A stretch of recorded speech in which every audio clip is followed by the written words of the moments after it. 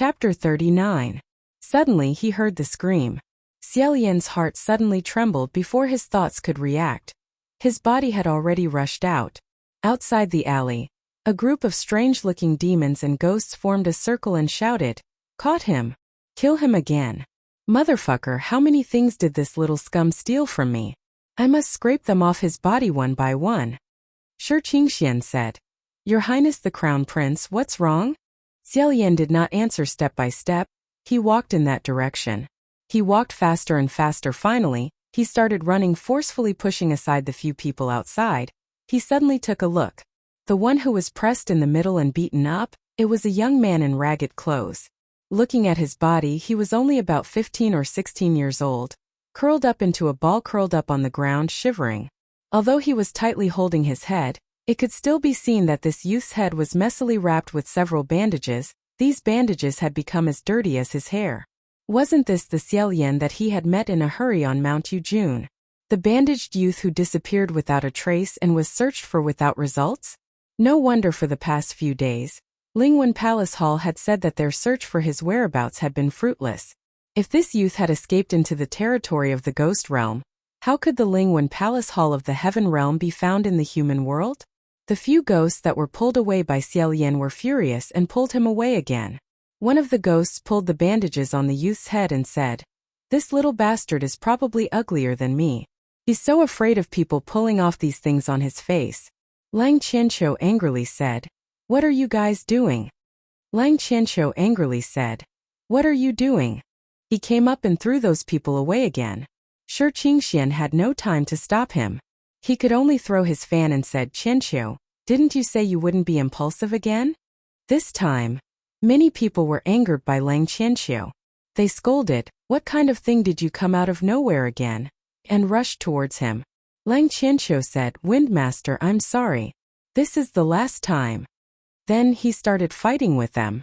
Shi Qingxian had no choice but to shout, "Hey, I won't go on patrol with you anymore." Next, he naturally had to join the battle. Unfortunately, it wasn't good for them to cast spells and reveal their spiritual light, so they could only punch and kick. There was also a small portion that was beating the youth, but Xiaolian pushed it away. He bent over to help the youth up and said, "Are you all right?" As soon as he heard this voice, the young man's shoulders trembled and he looked at him with his head lowered. Only then did Xiaolian discover that the bandages wrapped around his face had been completely soaked in blood. The black and red stains were extremely frightening. This appearance was even more frightening than the last time they had parted. The two large eyes that peeked out from the gaps of the bandages were clear and bright. However, the reflection of Xiaolian in these pitch-black eyes was filled with fear and timidity. Xiaolian held the youth's arm and said, "Come, stand up. Everything's fine now." Suddenly, he let out a loud "ah" and pushed Xiaolian away, jumping up and running. Because this youth was once infected with the human immunity disease, there was no doubt that he was related to the country of Xianlu. When Xiaolian saw him, his heart was greatly shaken, and he couldn't help but be a bit absent-minded. Caught off guard, he was pushed away, and even his bamboo hat fell to the ground. He was startled and said, "Wait." Xiaolian was about to chase after him, but the few evil spirits that he had pushed away just now began to tangle with him again. The youth fled towards the long street. The street was bustling with activity, and he ducked into the crowd of ghosts a few times before he almost disappeared. It would be difficult for Wuxia to catch someone in this kind of place. In a moment of desperation, Xiaolian said, "Tu Darren, I'll leave this side to you. We'll split up and move first. You guys hide your whereabouts well. At the latest, we'll meet here in 3 days." Wuxia lashed out and sent several evil spirits flying towards the two people. He then crouched down and grabbed his bamboo hat before dashing in the direction that the youth had fled. He squeezed his way through the streets with great difficulty, shouting all the way, "Excuse me! Excuse me!" As for that youth, he had been hiding in the human world all year round. Naturally, escaping was a walk in the park. One moment he could see his head, the next moment he could see his back, and the next moment he couldn't be seen anymore. Unexpectedly, he was getting further and further away. Moreover, Xiaolian didn't know if it was an illusion, but he felt that the streets in this direction were getting more and more lively. Everyone was rubbing shoulders with each other. making it more and more difficult to squeeze through. Due to his chaotic state of mind, he accidentally knocked over a few stalls. Xiaolian promptly said, "I'm sorry. I'm sorry." Ghosts weren't people to be trifled with. They scolded. "What's the use of apologizing? Catch him." Xiaolian suddenly felt a chill run down his back, as if a hand was trying to grab him. With a backhand slap, he asked, "Who is it?" The one grabbing him was a tentacle that had appeared out of nowhere. A group of ghosts surrounded him, and voices of varying heights and loudness surrounded him. "Hey, hurry up and teach this pretty boy a lesson. He actually dares to cause trouble in the ghost city." A large wave of black demons and ghosts surged out. Just as they were about to separate him and the youth, Xiaolian grabbed onto the tentacle and pulled it away with great effort. He said, "Everyone, I'm really sorry, I really didn't mean it. Can you let me find someone first? Later we can discuss how to compensate each other." The group of ghosts were unwilling to let him go. "In your dreams." After pushing and shoving, the youth finally completely disappeared. Xiaolian stared blankly. Honestly speaking, he didn't know what he was feeling. Was it because he was disappointed that he didn't manage to catch the other person? Or was it because a nightmare had once again left him? Suddenly, the group of ghosts became restless and automatically parted to the sides. It was as if someone extraordinary had arrived. Xiaolian regained his senses and saw a tall and slender man dressed in black walking straight towards him from the parting crowd. He said, "Everyone, don't cause trouble. Hurry and let go." Like many of the demons and ghosts on the streets, the man in black wore a ghost mask. The expression drawn on the ghost mask was interesting, as if it was a helpless and bitter smile. The group of ghosts shouted, "The lower crescent moon envoy is here," and finally let go of Xiaolian. It seemed that this was a big shot in the ghost city. When he saw Xiaolian, he bowed and said, "Taoist priest, the mayor invites you in." Xiaolian pointed at himself. "Ami." The lower crescent moon envoy said, "Yes. The mayor has been waiting for a long time at the Extreme Happiness Workshop." Everyone around him sucked in a breath. "The mayor invites you in? I didn't hear wrong, right? The Blissful Square? That's the mayor's warm bed. He never invites guests in." The person who came from another street said, "Wait, isn't this the person who won against the mayor at the ghost gambling house today?" "No, the Taoist priest who was taught by the mayor." Pairs of eyes that were at least the size of copper bells stared at Xiaolian, forcing him to raise his bamboo hat to block them. The lower crescent moon envoy said, "Please." Xiaolian nodded and followed him. The crowd on both sides automatically parted to form a path. The ghost envoy led Xiaolian through the middle. No one dared to follow them. After the time it took for a stick of incense to burn, the two of them left the bustling street and walked further and further away. During this time the two of them rarely talked. Xiaolian felt that the lower crescent moon envoy was about to disappear into the darkness, so he followed him even more closely.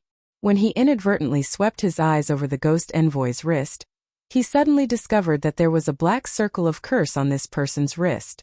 He couldn't be more familiar with this thing. Curse. His eyes widened in shock. Suddenly, he heard the ghost envoy say, "This is the place." Xiaolian raised his head and discovered that he had been led to the front of a lake. Many faint ghost fires were chasing each other on the surface of the water. Beside the water stood a dazzling and magnificent skyscraper. Both Heaven Realm and the Ghost Realm had gorgeous buildings. However, Heaven Realm's buildings were gorgeous and dignified. On the other hand, these buildings in the Ghost City were gorgeous and flirtatious, gorgeous and frivolous. Even the three big words "Blissful Square" on this building exuded a demonic aura. A strange song came from inside. It was light as a feather, soft and very charming.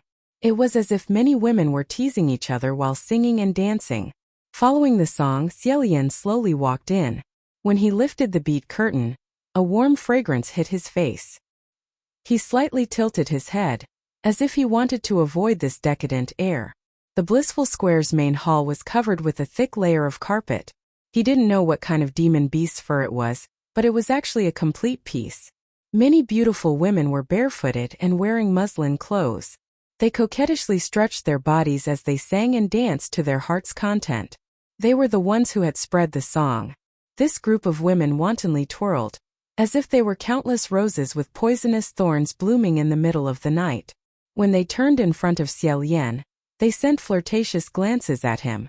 If a passerby broke in and saw this scene in the middle of the night, it was unknown whether they would be more afraid or more obsessed.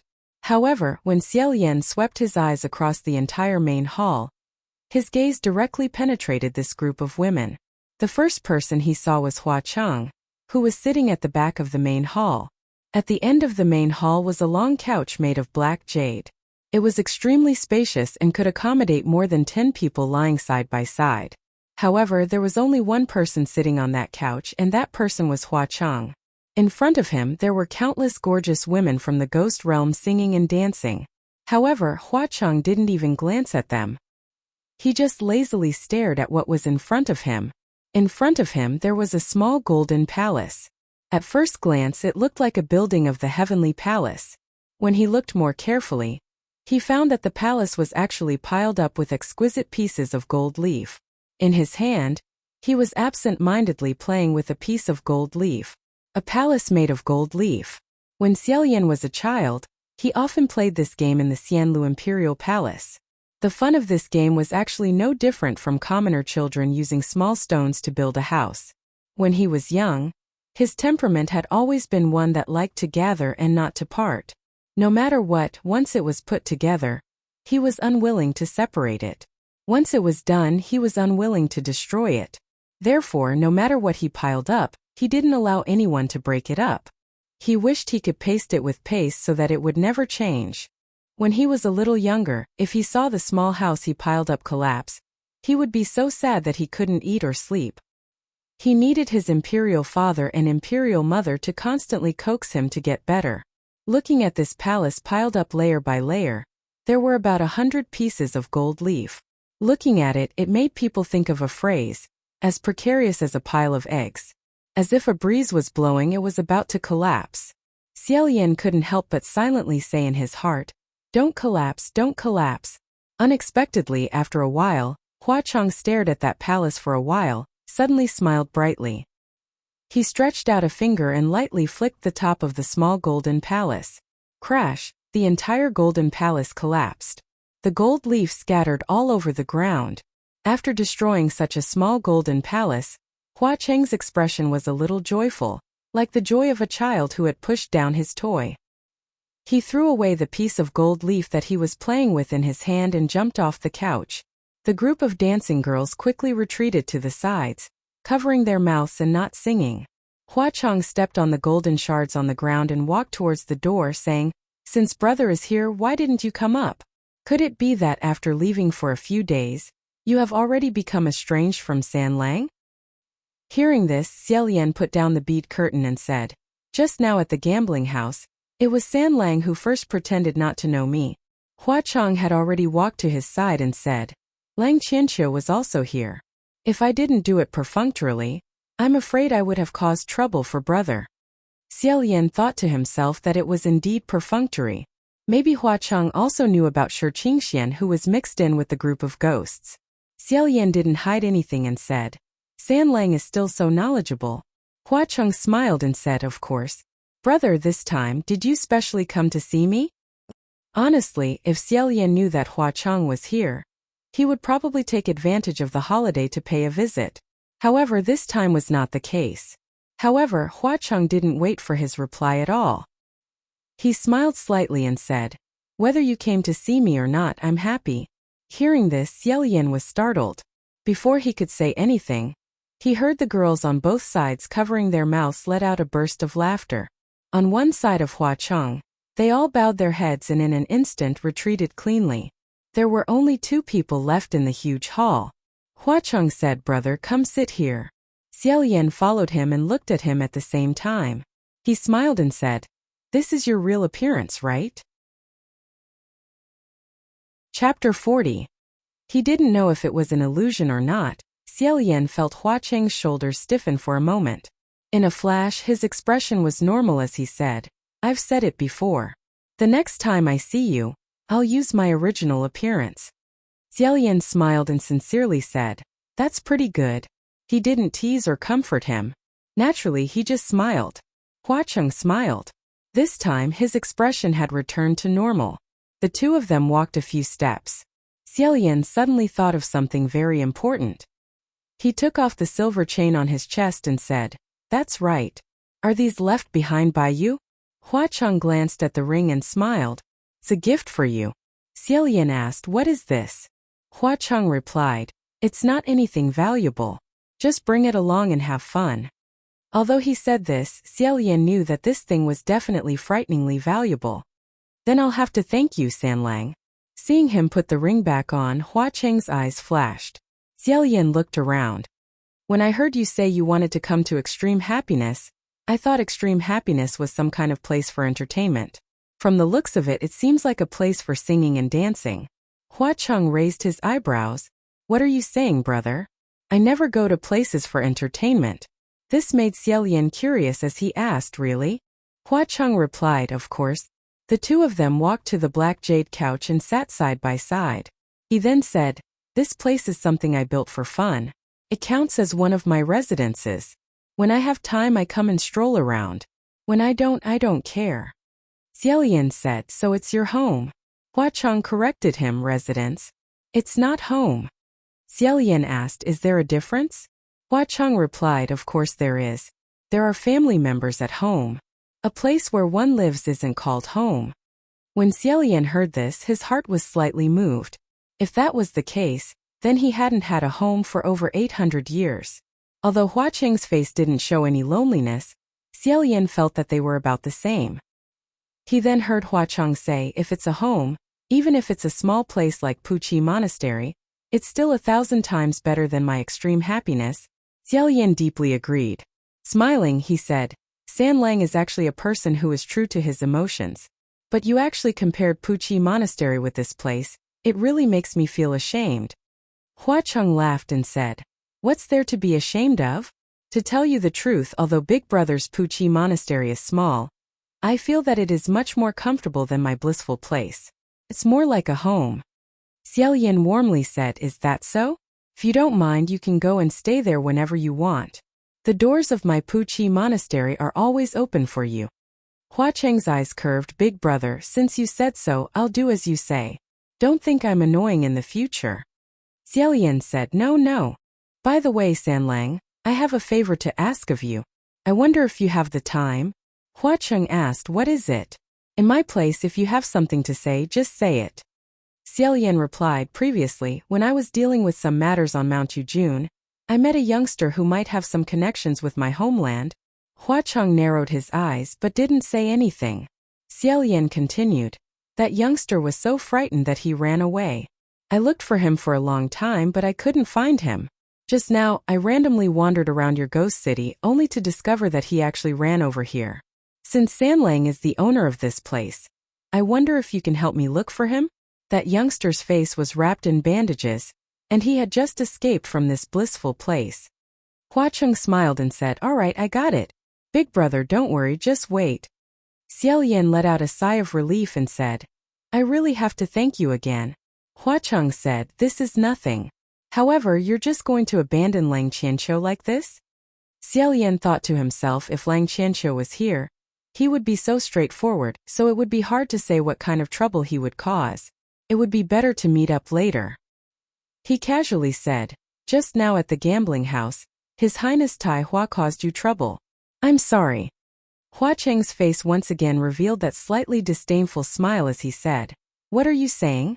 He's qualified, how could he be considered trouble?" Xiaolian said, "The things he smashed." Huacheng smiled and said, "For Big Brother's sake, I won't settle the accounts with him for the things he smashed. Don't wander around in front of me, let him wander around by himself." Xiaolian curiously asked, "Sanlang, there's a heavenly official wandering around your territory, and you're not going to do anything about it? Could it be that Huacheng really had nothing to fear?" Huacheng smiled and said, "You don't know about this. Big Brother, although this place of mine is said to be a turbid hell, where demons run amok, in reality, everyone wants to wander around. Even those heavenly officials of yours who pretend to be disdainful on the surface, secretly come here in disguise to do their shady business. I've seen many of them. If they don't cause trouble, I'm too lazy to care." If they cause trouble, I'll just wipe them all out. Xiaolian said. His Highness Tai Hua didn't intentionally cause trouble. It's just that when he saw that gambling house, he felt that he had to stop it, so he acted on impulse. Hua Chong indifferently said. That's because he's too inexperienced. Between letting himself live another 10 years or letting his enemies live 10 years less, he unhesitatingly chose the latter. This is human. After he finished speaking, he crossed his arms and said, even a fool like Lang Qianqiu could ascend. It's really that there's no one capable in the heaven realm. Xiaolian felt a bit guilty as he rubbed the space between his eyebrows. In his heart he said, you can't say things like that. After all, people like me have also ascended 3 times. After hesitating for a moment he continued, Sanlang, what I'm going to say next might be a bit overboard, but I'll still say one more thing. That gambling house of yours is extremely dangerous. Will something happen to it? This kind of gambling house that gambled on men, women, and people's lifespans and sudden deaths was truly sinful. Moreover, it was fine if it was just a small fight, but if one day the gambling house became too big, sooner or later, the heaven realm wouldn't just stand by and watch. Hearing this, Hua Chong looked at him and said, Your Highness, have you asked Lang Qianqiu why he wanted to rush out? Xiaolian was slightly startled. He didn't know why Hua Chong suddenly asked this. Hua Chong continued, I'm guessing that he definitely told you that if he didn't do it, then no one else would. His guess was actually extremely accurate. It was clear that he had seen through Lang Qianqiu. Xiaolian said, That's indeed what he said. Hua Chong continued then, I'm in the complete opposite situation. If I don't control this kind of place, there will still be someone else who will. Rather than being in someone else's hands, it would be better for it to be in my hands. Xiaolian had always understood the propriety of getting along with people. He nodded and said, I understand.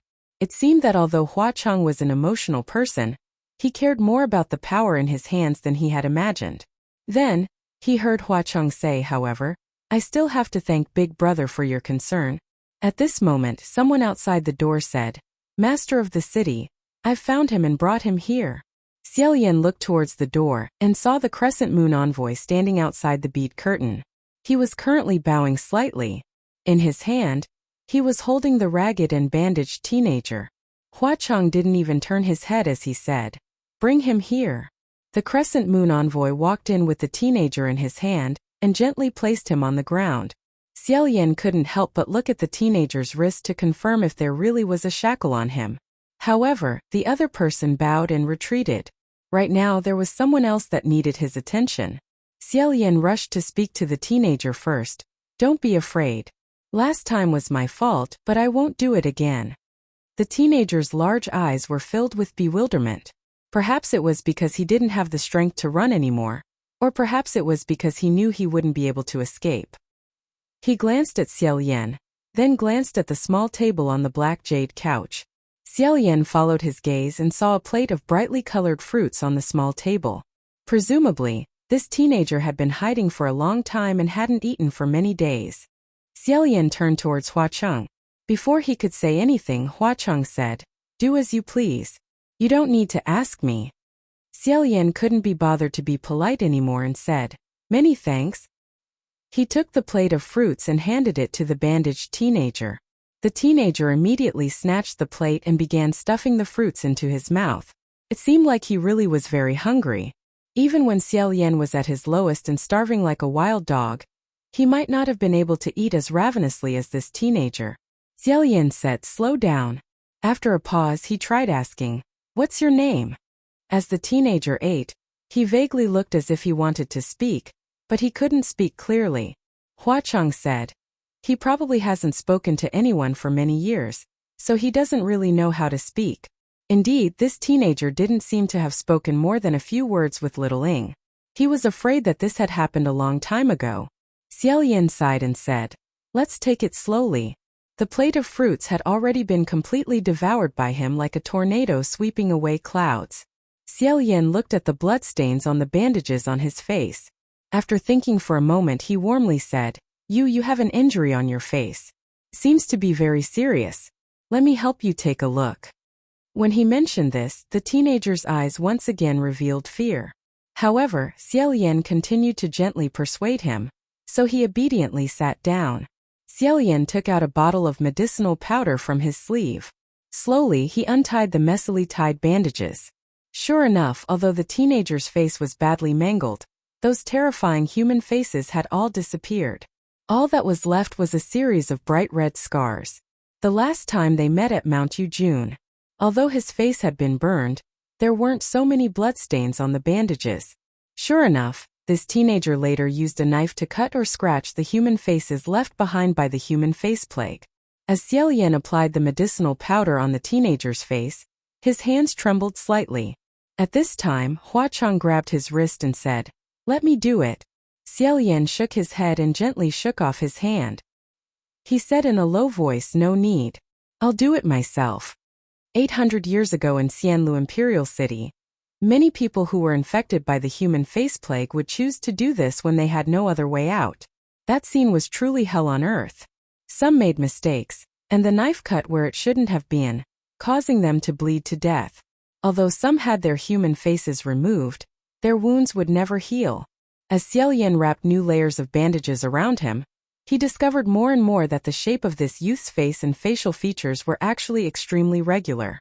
The bridge of his nose was elegant and straight, and his eyes were even more distinct black and white. Originally, he should have been a handsome youth, but now, he had such a suffocating appearance. He was the same as those people. Even if he cut off those deformed human faces, this was still a face that would cause people to have nightmares. Afterwards, he would never be able to restore his original appearance. With great difficulty, Xiaolian wrapped new bandages around the teenager's face. Only then did he ask in a trembling voice, Are you from Xianlu country?" The teenager's pair of big eyes looked over. Xiaolian asked again, but the teenager shook his head. Xiaolian asked, "Then who are you?" The teenager struggled to answer. Yong'an. The human face plague had only broken out in Xianlu country. But this teenager was actually someone from Yong'an country.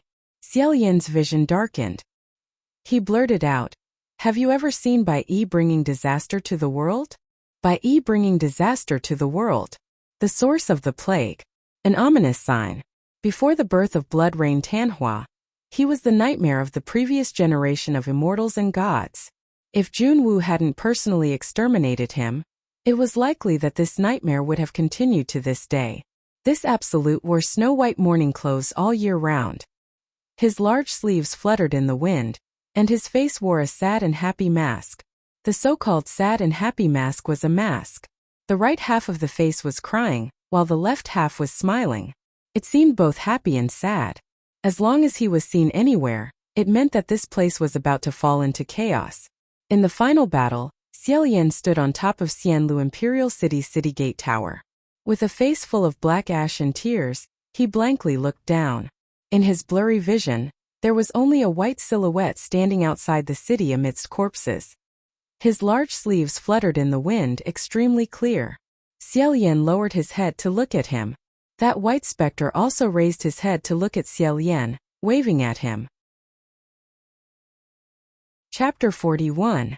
The young man didn't seem to know what white robes wreaking havoc was. He could only stare at Xiaolian in confusion. Suddenly, he let out a loud "ah." It turned out that Xiaolian had unknowingly grabbed his shoulder and gripped it too tightly. Xiaolian came back to his senses when he called out to him. He quickly let go. "I'm sorry," Huachang said solemnly, "you're too tired. Let's rest first."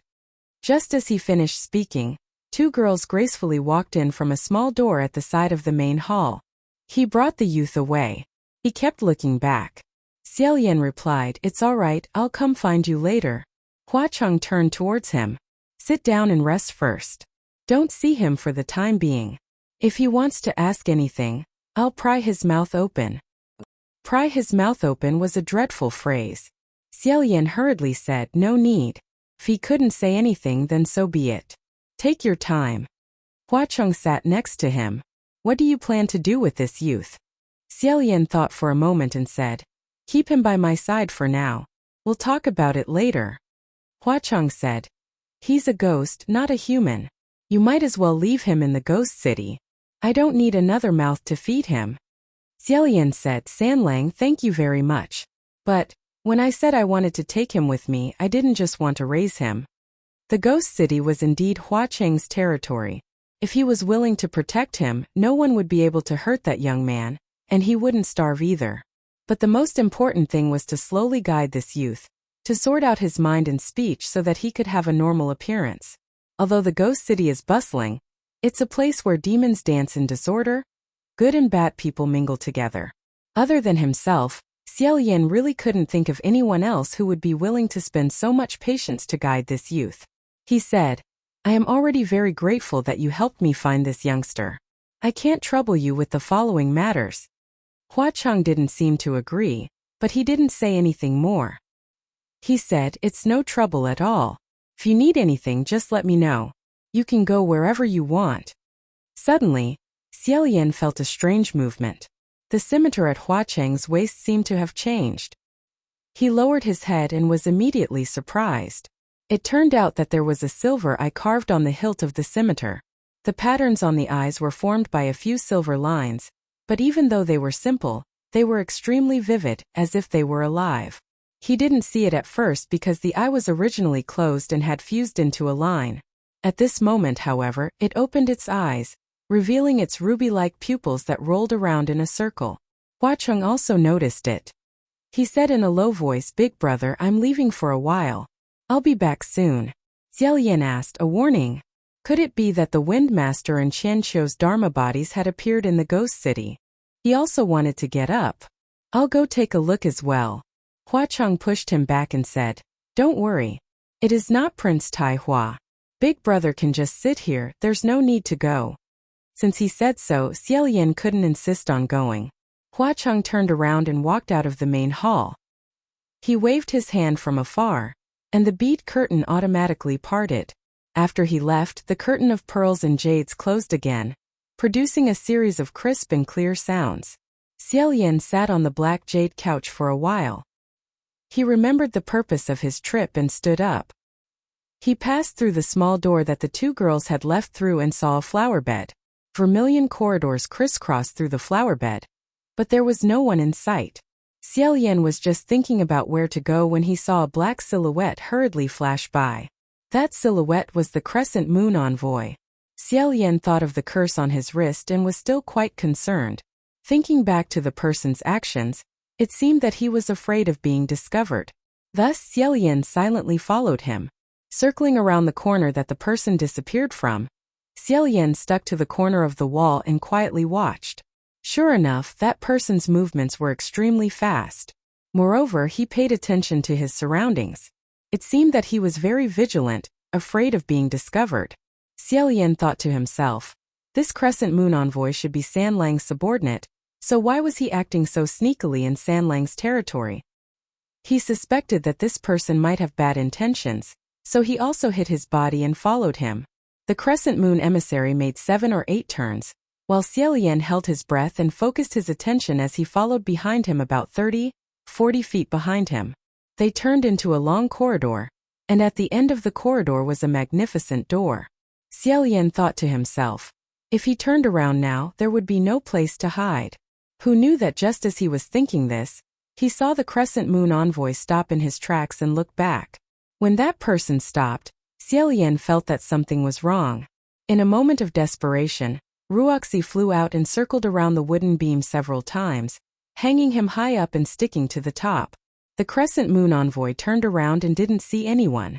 He didn't think to raise his head to take a closer look, so he finally turned around and continued forward. However, Xiaolian still didn't dare to put himself down so quickly.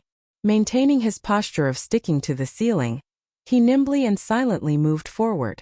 As he moved, he felt that he was like a lizard. Luckily, the other person didn't walk for too long before he stopped in front of the magnificent door. He didn't move anymore and quietly observed the situation. In front of the door of this small building, there was a stone statue of a woman graceful and beautiful. Of course, from Xiaolian's angle, he could clearly see her round head and the round jade plate in her hands. The Crescent Moon envoy didn't open the door first. Instead, he turned towards the statue and threw something into the jade plate. Hearing 2 ding-dang sounds, Xiaolian secretly guessed, dice. He had heard this sound many times today, and he was afraid that he wouldn't forget it for a long time. As expected, when the Crescent Moon Envoy moved his hand away, there were 2 dice on the jade plate. Both of them were bright red size. Only then did the Crescent Moon Envoy put away the dice and open the door.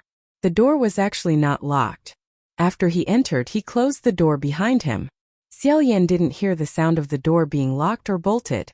After waiting for a while, he floated to the ground like a piece of paper. He hugged his arms and examined the door. Logically speaking, this room didn't look big, and whatever he was doing inside, there should be some sound coming out. However, after the Crescent Moon Envoy closed the door and entered, there wasn't a single sound coming from the room. Xiaolian decisively raised his hand and pushed. Indeed, after opening the door, there was no one in the room. Looking at it, it was an ordinary but gorgeous little room.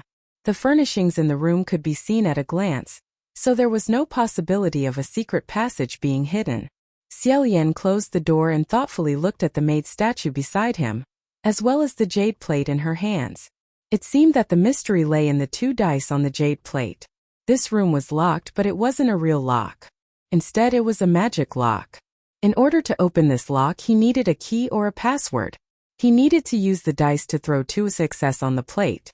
Only after opening the door would he be able to see the real destination. However, for him to throw out 2 success on the spot, this was absolutely impossible. Xiaolian could only look at the room and sigh. After walking around the door for a while, he pulled himself out and walked back. After walking for a while, he suddenly stopped in his tracks. Walking towards him was a tall man dressed in red with a slender silver scimitar hanging from his waist. It was Hua Cheng. He hugged his arms and said as he walked, "Gidge, you really made it hard for me to find you." Just like when he went out, he came back the same way. However, the scimitar hanging from his waist had already been unsheathed. Together with the scabbard, it hung from the hem of his bright red clothes. When he walked, the scimitar jingled, making him look extremely arrogant. Furthermore, the silver eye on the hilt of the misfortune blade had already closed. Xiaolian calmly said, "I originally wanted to go see that child, but who knew that your room was too big, so I took a wrong turn."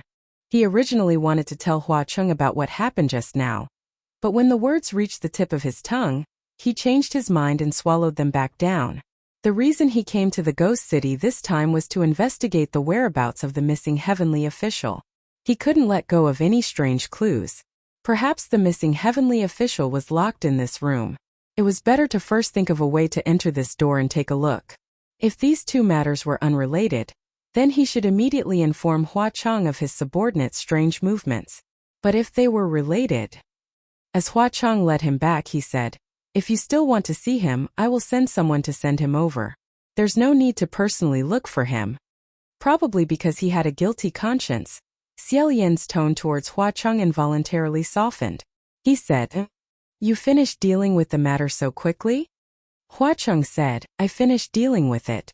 It's just another group of trash making a fool of themselves." When he heard him say trash in a very familiar tone, Xiaolian guessed, "Is it Green Ghost Qi Rong who came to cause trouble?" Hua Cheng smiled and said, "That's right. Didn't I say it before? Who else is thinking about this place of mine? That trash has wanted to go to the ghost city for more than a year or 2, but the most he can do is think about it. He's extremely jealous, so he often sends some trash that's even worse than him to cause trouble. I'm already used to it. Don't mind it, it just so happens that I have a place I want to show brother. Brother, are you willing to give me face and come with me?" Xiaolian happily said, "Naturally." The 2 of them passed through several long corridors before Hua Cheng led him to the front of a majestic main hall. The main hall's door seems to be made of fine steel, carved with ferocious and evil beasts, making people tremble in fear. Hua Cheng walked in, and the beasts automatically parted to open the door. Xiaolian hadn't even entered when he felt a murderous aura hitting him in the face. Blue veins popped on the back of his hand. Wuxia was ready to go. However, after seeing the situation inside the room, he blinked and instantly dropped his defensive stance. His legs automatically brought him inside. Inside the main hall, all kinds of weapons were displayed on the 4 walls. There were sabers, swords, spears, shields, whips, hammers. It was actually an armory.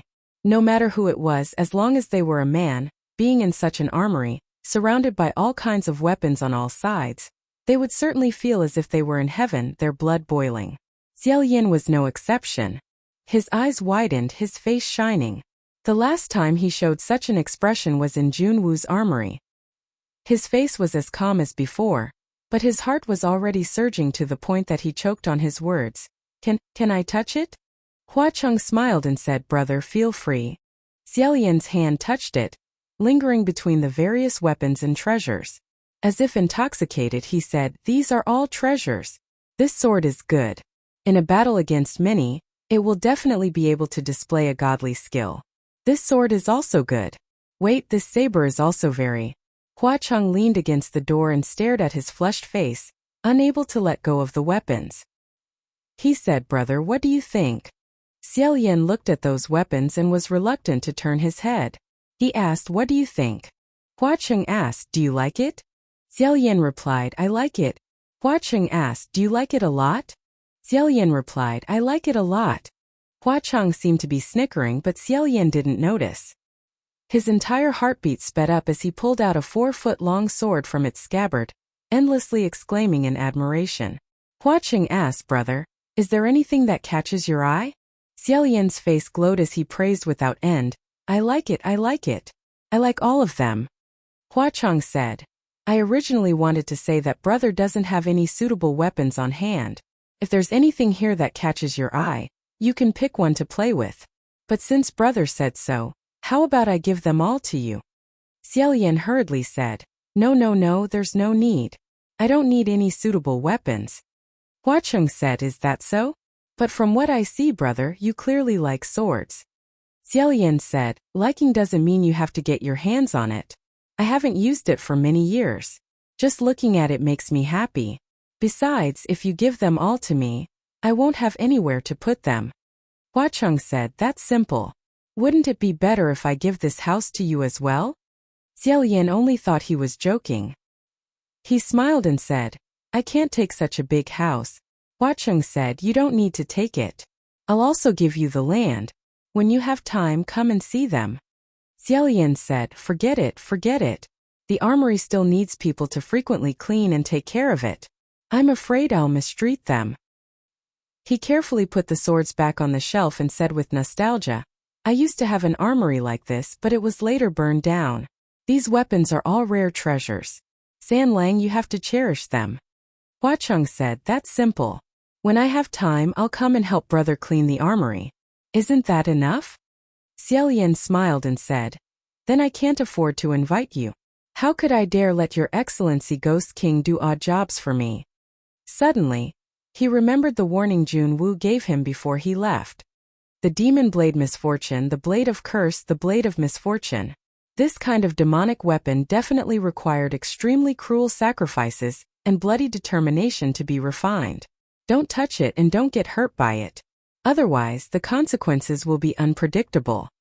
After thinking for a bit, Xiaoyan still said, however, San Lang, these weapons shouldn't be comparable to your curved blade misfortune, right?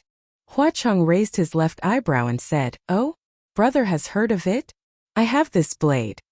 Xiaoyan said, I've heard a little about it. Hua Cheng chuckled and said, I'm guessing it's not a good rumor.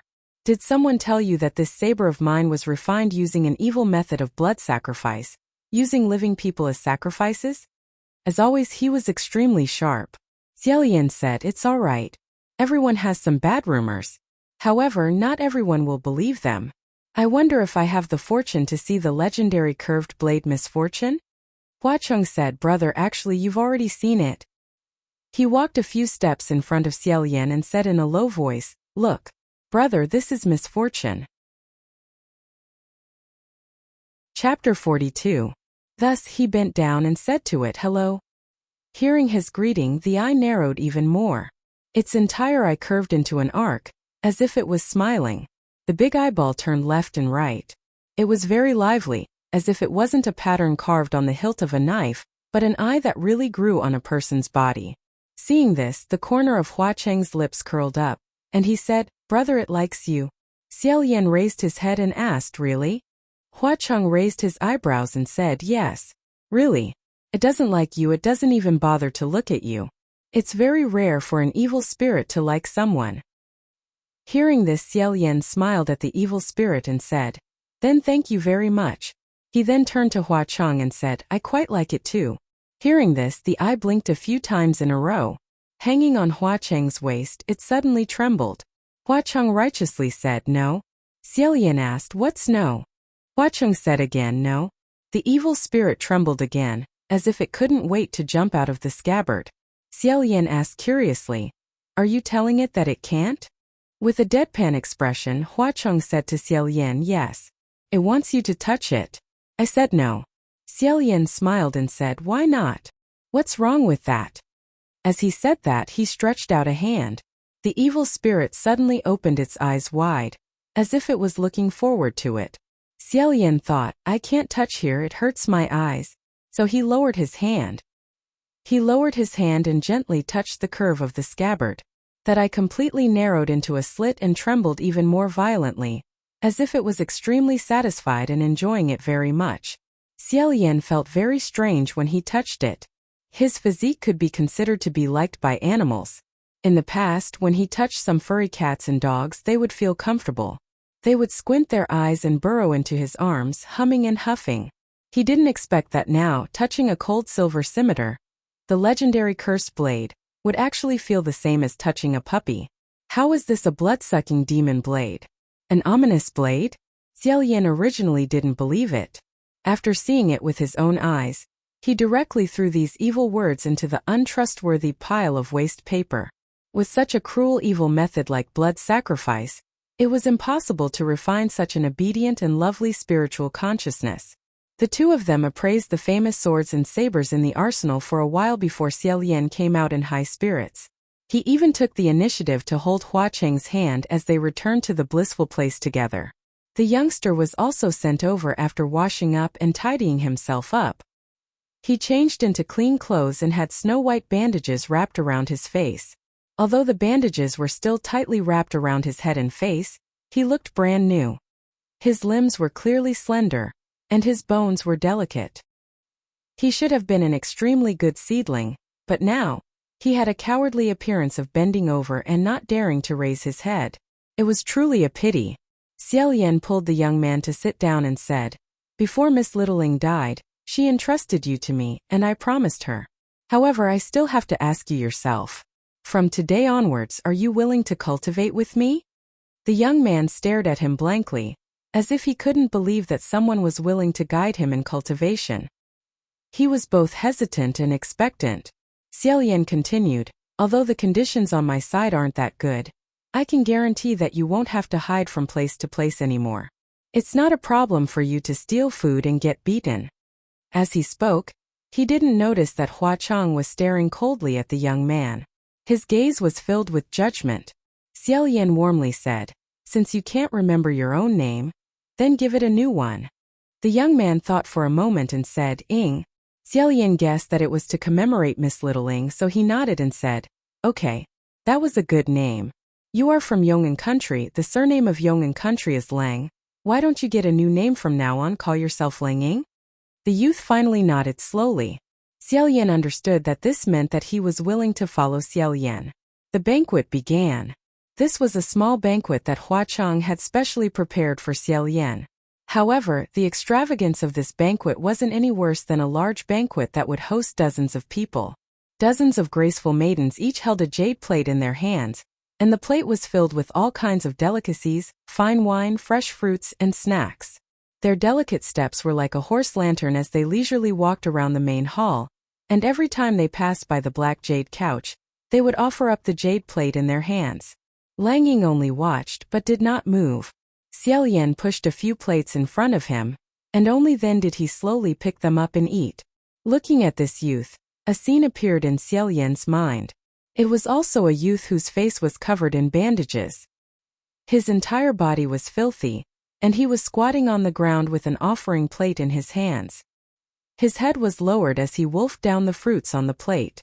At this moment, a graceful maiden wearing a purple muslin dress brought up a cup of wine. Hua Cheng raised his hand and poured a cup for him. He said, "Gidge, drink a cup?" Xiaolian had something on his mind just now, so he was distracted. He casually took the cup and put it in his mouth. As soon as it entered his mouth, He knew it was wine, so he turned his gaze back. Who knew that when he turned around, he just happened to see the maiden behind Hua Chang giving him a flirtatious look. He immediately spurted it out. Boo! Fortunately, he had already swallowed that mouthful of wine, so he didn't spurt anything out. He only choked on it and coughed incessantly. Lang Ying was also startled by him, and the pastries in his hands fell onto the table. Xiaolian coughed as he said to him, "It's nothing. It's nothing." Hua Chang gently patted his back and said, "What's the matter? Is this wine not to Gija's taste?" Xiaolian hurriedly said, "No. The wine is very good. It's just that I suddenly remembered that in order to cultivate my Tao, one must abstain from alcohol." Hua Chang said, "Oh? Then it's my fault. I didn't think about this and caused Gij to break the precepts." Xiaolian said, "It's not your fault. It was me who forgot." He rubbed the space between his eyebrows and turned around. Without leaving a trace, he glanced towards the center of the main hall. The maiden who brought up the wine had her back facing him as she gracefully walked forward. Her posture and gait were truly amorous. Hua Chang only cared about the matter at hand or was completely focused on Xiaolian. He didn't even spare a glance at these beautiful maidens. Naturally, he also didn't pay attention to the faces of these maidens. However, Xiaolian's unintentional glance just now allowed him to see them clearly. That graceful maiden who brought up the wine, wasn't she the Wind Master Qing Xian? In order to sneak into the Extreme Happiness Workshop, the Wind Master actually didn't hesitate to disguise himself as a woman and sneak in. Xiaolian was really quite startled by that charming glance. In his heart, he wanted to say, "You should bring the wine so I can suppress my shock." At this moment he heard Hua Chang casually say a few words. He said, "Cultivating the Tao, I used to think that it was about seeking freedom and happiness. If you want to abstain from this and that, then it's better not to cultivate. What did you think?" Xiaolian quickly regained his composure. Acting as if nothing had happened, he said, "That depends on what Tao you cultivate. Some sects don't pay attention to these things. However, when cultivating my Tao, the convention is to abstain from alcohol and sex. Alcohol can be used occasionally, but the latter must absolutely not be violated." When he said the two words abstain from sex, Hua Chang's right eyebrow slightly raised. It couldn't be said whether it was a happy expression, or an expression of feeling that it was a bit troublesome. Xiaolian continued, "Actually, there's another thing to abstain from anger. For example, when one is in a casino, it's extremely easy to get angry, so one should also abstain from it. However, if one can control their mind and not worry about winning or losing, then there's no need to deliberately abstain from gambling." When Hua Chang heard this, he laughed out loud. No wonder Gij is still interested in going to the casino to play. After going around and around, Xiaolian finally naturally brought up the topic of the word, gambling. He said, "Speaking of which, San Lang's gambling skills are truly godly." Hua Chang said, "There's no other reason. I was just lucky." Compared to himself, Xiaolian couldn't help but feel sad. He said, "I'm really curious. San Lang, don't tease me. Is there really a secret method to throwing dice? If there wasn't, Hua Chang wouldn't be able to throw as many dice as he wanted in the casino.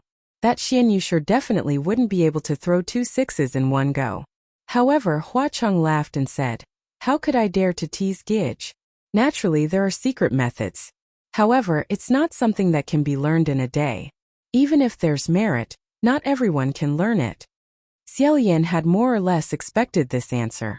However, he heard Hua Chang say, "However, I can tell you a quick method. Gij Bao will be able to do it with ease and win every battle." "What method?" Hua Chang raised his right hand. The third finger that was tied with the red thread was this right hand. That red thread was tied into a small butterfly knot on the back of the hand. It was extremely bright. He said to Xiaolian, "Give me your hand." Xiaolian didn't understand, but since Hua Chang said to give it to him, then he gave it to him. Hua Chang's hand didn't have any warmth, but it wasn't ice cold.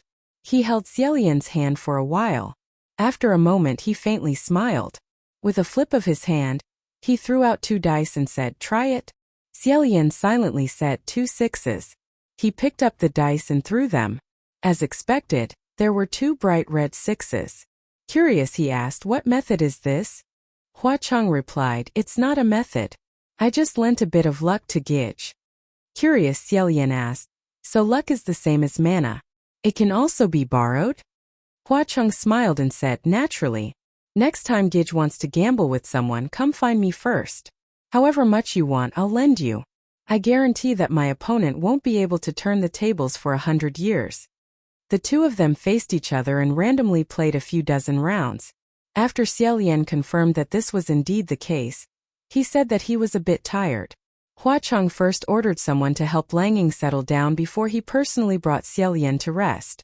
After watching the figure in red slowly walk away, Xiaolian closed the door and sat at the table, holding his forehead. The more considerate Huacheng was, the more Xiaolian felt guilty. He thought, San Lang really treats me impeccably. I hope this matter really has nothing to do with San Lang. After I find out the truth, I'll immediately apologize to him. After sitting for a while, he heard someone calling faintly from outside the door. Your Highness! Your Highness! Your Highness the Crown Prince! Hearing this voice, Xiaolian immediately went to open the door. The person outside the door suddenly jumped in. Sure enough, it was Shi Qingxian with a female appearance. She was still dressed in the Ghost World girl's attire. She wore a light but not vulgar gauze dress, and her waist was very slender. As soon as she came in, she rolled on the ground and turned back into a man. She covered her chest and said, Suffocation! Suffocation! My God, I'm going to be strangled to death by this thing. Xiaolian closed the door behind him. When he turned around, he saw a man wearing a bewitching purple gauze dress lying on the ground and tearing his chest and waist. He couldn't look straight at him, so he covered his eyes and said, Master Feng. Master Feng. Can't you change back to your original white Taoist robe? Shi Qingxian said, Am I stupid? Wearing a bright white Taoist robe in the middle of the night, to be a target for others to hit? Xiaolian thought, no. You're dressed like this, in a sense you're an even more eye-catching target that people want to hit. He squatted down and asked Master Feng, How did you sneak in? Didn't we agree to gather in 3 days? Shi Qingxian said, What can I do? I asked around on the way, and everyone said that Your Highness the Crown Prince was sent to the paradise. Isn't this paradise the nest of the Ghost King? When I heard this name, I felt that this place was definitely a den of debauchery. I was worried about your safety, so I spent a lot of effort to sneak in. I was really unlucky along the way. I was either dragged by aunties and little sisters to make faces, or I had to endure humiliation and dress like this. I've never made such a huge sacrifice before. Xiaolian thought, Master, you're obviously enjoying it. He said, Where's His Highness Tai Hua? Master, leave him alone outside, don't let anything happen to him. Shi Qingxian tore off his chest and finally caught his breath. Paralyzed on the ground, he said, Don't worry. I ordered him not to move as a senior, so there shouldn't be any more accidents. Speaking of which, Your Highness the Crown Prince, you're really lucky. Huh? Xiaolian said, Me? I'm lucky? Shi Qingxian said, Yeah, Qinqiu and I are so miserable in the ghost city. Either we're hung up and humiliated, or we're wandering outside like dogs and can't find a place that's willing to take us in. You eat, drink, and live well. You even have Blood Rain Tanhua as a companion. Oh, compared to this, it was quite miserable. Shi Qingxian finally got up and said, So, Your Highness the Crown Prince, do you still remember our mission in the ghost city this time? Xiaolian sternly said, Of course I remember.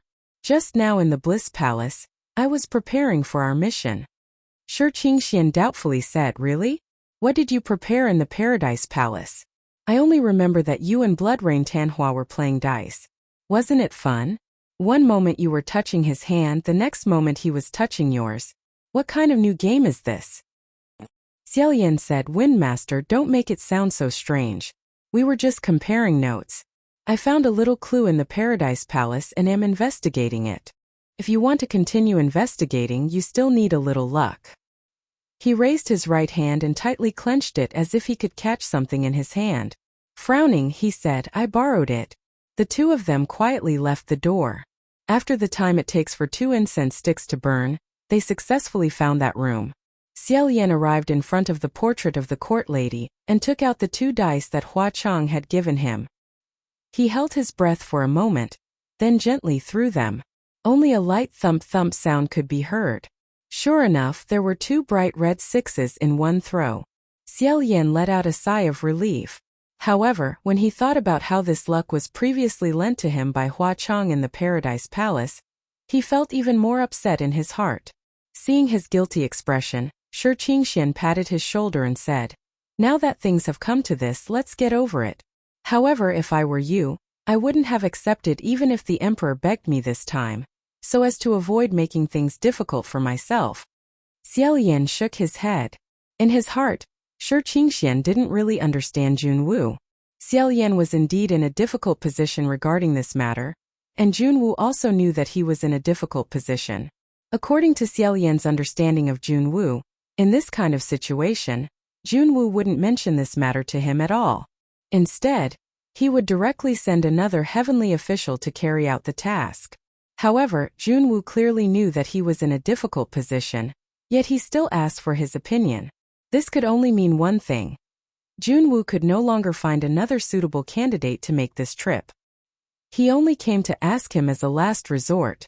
Moreover, the missing heavenly official had sent out a distress signal 7 days ago, and Hua Chang had also left 7 days ago. This coincidence was very noteworthy. Sighing, Xiao put away the dice and pushed open the door. Behind the door, it was no longer that ordinary and unremarkable small room from before. Instead, it was a pitch-black hole. A flight of stairs led to the depths of the ground, and a cold wind blew from the bottom to the top. Xiao and Shi Qingxian looked at each other and nodded. The 2 of them, one in front and one behind, walked towards the depths of the hole. Shi Qingxian walked in front. With a snap of his fingers, he held up a palm flame, illuminating the steps under his feet. Xiao gently closed the door and brought up the rear. While walking down the steps, Xiao inquired about something from Shi Qingxian. "Lord Windmaster, in recent years, has any heavenly official been demoted? I mean, other than me?" Shi Qingxian said, "There is, but why are you asking this?" Xiao said, "Because I saw that the Ghost City's Crescent Moon envoy had a cursed shackle on his hand. This can only be a heavenly official from the heavenly courts." Shi Qingxian was shocked. "What? Cursed shackle?" Blood Rain Tanhua took a heavenly official who was originally from the heavenly courts as his subordinate? So arrogant? Xiao said, "It can't be considered arrogant. Since they no longer belong to the heavenly realm, then where they go is their personal choice. Originally, there was no need to ask too much. It's just that the ghost envoy's movements were strange and unsettling, so I wanted to ask Lord Windmaster, do you have any thoughts on this person's identity?" Shi Qingxian thought about it and said, "In recent years, there was indeed a Western martial god who was demoted. At that time it was quite a big commotion." Western martial god? Wasn't the Western martial god that Quanesian? Shi Qingxian continued, "However, I don't think that His Highness will come to the ghost realm to be a ghost envoy, because his background is very orthodox. His temperament is also not the erratic kind. Since that was the case, why was he demoted?" Xiao wanted to ask again, but at this time, the 2 of them walked down more than 60 stone steps and finally stepped on flat ground. This was a one-way tunnel that could accommodate 5 to 6 people side by side. There was only one path. The front was pitch black, and the back was a staircase that led to the ground. On the left and right sides were thick walls. Therefore, there was no need to worry about how to walk, they just needed to walk forward. Chapter 43. Shi Qingxian said, "There's no way? That's impossible." He held the flame in one hand, the other hand groped on the wall, as if he wanted to find out if there was any mechanism on it. He used a few techniques to break the illusion, but the wall did not move. He was at his wit's end and said, "Should I penetrate it?" Xiao said, "That would cause too much of a commotion, the entire Paradise Workshop would be alarmed." Shi Qingxian placed his hand on the stone wall. He sent out a wave of spiritual energy. After a long while he stopped. He said, "Even if I wanted to, I wouldn't be able to penetrate it. This wall is probably at least 10 feet thick." However, Xiao had clearly seen the Crescent Moon emissary enter this place with his own eyes. It couldn't be that he was sneaky, just to enter a dead end like this to meditate. There must be other methods inside, so the 2 of them looked around carefully. Not long after, Xiao said, "Lord Windmaster, Look at the ground, there seems to be something there. He pointed to the ground and Shi Qingxian immediately lowered his palm. The two of them squatted down together. The ground of this tunnel was paved with countless square brick. Each square brick was the size of a small door. And in front of this stone wall, the square brick they were stepping on had a picture drawn on it. The picture was not big, it was a small person throwing dice. Shi Qingxian raised his head and said, "Could it be that this is the same as the method to open the door above? That we have to throw the correct number to open this stone wall?" Xiaolian nodded slightly and said, "It seems like that's the case. However, I didn't come in with the Crescent Moon Emissary, so I don't know how many points are needed to clear this place." Shi Qingxian said, "We're already here. It's not practical to go back and investigate. Let's just randomly throw one to see." Xiaolian also agreed and said, "Lord Windmaster, you can try. I don't know how many times this luck I borrowed can last." Shi Qingxian did not decline. He took the dice and threw it on the ground, saying, "How is it?" He threw a 2 and a 5. The two of them waited for a moment, but the stone wall did not open. Xiaolian kept the dice and said, "As expected, it won't work." Shi Qingxian suddenly said, "Your Highness, look at your feet. The pattern has changed." Xiaolian immediately lowered his head. Sure enough, the pattern on the square brick on the ground was originally a small person playing dice. At this time, the color gradually faded and gradually deepened, turning into another picture. It looked like a round, fat black worm. Shi Qingxian said, "What is this thing?" Xiaolian guessed, "Earth dragon? Leeches? They look very similar. There are many of them in the fields. I've seen many of them." Shi Qingxian said, "What exactly did you do to see so many?" As soon as he finished speaking, he disappeared. Not only him, but Xiaolian had also disappeared. Just now, when they said the word toy, both of them felt the ground beneath their feet become empty. The next moment they fell into a hole in the ground. It turned out that the stone wall was not a door at all. It was a real stone wall, and the square brick they were stepping on was the real door. After throwing the dice, the door suddenly opened and immediately closed. Xiaolian and Shi Qingxian fell from the air for a moment before landing heavily on the ground. Fortunately, the ground was extremely soft. Although two deep human-shaped pits were formed, the two of them did not feel much pain from the fall and were about to stand up immediately. Who knew that when they stood there, their heads would bump into each other, and both of them let out an "ah." Xiaolian covered his head with one hand and groped above with the other. He only touched the soil that was as soft and wet as the ground under his feet. There was no stone slab. The stone door had long since disappeared. When they fell just now, the palm flame in Shi Qingxian's hand extinguished. At this time he reignited it and illuminated the surroundings. Only then did the two of them realize that they were actually in an earth path cave. This cave was circular, and the walls were all soil. It did not seem like there were any traces of artificial excavation. Shi Qingxian rubbed his forehead and said, "What is this place? Is it because I threw the wrong number that we were thrown here?" After pondering for a moment, Xiaolian said, "It's very possible. The stone door has already disappeared, which means that we are not given a chance to go back. Let's think of a way to get out first." The two of them discussed for a moment before moving forward along the cave. This cave was winding. If an adult wanted to stand up straight in this cave, it would be a little difficult. They could only walk with their waist bent or crawl in the cave. Their speed was slow and it was quite tiring. Moreover, the air in this cave was humid and warm. The soil was also difficult to deal with. With every step they took, their feet would sink. Occasionally, they would even step on the corpses of some small animals and plants that were rotting in the soil. Xiaolian's expression did not change, but Shi Qingxian had goosebumps all over his body. The more Xiaolian walked, the more he felt that something was wrong. He said, "Windmaster, I'm afraid we have to hurry up. This place." Right at this moment, a series of strange rumbling noises rang out.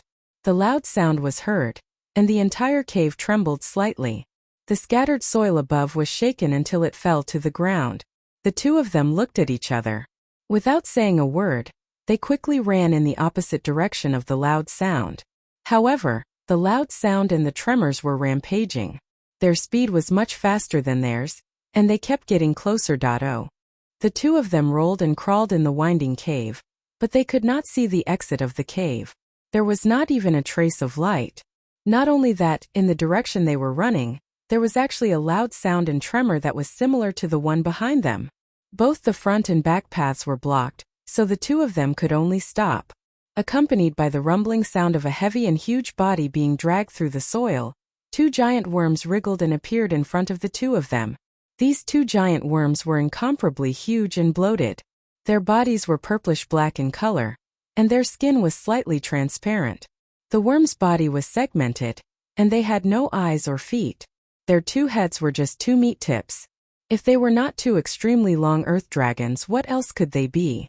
The stone door opened and actually threw them into the nest of an earth dragon monster. Xiaolian raised his hand to block in front of him. Wuxia was ready to attack. Shi Qingxian, on the other hand, took out the Windmaster fan from somewhere. Unfortunately, he could not bring up a strong wind in this narrow underground. If he brought up a strong wind, he might even faint. Such a high-grade magic treasure would probably not be able to be of use. At this moment, Xiaolian remembered that the earth dragons were afraid of light and heat. He said, "Windmaster, please lend me some magic power to make the flame in my palm bigger."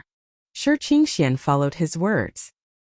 His left hand hit him, and the flame in his right hand rose a few inches. Xiaolian also quickly lit up a bright flame in his palm. Sure enough, the two earth dragons felt the scorching heat and shrank back, putting a distance of 10 feet between them. Thus, the two of them used the power of the flame to continue to walk slowly while forcing the two earth dragons to maintain a distance from them, hoping to find an exit. However, the cave was narrow, and with the fire burning, not only were the two earth dragons afraid of the heat, after a long time, Xiaolian and Shi Qingxian were also sweating profusely, as if they were in an oven, and it was rather uncomfortable.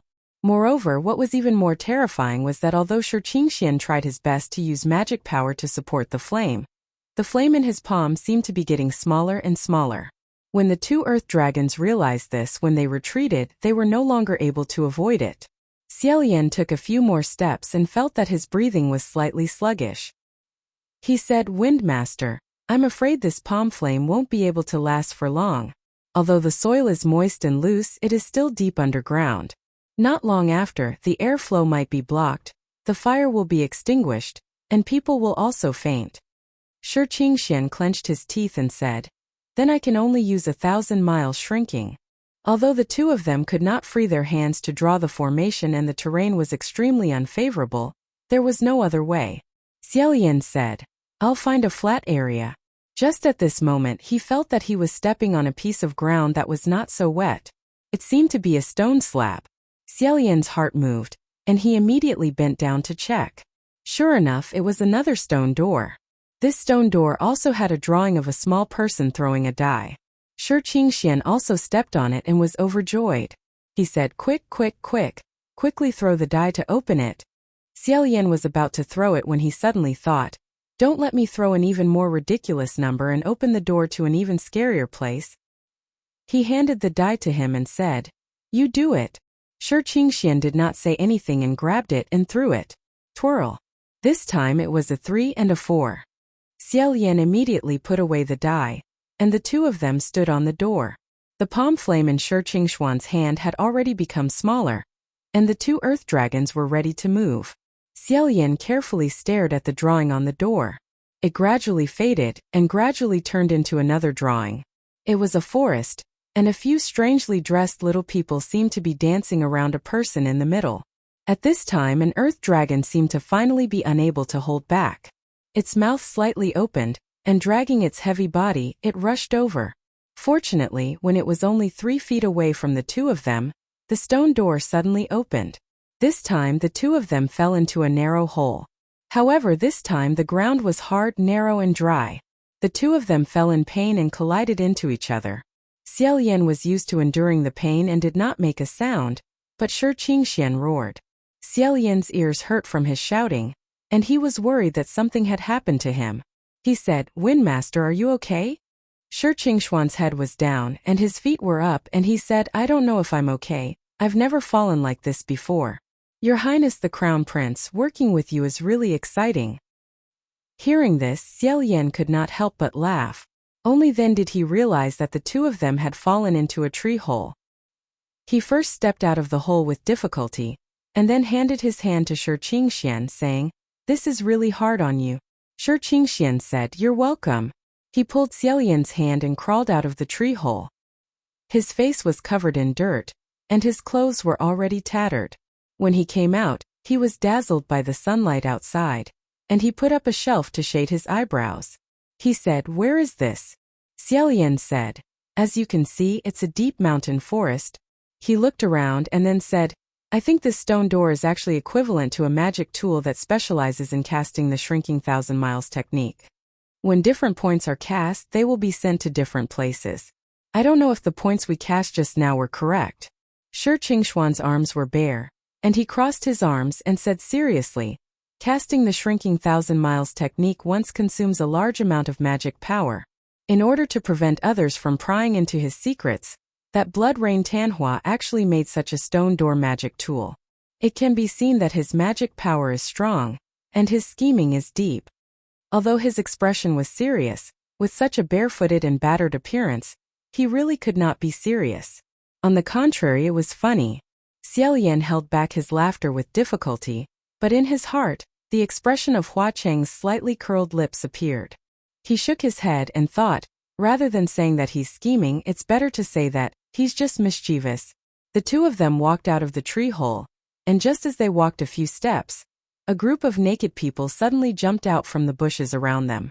They jumped around them, and as they jumped they shouted, "Oh, oh, oh, oh, oh." The two of them were extremely shocked. Shi Qingxian said, "What is it this time?" Xiaolian raised his hand and said, "Don't be nervous, don't be nervous. Let's take a look first." He took a closer look. This group of people were not really naked, they were only wearing animal skins and leaves, looking like they ate raw meat and drank blood.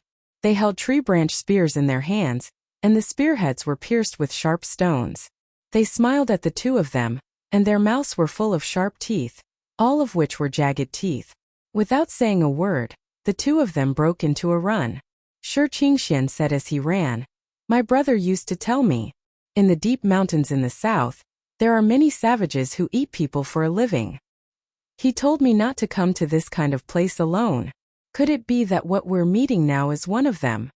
Xiaolian was already familiar with escaping. His posture and demeanor were much calmer than Shi Qingxuan's. He said calmly, "And it's very possible. In short, let's find the door first. Let's see if there are any more stone doors." The group of savages shouted behind them and chased relentlessly. Originally, Xiaolian and Shi Qingxian could only escape and could not fight back. This was because the heavens had heavenly rules. If the god priests descended to the mortal world, they were not allowed to use their magic power to suppress mortals. This rule was to prevent the god priests from bullying others and using their power to cause trouble. However, from time to time, they would throw some sharp stones and branches at the two of them. Suddenly, a branch brushed past Shi Qingxuan's cheek. This time he was really unlucky. Shi Qingxian touched his face and touched an extremely faint trace of blood. He was furious on the spot. He snorted and stopped in his tracks. He turned around and said, "You bunch of mountain savages who have never seen the world, not only did you not submit when you saw me, the Wind Master, you actually dared to mess up my appearance. How preposterous." After he finished shouting, he suddenly shook out the Wind Master's fan and opened it. With a whoosh, the group of savages immediately flew up from the ground and were fanned several feet away. They hung on the tree and cried out loudly. The two of them were finally able to stop and gasp for breath. While gasping for breath, Xiaolian's thought appeared again. Being a god priest is really hard. Humans, ghosts, gods, no one has it easier than anyone else. Shi Qingxian spat out a breath of resentment and said to Xiaolian, "Your Highness, you saw it. They asked for it.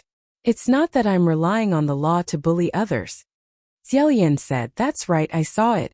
Shi Qingxian touched his face again and muttered a few words like, "Even my brother doesn't dare." He turned around and said, "Let's go find the stone door." Xiaolian silently nodded. He saw Shi Qingxian straighten his clothes and tidy his hair. He really had a natural and unrestrained appearance. Unfortunately, he was wearing a tattered purple muslin robe. This natural and unrestrained appearance was inevitably mixed with a very strange flavor. It was truly unforgettable. Xiaolian couldn't help but sigh in his heart. Thinking back to when he first met the Wind Master at Banyu Pass, he thought that this person was definitely an unfathomable person. If he wasn't a peerless demon, then he was an expert of a generation.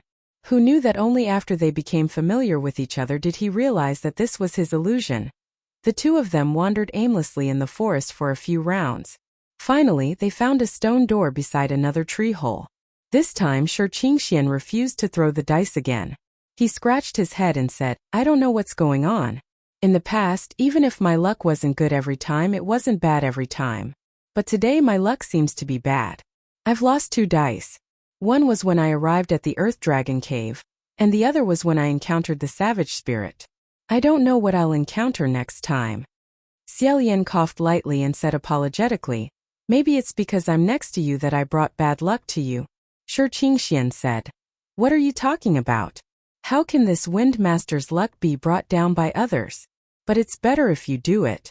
Maybe that San Lang of yours still has some luck left." For some reason, when Xiaolian heard the word San Lang of yours, he felt a little embarrassed.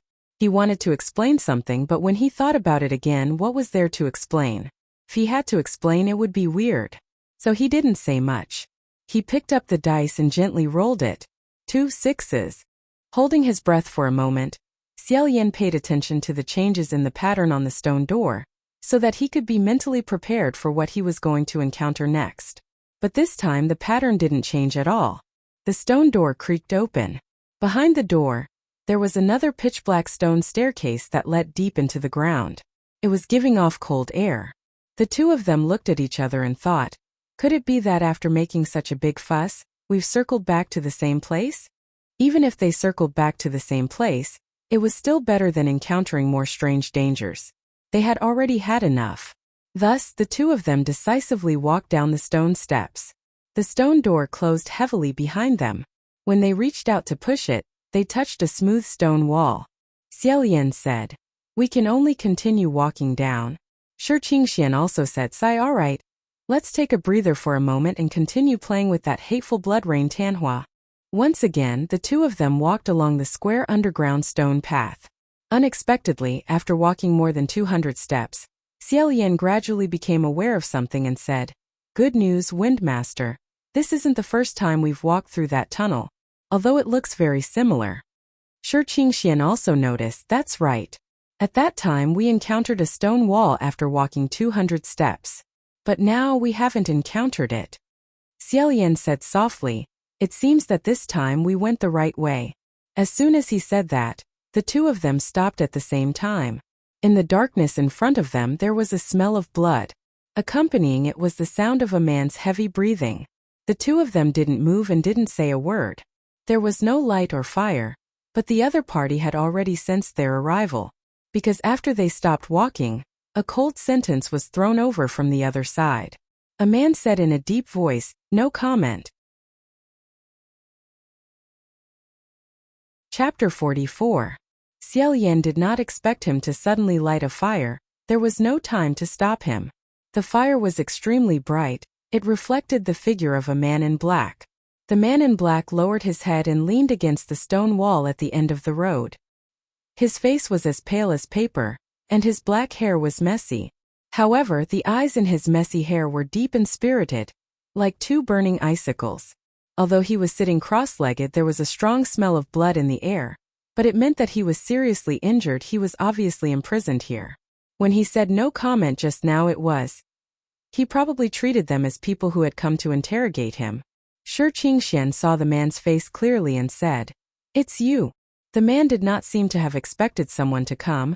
He paused for a moment. It was as if he wanted to say, "It's you," but in the end he held back.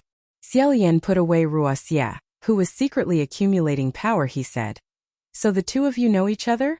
After a few twists and turns, he finally found the person here. Shi Qingxian revealed a gratified expression and was about to answer, who knew that the man said firmly, "I don't know you." Shi Qingxian was furious when he heard this. He pointed at him with his folding fan and said, "Is knowing me something shameful? Brother Ming, you're really not nice to say that. I'm your best friend." The man flatly refused. I don't have a friend who runs around dressed like this. Shi Qingxian was still wearing that tattered purple muslin robe. It was really unsightly. Xiaolian wanted to laugh when he heard this. He thought that there would really be people who would use someone's best friend to define themselves. This was probably Shi Qingxuan's characteristic. On second thought, Brother Ming?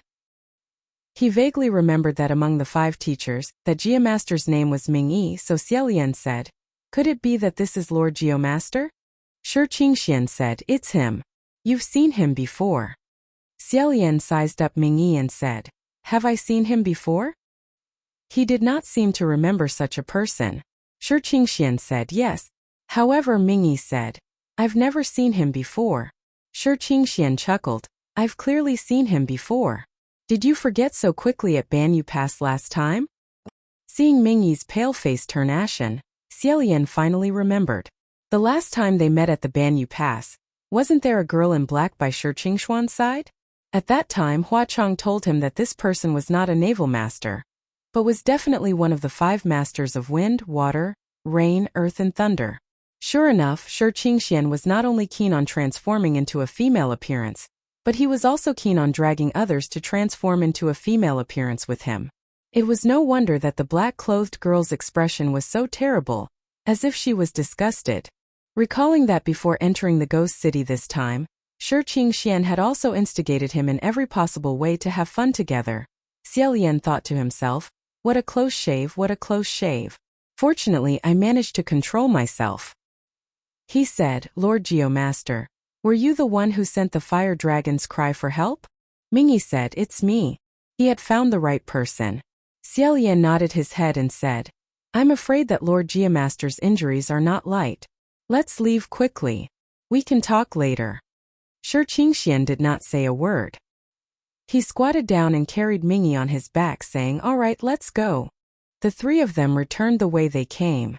As they walked, Shi Qingxian said, my brother, didn't you say that you were very good at fighting? When we separated at Banyu Pass, you were still fine.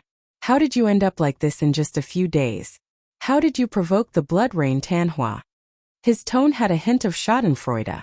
Xiaolian thought to himself, this way of talking, that's not afraid of being beaten, as expected of a good friend.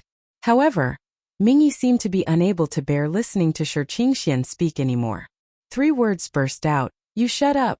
However, Xiaolian also wanted to know the answer to this question. Thus, he asked in a different way, Lord Geomaster, why did Hua Chong make things difficult for you? Ming Yi did not tell him to shut up, but he did not answer either. Xiaolian turned his head to look. Shi Qingxian had actually closed his eyes. It seemed that after being trapped underground for several days, his injuries were rather heavy. Suddenly seeing reinforcements, he felt relieved and could finally rest for a moment. Since he was not in a hurry, he did not wake him up. The 3 of them ran up the stairs. Xiaolian took out his die and threw it again. In the darkness, he did not know how many he had thrown. Then he heard a light caw sound in front of him. A crack opened and light shone through this crack. Xiaolian pushed the door open. In his heart, he was thinking, I wonder if I can make it in time to bring Langing away? Unexpectedly, when he stepped out, he stepped on empty air. When his foot stepped on empty air, Xiaolian immediately said, don't come out. He somersaulted in the air and landed on something hard. Just as he let out a sigh of relief, he thought that fortunately, he did not fall into some mountain of blades or sea of flames. When he raised his head again, he felt that a mountain of blades or sea of flames might be a little better. He saw Hua Cheng's abnormally handsome face right in front of him. His eyebrows were raised as he looked at him. This time, when the stone door opened and he stepped on empty air, he actually fell directly onto Hua Cheng's body. The place where they landed was actually that armory. At this moment, Hua Cheng was sitting on the main seat of this armory.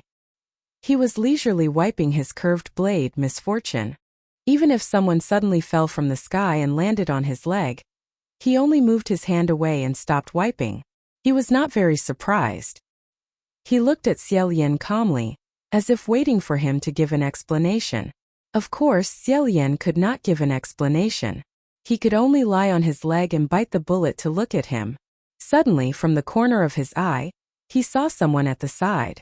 He turned around and saw that it was Lang Ying. The bandaged youth was sitting on the ground. He was extremely terrified. He even held his head with both hands and stared at the two of them. Why was Lang Ying here too? From the looks of it, Hua Cheng seemed to be interrogating him about something. In the blink of an eye, Xiaolian saw Feng Shiqingxuan's white boot step out halfway. In a moment of desperation, he grabbed Hua Cheng's shoulders and said, "Sorry for the offense." With that said, he pounced on Hua Cheng. With this pounce he pushed Hua Cheng 10 feet away. He even rolled a few times on the ground. After rolling he suddenly stood up. Shi Qingxian had already jumped down with Mingyi on his back. He landed safely at the place where Hua Cheng was originally sitting. Xiaolian braced himself and turned his face. Hua Cheng was still looking at him. He did not express anything, but one of his eyebrows was raised even higher. Xiaolian immediately jumped up and retreated a few feet. As he retreated he said, Sorry. Lang Ying looked at Hua Cheng as if she was extremely afraid. She pounced behind Xiaolian and hid. Xiaolian protected him and said, "San Lang, let me explain." Hua Cheng said, "Yes, I'm waiting." Shi Qingxian said, "Wait, it's the opposite, right? He should be the one explaining to you. The disappearance of the heavenly officials this time was all his doing. Your Highness, be careful." This was the situation that Xiaolian did not want to face the most. He stared at Hua Cheng and said, "San Lang, I don't know what kind of misunderstanding Master Geomaster has with you. Why don't we settle this peacefully?" The best situation would be for Hua Cheng to let them leave safely now. Although the Geomaster was injured, his life was not in danger. He did not lose an arm or a leg. If he stopped here, it would not worsen the situation. If Hua Cheng let them go now, when he returned to the heavenly court to report, Xiaolian wanted to try to beg Junwu to let them go. Unexpectedly, Hua Cheng said, "Geomaster? What Geomaster?" He paused and said, "Oh, are you talking about the one on Master Feng's back? That's just a useless subordinate of mine." Hearing this, Xiaolian and Shi Qingxian were both startled. Shi Qingxian said, "This is clearly the heavenly officials that I sent to the heavenly court. Why do you insist on calling a deer a horse?" Hua Cheng smiled and said, "Then, I don't know why the esteemed heavenly officials of the heavenly court would hide their identity and condescend to be a ghost emissary here." Following the arc of the misfortune, Hua Cheng continued, "If that person is really the Geomaster, then he is really patient. He acted for 10 years. In these 10 years, although I occasionally felt that something was wrong with him, I never had any evidence. If I didn't go to the Banyu Pass and bump into him traveling with Master Feng, I really wouldn't have full confidence." In that instant, Xiaolian's mind raced. So that's how it is. It turned out that the reason why the Geomaster disappeared and was trapped was because he had concealed his true identity since 10 years ago and became a ghost emissary under Hua Cheng. To put it bluntly, he was a spy. Although Hua Cheng occasionally felt that this subordinate was strange, because there was no evidence, he still kept him for observation. And not long ago, the Geomaster's identity as a spy was exposed by Hua Cheng. A few days ago, during the trip to Banyu Pass, Hua Cheng saw the Geomaster who traveled with Master Feng. Although the Geomaster was instigated by Master Feng to change into a woman's appearance, Hua Cheng still saw through this fake skin and discovered that this girl in black was the ghost emissary he suspected. He locked her identity as one of the 5 masters. After the matter of Banyu Pass, Hua Cheng left Pu Chi Temple, probably to find him to settle the score. It was probably when she was being chased by Hua Cheng that Mingyi cast a spell to ask for help in an extremely critical situation. Then Junwu found Xiaolian and asked him to make this trip. The heavenly officials were not good at working in the heavenly court, but they disguised themselves and hid in the ghost realm for decades. This was really a scandal. Regardless of these schemes, if Mingyi was left here to continue to be imprisoned and tortured, and he was really beaten to death, the grudge between the heavens and the earth would be huge. At that time, wouldn't the situation become even more chaotic? When that day came, no one would be able to remain unscathed. After thinking about it, Xiaolian could only say, "I understand. This matter is our fault. However, Sanlang, I still hope that you can give us a way out today." Hua Cheng stared at him for a moment, then said in a calm voice, "Your Highness, actually, it's better if you don't get too involved in some things." Suddenly at the side, Shi Qingxian said, "Wind, come." As soon as he waved his fan, a gust of wind immediately blew in the armory. The many weapons on the 4 shelves faintly trembled, buzzing non-stop. Xiaolian said, "Master Feng? We haven't made a move yet." Shi Qingxian said, "From what I see, none of you will take the initiative to make a move. Why don't I be the bad guy? Wind, wind, wind, wind, come." With a loud caw-caw sound, Xiaolian felt dust falling from the top of his head. Looking up, he saw that the roof had actually been pushed up by the wind, creating a huge crack. There were no doors or windows in the armory, so Shi Qingxian didn't intend to attack. He actually wanted to directly pry open the roof and fly out. In the gust of wind, Hua Cheng's black hair and red clothes also fluttered in the wind, but he didn't move. He smiled and said, "You have a fan. What a coincidence, I also have one." As he said this, he casually took a fan from the weapon compartment at the side. The fan was small and exquisite. The fan's ribs and surface were all made of pure gold. The color was beautiful and quiet. Hua Cheng spun it a few times in his hand, then unfolded it. He smiled without saying a word, and amidst his murderous aura, there was an inexplicable elegance. With a flip of his hand, a strong gust of wind carrying several specks of silver light attacked. The 3 of them dodged only to hear a dong-dong sound like a storm. When they turned around to look, there were actually rows and rows of gold leaf nailed to the ground. These gold leaf pieces were slender, nailed into the ground by about an inch. It could be seen how sharp they were and how fierce their strength was. Every weapon in this armory was a magic weapon. Just casually taking one out had such a strong destructive power.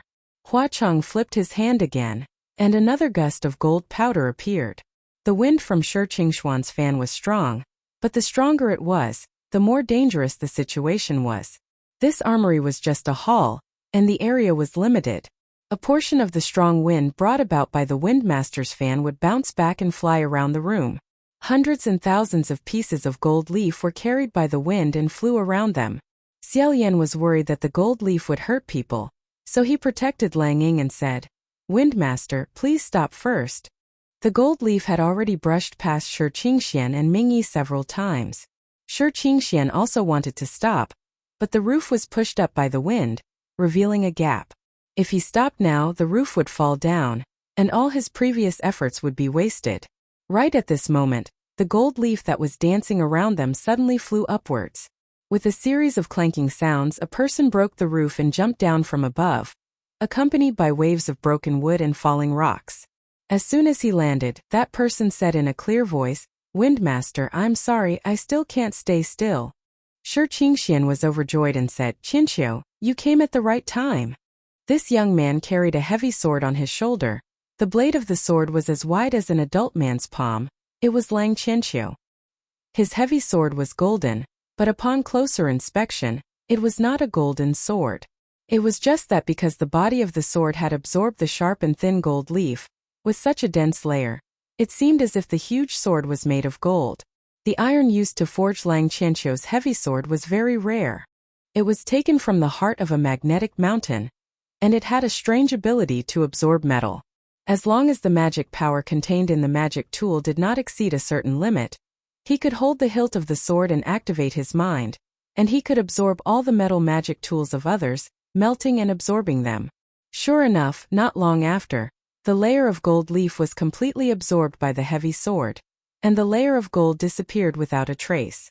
Seeing this, Hua Cheng laughed out loud, kept the gold leaf fan, and casually threw it to the back, saying, "The Heaven Realm's god official is actually so poor and has no vision, unwilling to let go of gold after seeing it?"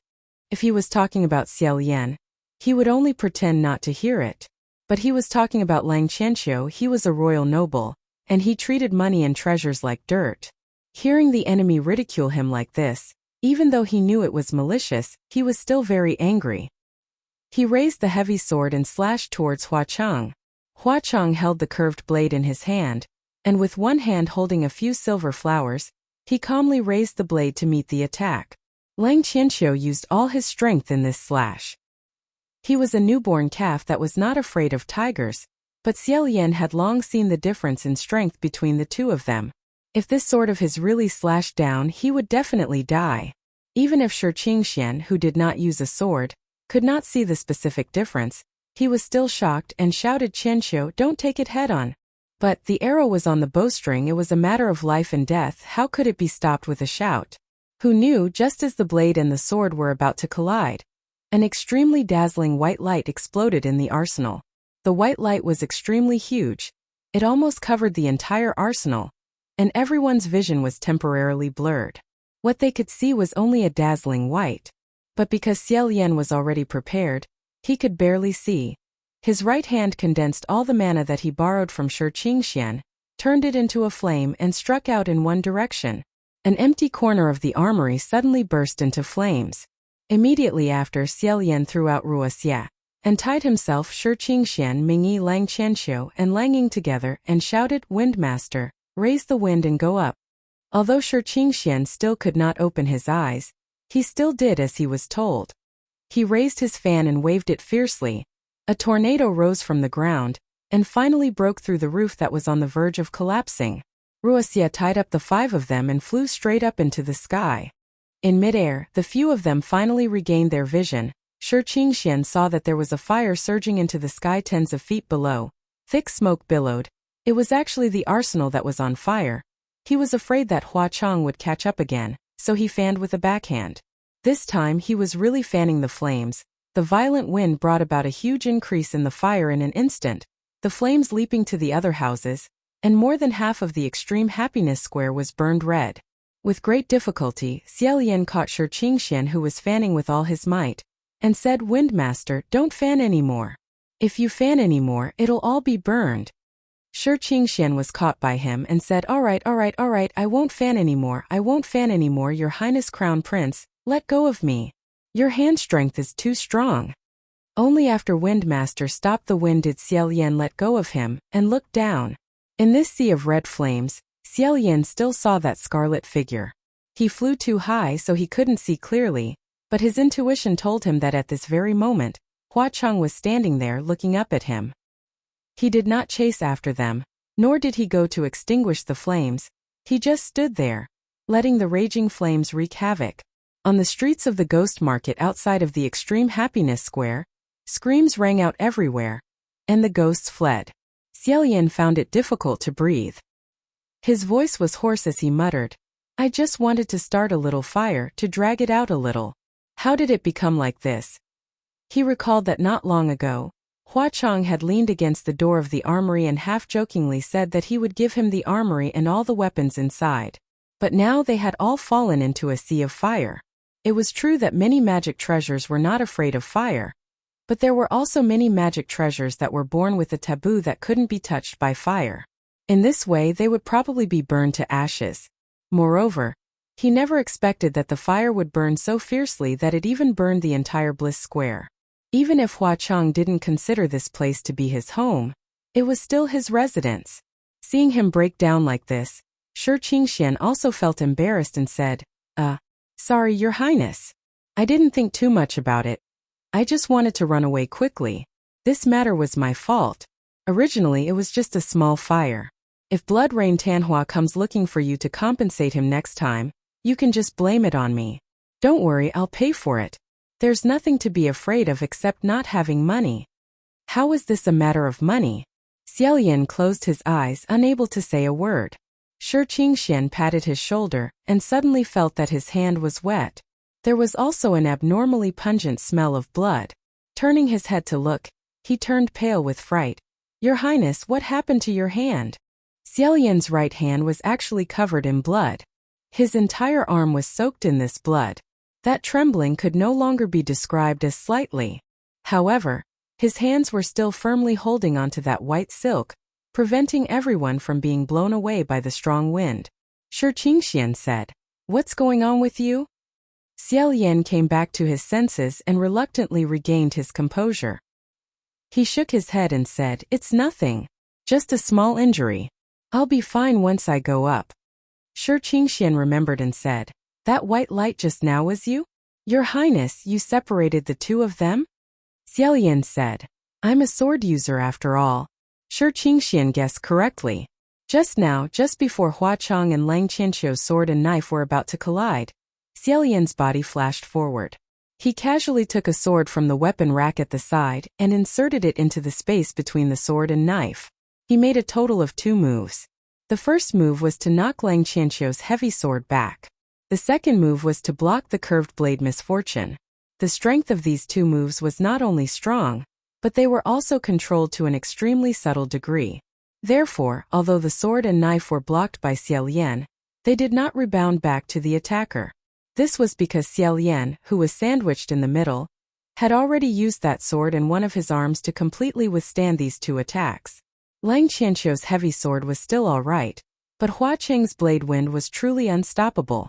Since the sword that Xie Lian casually pulled out was stored in the arsenal by Hua Qing, it was naturally a treasured blade. Therefore, when the 2 weapons collided, a huge burst of white light burst out.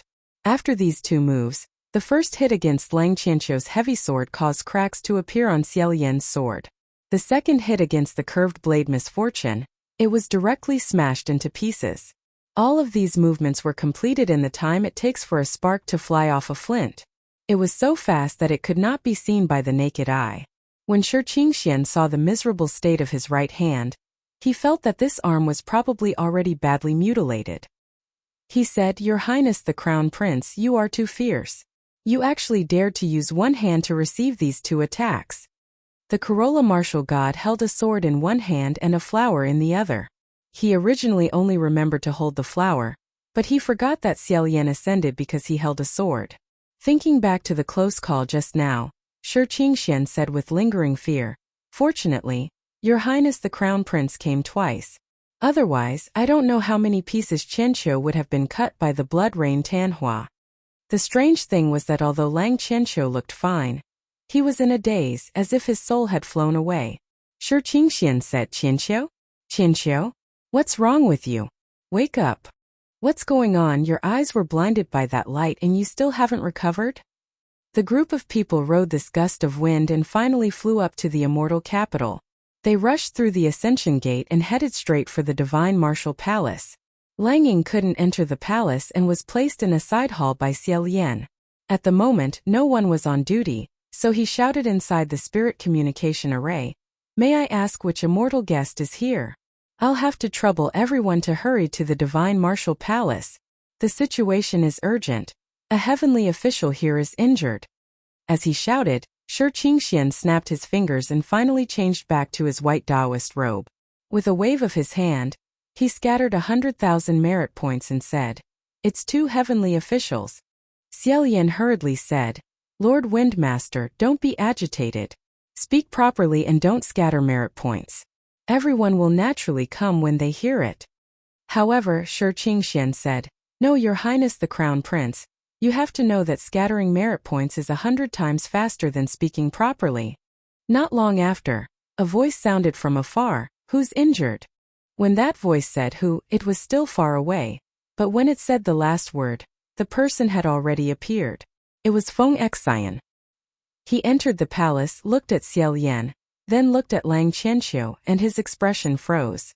Xie Lian said, "I'm fine. Lord Earthmaster's injuries aren't light." After a moment of silence, Feng Xian asked, "What's wrong with your right hand?" At this time another voice said, "So what if I'm injured? There are so many heavenly officials in the heavenly court, which time didn't they get injured?" This voice was extremely refined and gentle, but the words weren't very pleasant to listen to. Naturally, it was Mu Qing. When he entered the Divine Martial Palace, he first looked at Xie Lian, then looked at Lang Qianqiu. However, his expression was completely different from Feng Xian's. He slightly raised his eyebrows as if he wanted to watch a good show. Seeing that Feng Xian had gone to look at Xie Lian's arm, he bent over to look at Ming Yi and said, "This is Lord Earthmaster?" During this time, many other heavenly officials arrived one after another. Earthmaster Ming Yi had always been elusive. Most of the people present were seeing him for the first time, so they couldn't help but stare intensely. Everyone was confused and didn't know why they were suddenly summoned here. However, since they received Master Wind's merit points, they couldn't help but come and take a look. Xie Lian said to Feng Xian, "Many thanks. However, it's no problem, it'll be fine if I leave it." Feng Xian also didn't say much and said, "Take care of yourself. Xiaolian once again gave his thanks in a low voice. When he turned around, he saw Lang Qianqiu staring at him in a daze. He asked, "Your Highness Taihua, what's wrong?" Feng Xian also noticed that Lang Qianqiu's expression wasn't right. He said, "Is your Highness Taihua also injured somewhere?" Xiaolian said, "I don't think so. Let me see." As he said this, he extended his hand and probed the space between Lang Qianqiu's eyebrows. Who knew that Lang Qianqiu's eyes and hands were sharp, and he grabbed his wrist. Although Lang Qianqiu's expression was still somewhat hesitant, as if he had discovered something, but he couldn't confirm it, there was already a flame burning in his eyes. Xiaolian felt a wave of anger tremble from Lang Qianqiu's arm to his own. This time, the surrounding heavenly officials all felt that the situation was abnormal, and they started whispering to each other. Shi Qingxian and Mu Qing both stood up. Feng Xian said, "Your Highness Taihua, what are you doing?" Lang Qianqiu finally opened his mouth. He only said 2 words, but when he heard them, Xiaolian's heart sank to the bottom. He clenched his teeth and said, "State teacher?" Xiaolian's pupils slightly contracted. Some of the surrounding heavenly officials were confused, and they quietly asked around, "What state teacher? Who is the state teacher?" Some of the more meticulous ones immediately figured it out. Lang Qianqiu was the crown prince of Yong and country, and the state teacher of Yong and country from the same generation as him was the other of the demon Dao dual teachers, state teacher Feng Xian. No one knew what this person's identity was or where she came from. And at this moment, Lang Qianqiu grabbed Xiaolian and called him state teacher. Didn't this mean that Xiaolian was the demon Dao that brought disaster to the country? State teacher Feng Xian. However, Xiaolian was the crown prince of Xianle country, and Xianle country was destroyed by Yong and country. How could he become the state teacher of Yong and country? His Highness Taihua was famous for being cheerful in the heavenly court. He always had no schemes, and he never made things difficult for others. Moreover, he had never shown this kind of expression before, one that seemed sad and angry, one that seemed like hatred and hatred. Lang Qianqiu firmly grabbed onto Xiaolian, his chest rapidly rising and falling. With great difficulty he said, I clearly personally killed you, personally sealed you into the coffin, you state teacher. You really have remarkable abilities." Chapter 45. Feng Xian stood closest to the 2 of them. He looked at Xiaolian, the shock on his face could not be hidden. Mu Qing's gaze trembled, and there was a faint excitement in his suppressed shock. Shi Qingxian put down Mingyi and said, "Qianqiu, do you have some misunderstanding? If His Highness the Crown Prince is that Grand Preceptor Feng Xian, why did you only recognize him now?" At this moment a man at the side said, "Qingxian, this is what you don't know. That legendary Grand Preceptor Feng Xian has always been aloof, mysterious and cold. He has never shown his true appearance to others, and has always worn a silver mask. His Highness Taihua should have never seen his true appearance before." The person who spoke crossed his arms, standing far away at the side. It was Pei Ming. Shi Qingxian was unhappy when he saw him. He flicked his horsetail whisk and said, "Since that's the case, it means that no one has ever seen what Grand Preceptor Feng Xian looks like. Why does General Pei have to sound like you're already sure that Her Highness Xian Lu is Grand Preceptor Feng Xian?" When he and Xiaolian moved, they were full of strangeness. It made people laugh. And once they arrived at the heavenly court, they changed their appearance and were very proud. Their every move was very attention to their image. At this moment, a snow-white figure walked out from the back of the hall. The moment he arrived, everyone felt at ease. The few priests who were originally chatting in the hall hurriedly stood in their position. They bowed and said, "Emperor." Junwu raised his hand slightly, and everyone straightened their backs again. Junwu walked by himself and brushed past Xiaolian. He patted his right arm. Just now, blood was still dripping down Xiaolian's sleeve, but after this pat, it immediately stopped. After examining Mingyi for a moment, Junwu said, "It's not a big deal. Settle down the Earthmaster first." Thus, for medicine gods came up to help Mingyi up and brought her away. Shi Qingxian seemed to want to follow them down to take a look, but when he saw the situation in the Divine Martial Palace, he was still worried and did not leave.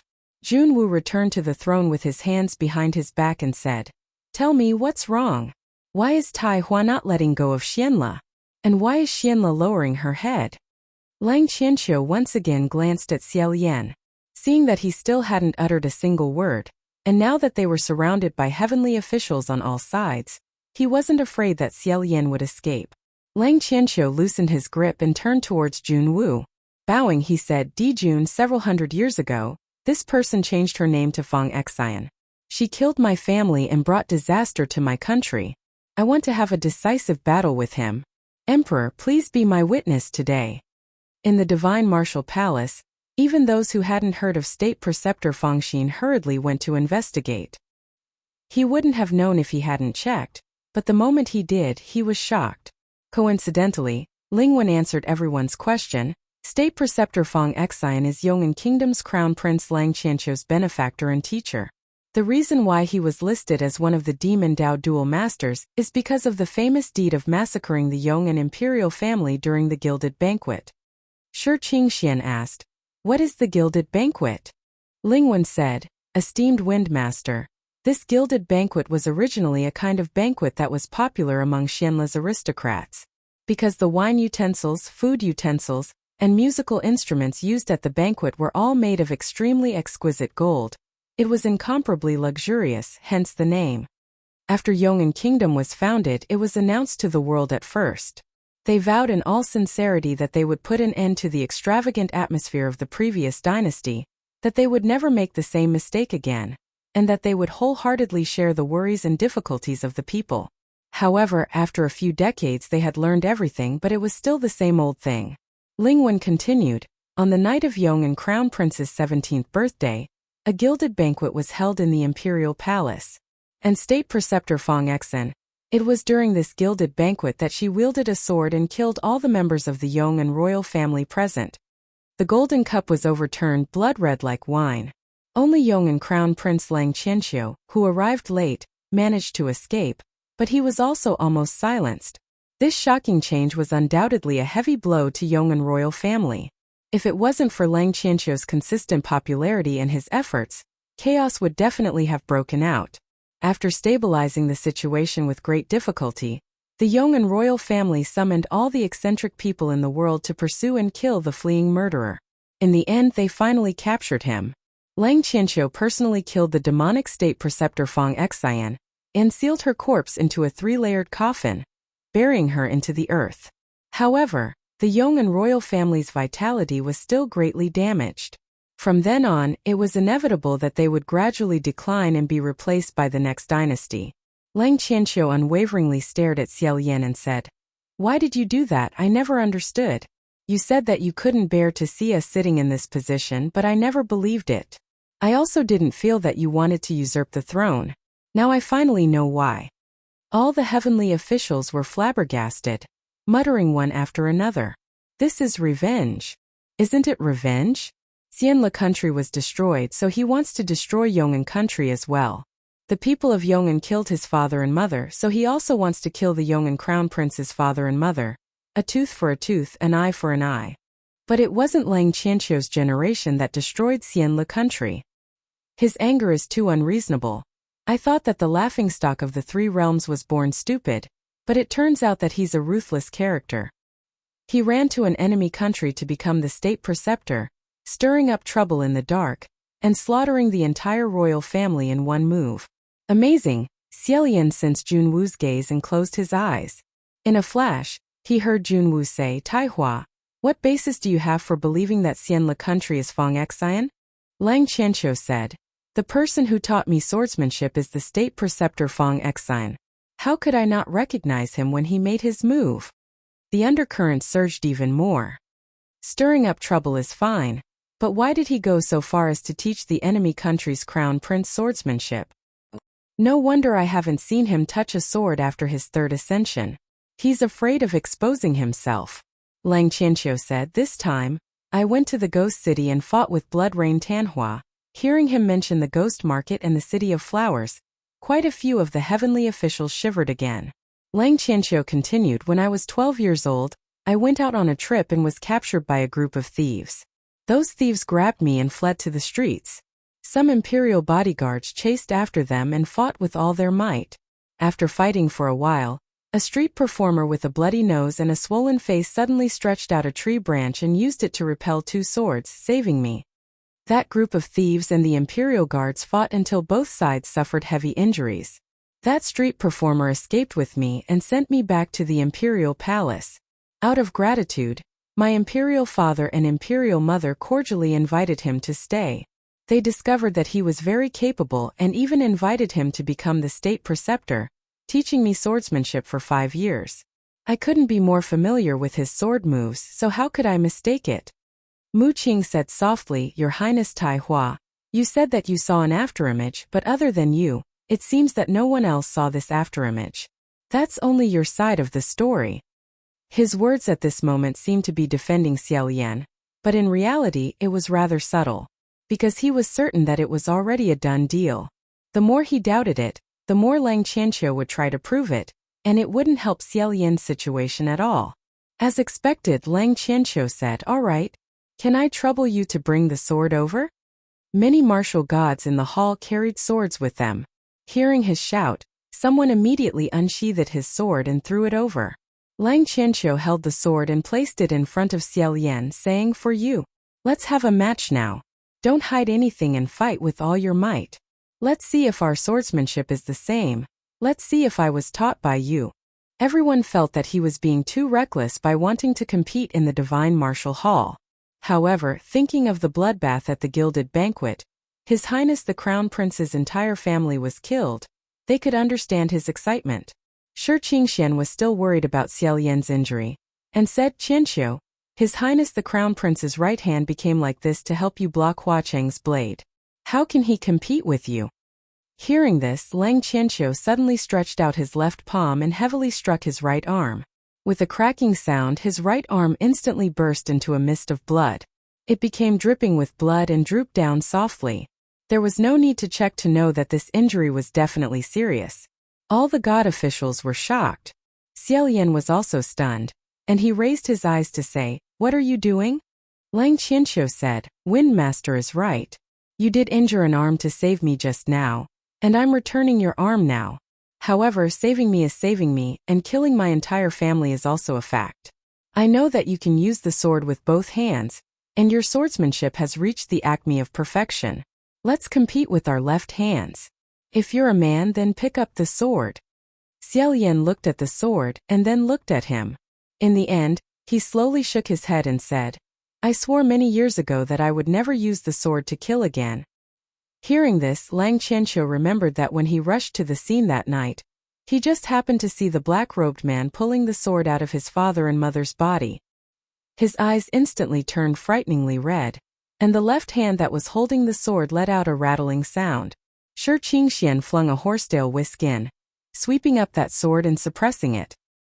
He said, I'm afraid there's some misunderstanding in between. Since that state preceptor Feng Xian has always been wearing a mask, maybe someone impersonated him to harm people? What do you think, Di Jun? Everyone turned to look at the jade seat above. Junwu said, Xianle. Xiaolian bowed and said, Yes. Junwu said, What Tai Hua said, do you admit it? Xiaolian said, I do. This word admit was cold and completely different from his usual tone. When Feng Xian, Mu Qing and Shi Qingxian heard it, their expressions all changed. Junwu nodded and said, The state preceptor Feng Xian who bathed the gilded banquet in blood. Was it you? After a moment of silence, Xiaolian suddenly raised his head and said, That's right. It was me. With this sonorous sentence, there was no more room for negotiation. Lang Qianqiu said, You admit it. That's good. It was said long ago that in the heavenly court, there were countless heavenly officials whose hands were stained with the blood of mortals. But to be honest, there really weren't many who were like this because of these old blood debts. It was probably because those mortals didn't have a worthy descendant like Lang Qianqiu, who could fly to the sky and hold the murderer accountable with the dignity of a heavenly official. Previously, Pei Su had General Pei's protection, but in the end, he couldn't escape being exiled to the mortal world. Xiaolian, on the other hand, didn't have any backing. Now, it probably depended on whether Junwu still remembered their old friendship and whether he had the heart to protect him. However, the heavenly officials still couldn't figure out what Junwu's attitude towards Xiaolian was. When the Xianle Crown Prince first ascended, He naturally favored Xiaolian a lot. However, during the second ascension, the two of them fought, and Xiaolian had to stab Junwu a few times before he was subdued. During the third ascension, the two of them got along rather peacefully, as if they had forgotten about the previous incident. Junwu even gave Xiaolian the approval to build a new monastery in the best location in the immortal capital, which was really hard to understand. Therefore, several pairs of ears perked up, waiting to hear how the person above would deal with it. Who knew, without waiting for Junwu to deal with it, Xiaolian would speak first. He said, Xianlu has a presumptuous request. Junwu said, speak. Xiaolian said, I asked Dijun to remove my immortal record and demote me to the mortal world. Some of the heavenly officials were startled, but on the contrary, they felt admiration. After all, no one wanted to be demoted. How difficult was ascending? After painstakingly climbing to such a high place, and then suddenly falling down, they regretted it to death. They dared to directly ask Junwu to demote them, but in any case they couldn't do it. But there were also some heavenly officials who didn't care. After all, they had already caused trouble to this point. Advancing as retreating might be better than refusing to admit it to death. Moreover, Xiaolian had already been demoted twice, so demoting him a third time wasn't a big deal to him. After being demoted a few times, he should have gotten used to it. Lang Qianqiu said, You don't need to demote yourself. You ascended because of your ability. I just want to have a decisive battle with you. Xiaolian said, I don't want to fight with you. Lang Qianqiu said, Why? It's not like you haven't fought with me before. Regardless of life or death, this battle will end here. Chapter 46. His words were light and casual, but it caused a slight gasp in the surroundings. Many priests thought to themselves, You are a lousy god who doesn't even have any magic power. How can you have the nerve to tell Lang Qianqiu, a dignified Eastern martial god, that you will definitely die if you fight me? Isn't that too arrogant? He made it sound as if he was demoted so that Lang Qianqiu would not lower himself to his level. He was really bragging. However, Lang Qianqiu did not feel that his words were exaggerated at all. He said, I said life and death don't matter. I don't need you to let me. Xiaolian ignored him and said to Junwu, Please demote me to the lower realms, Emperor. Shi Qingxian suddenly raised his hand and said, Wait. I still have something to say. Junwu said, Master Feng, speak. Shi Qingxian said, Everyone seems to think that His Highness Xianlu changed his name for revenge, to wash the Yong'an royal family in blood. But if he wants revenge, why did he let His Highness Tai Hua, the Crown Prince of Yong'an, go?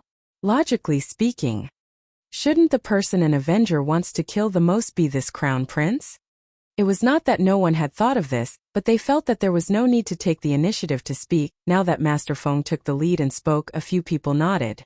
Shi Qingxian continued, Although I haven't known His Highness for long, I saw with my own eyes that he faced the scimitar head-on to save His Highness Tai Hua. Qianqiu, if he hates your Yong'an royal family, why would he take the risk to block the knife for you? When they heard that he faced the scimitar head-on, Feng Exine and Mu Qing's expressions turned cold. A small voice muttered, Maybe it's because he feels guilty. Shi Qingxian immediately added loudly, That's an ominous evil weapon, the blade of curse. So, I think this matter is suspicious. Pei Ming said, I really envy His Highness Crown Prince for being able to get Master Feng to vouch for him. He speaks righteously. Our little Pei doesn't have this blessing. Shi Qingxian said, General Pei, don't confuse me. How can little Pei's matter be the same? I saw his evil deeds with my own eyes. I also heard him admit it with my own ears. Pei Ming said, Isn't it the same today? His Highness Tai Hua saw his evil deeds with his own eyes and heard His Highness Xianlu admit it with his own ears. What's the difference? Shi Qingxian was furious. Just as he was about to argue with him again, Xiaolian grabbed him and said, Windmaster, thank you very much, I owe you a favor. But there's no need. Shi Qingxian did not know how to refute Pei Ming. He pointed at him and held his breath. At this time Junwu finally spoke. He calmly said, Everyone, please calm down. His voice wasn't very loud and clear, it was very calm. However, every divine martial hall official heard it clearly and hurriedly stood up straight. After the hall quietened down, Junwu said, Tai Hua, You have always been somewhat impulsive. You can't just rush in when you encounter a problem. You have to listen calmly and figure out the ins and outs before making a decision. Lang Qianqiu lowered his head and accepted the lesson. Junwu continued, Xianlu isn't willing to reveal everything, so it's useless to plead for self-abasement. First, put him under house arrest in Xianlu Palace. Afterwards, I will personally interrogate him. Before that, the two of you shouldn't see each other. This result was unexpected. Junwu actually protected Xiaolian, the laughingstock of the three realms who had no incense, no believers and no merit. Lang Qianqiu was the martial god who oversaw the East. He might be dissatisfied because of this, and that would really be a losing deal. But even so, he still wanted to protect him. Could it be that Xiaolian was very appreciated by Junwu? Many of the divine martial officials saw the signs and secretly decided not to mention the words, Three Realms Laughingstock, in any public occasions in the future. Shi Qingxian heaved a sigh of relief and praised the emperor for being wise. Lang Qianqiu stared at Xiaolian and said, Whatever the emperor wants to ask, feel free to interrogate him. But no matter what the final result is, I will still have to fight with him. After saying that, he bowed to Junwu and turned to leave the hall. Junwu waved his hand and a few divine martial officials gathered and brought Xiaolian away. When passing by Shi Qingxian, Xiaolian said to him in a low voice, Windmaster, thank you very much. But if you really want to help me, you don't have to speak up for me anymore. Can I ask you for two things? Shi Qingxian was quite embarrassed because he fanned the flames and burned the extreme happiness workshop. Now he wished that Xiaolian could get rid of him for 100 things. He said, Say it. Xiaolian said, The youngster I brought up is in the side hall. I'll have to trouble you to take care of him. Shi Qingxian said, It's a small matter. What's the second thing? Xiaolian said, If General Pei still wants to find trouble with Half Moon in the future, I hope that Windmaster can lend a helping hand. Shi Qingxian said, That's for sure. I won't let Pei Ming succeed. Where is she? Xiaolian said, I hid her in a pickle jar in Puqi Temple. If you have time, please take her out and blow on her. Xiaolian said goodbye to Windmaster, and the two divine martial officials brought him to the front of Xianlu Palace. They respectfully said, Your Highness the Crown Prince, please. Xiaolian nodded and said, Thank you. He lifted his foot and stepped in, closing the door behind him. Xiaolian looked around. Sure enough, not only the appearance, but even the facilities inside the hall were exactly the same as his previous Xianlu Palace. The last time he passed by this place he didn't come in. He didn't expect that the first time he came in, he would be grounded. This wasn't a good omen. These past few days of ups and downs had made him very tired. Xiaolian fell asleep. In his dreams he dreamed of many things. He seemed to be meditating with his eyes closed. When he opened his eyes, he found himself sitting upright in front of a desk. His black robe was layered on the ground, and his face seemed to be wearing an ice-cold and heavy mask. Looking down, a youngster lying on the desk came into view. That youngster was 14 or 15 years old. His clothes were luxurious, and his body was full of vitality. He was sleeping soundly. He shook his head and walked over. Slightly bending over, he knocked on the desk with his knuckles and said, Your Highness the Crown Prince. He didn't know if it was because of the layer of ice-cold mask, but even his voice was a bit colder.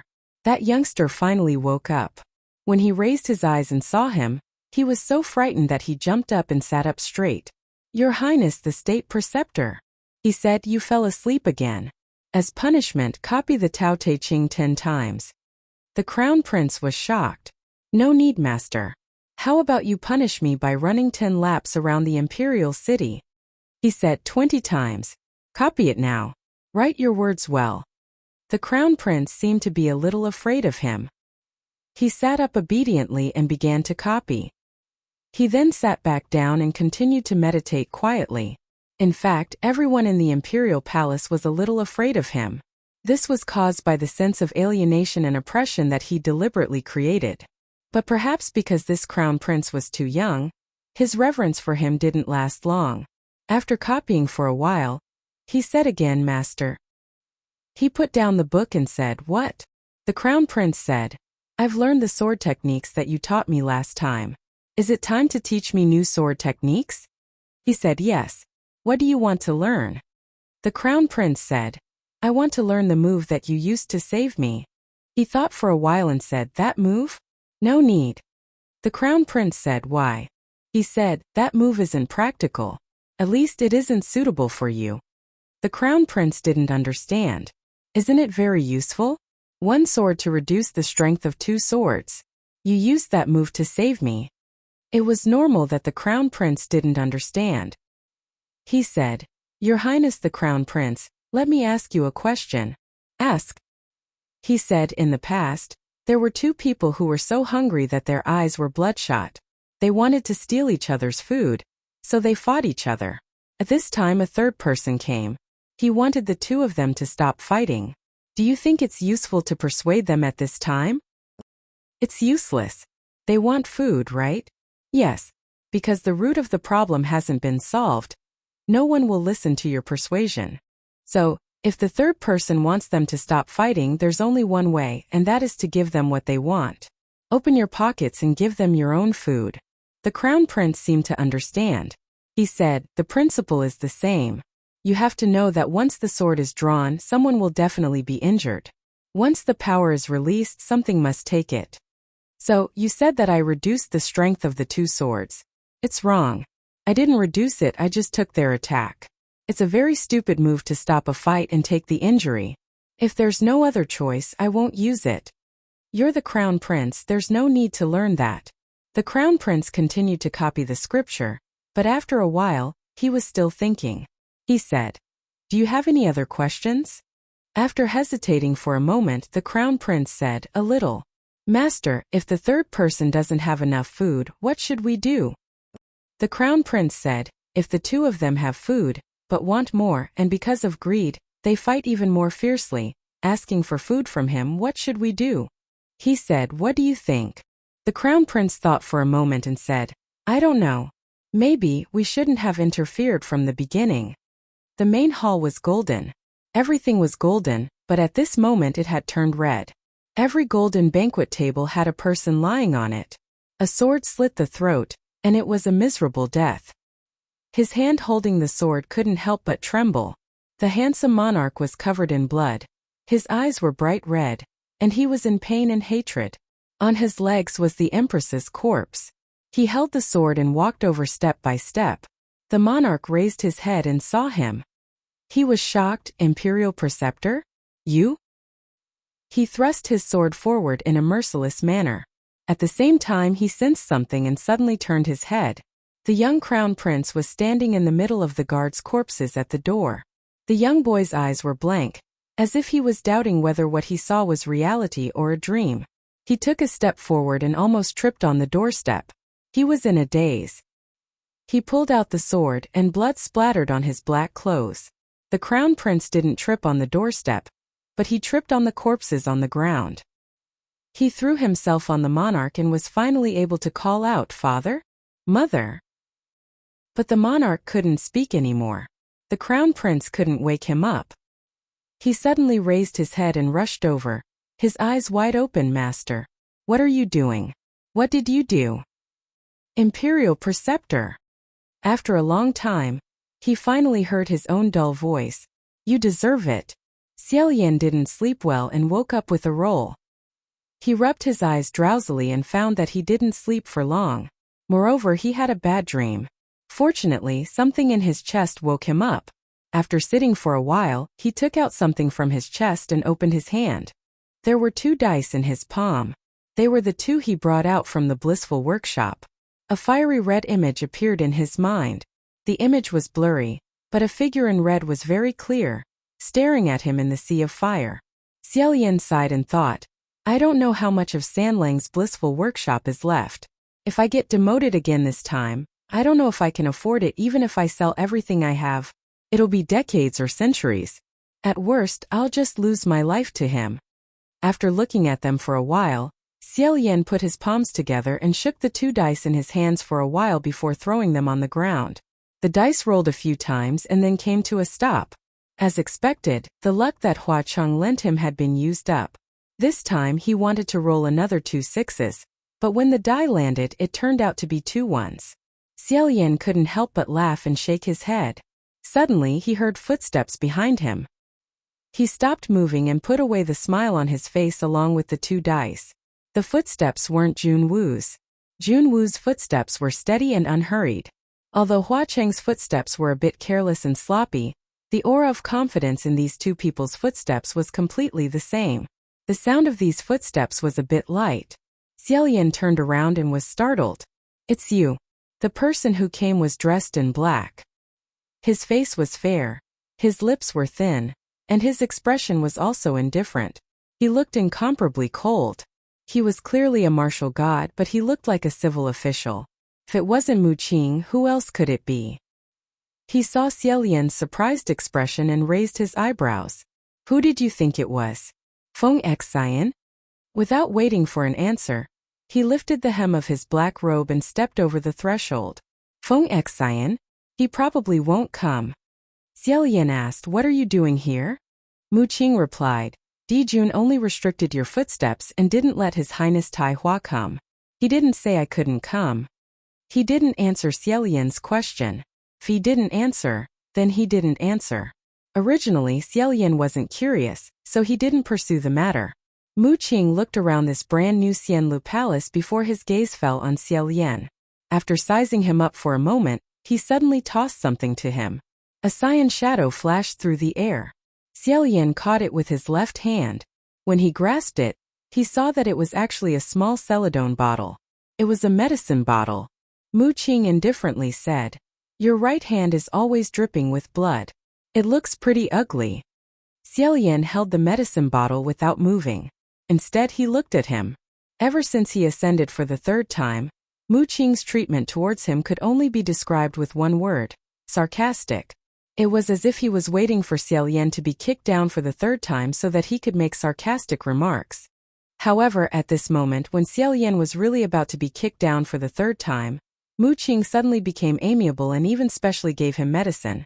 This sudden change in attitude made Xiaolian feel unaccustomed. Seeing that Xiaolian didn't move, Mu Qing faintly smiled and said, "If you want to use it, then don't use it. In any case, no one will give it to you anymore." This smile wasn't a fake one.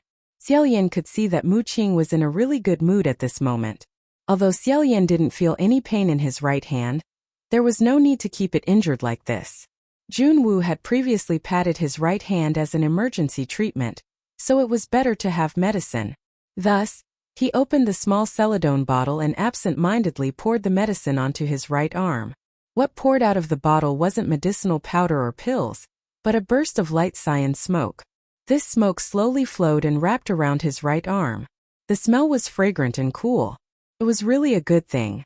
Mu Qing suddenly asked, "Is what Lang Qianqiu said true? Did you really kill the royal family of Yong'an country?" Xiaolian looked up at him. Even though Mu Qing had been very patient, Xiaolian could still see a trace of uncontrollable excitement in the depths of his eyes. He seemed to be very interested in the details of Xiaolian's bloodbath at the gilded banquet. He asked again, "How did you kill them?" At this time, heavy footsteps came from behind them. The 2 of them turned their heads. This time the visitor was unexpectedly Feng Xian. As soon as he entered, he saw Mu Qing standing in the main hall with a smile on his face beside Xiaolian. He frowned and vigilantly asked, "What are you doing here?" Xiaolian raised the small celadone bottle in his hand. Mu Qing restrained his smile. He had just told Xiaolian that Feng Xian wouldn't come, but Feng Xian had come immediately. Of course it wasn't funny. He said, "This isn't your hall. If you can come, why can't I?" Feng Xian ignored him and turned to Xiaolian. Before he could open his mouth, Xiaolian said, "If the 2 of you are here to ask the same question, then I will answer both. There's no need to doubt me. Everything I said in the Divine Martial Hall today was not false." Feng Xian's face paled slightly. Mu Qing couldn't bear to see him like this. He said, "All right, keep it to yourself. Now that things have come to this, who are you putting on such a pained face for?" Feng Xian's sharp gaze swept over him. He said, "I'm not putting on a show for you. Get out."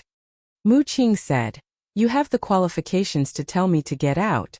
You talk about how loyal you are, but how many years have you endured? Didn't you still run away by yourself?"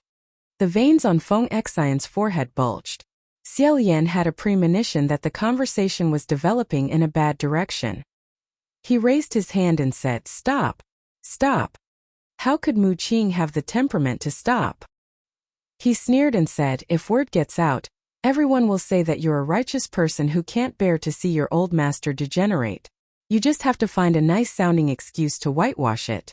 To put it bluntly, aren't you just unwilling to waste your time with a cripple?" Feng Xian swung his fist and said, "What the hell do you know?" With a bang, Mu Qing's fist landed squarely on his face.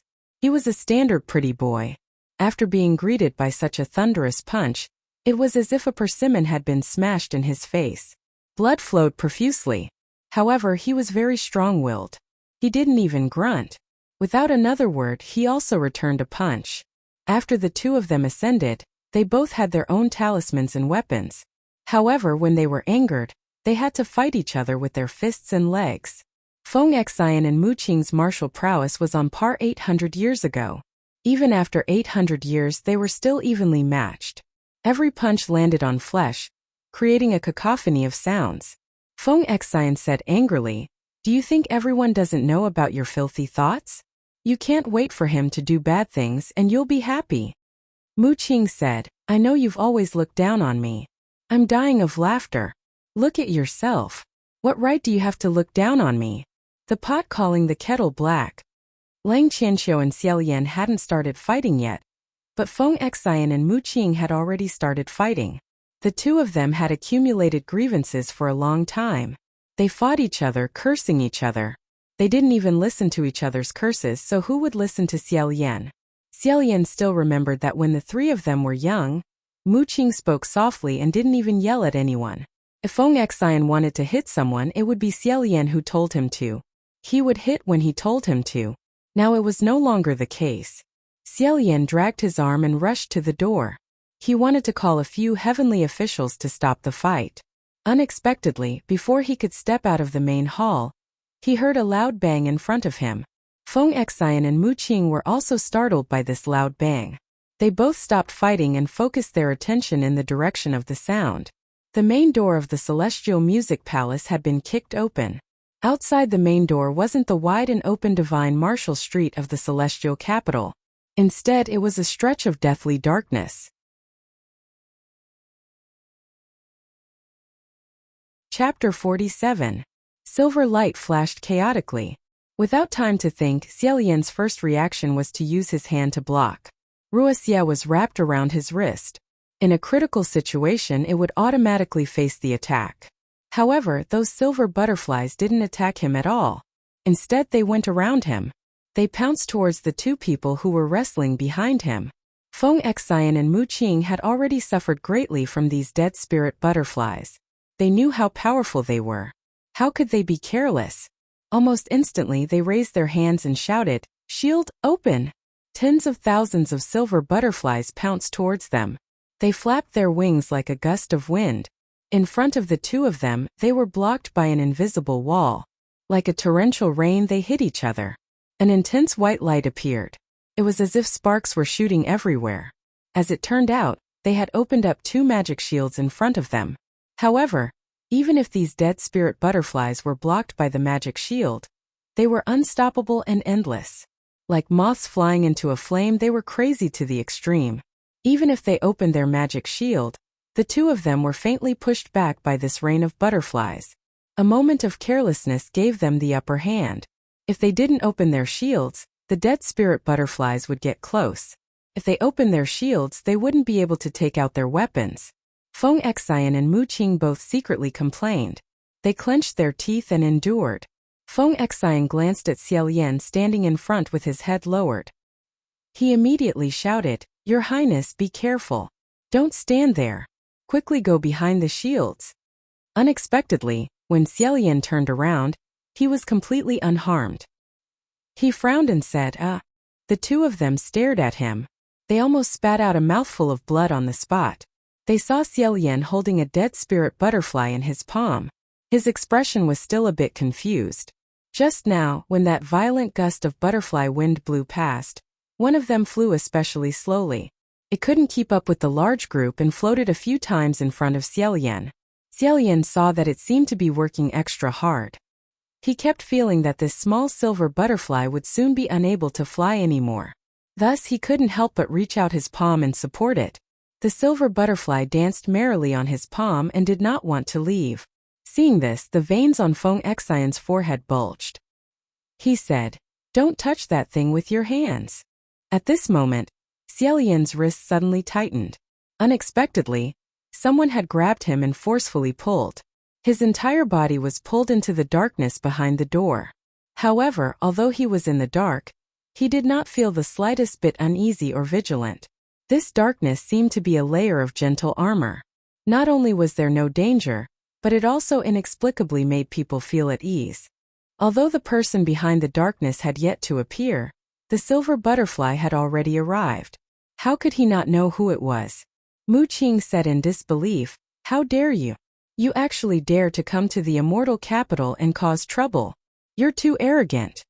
A voice laughed and said likewise, "Isn't your heavenly court quite arrogant in my territory as well?"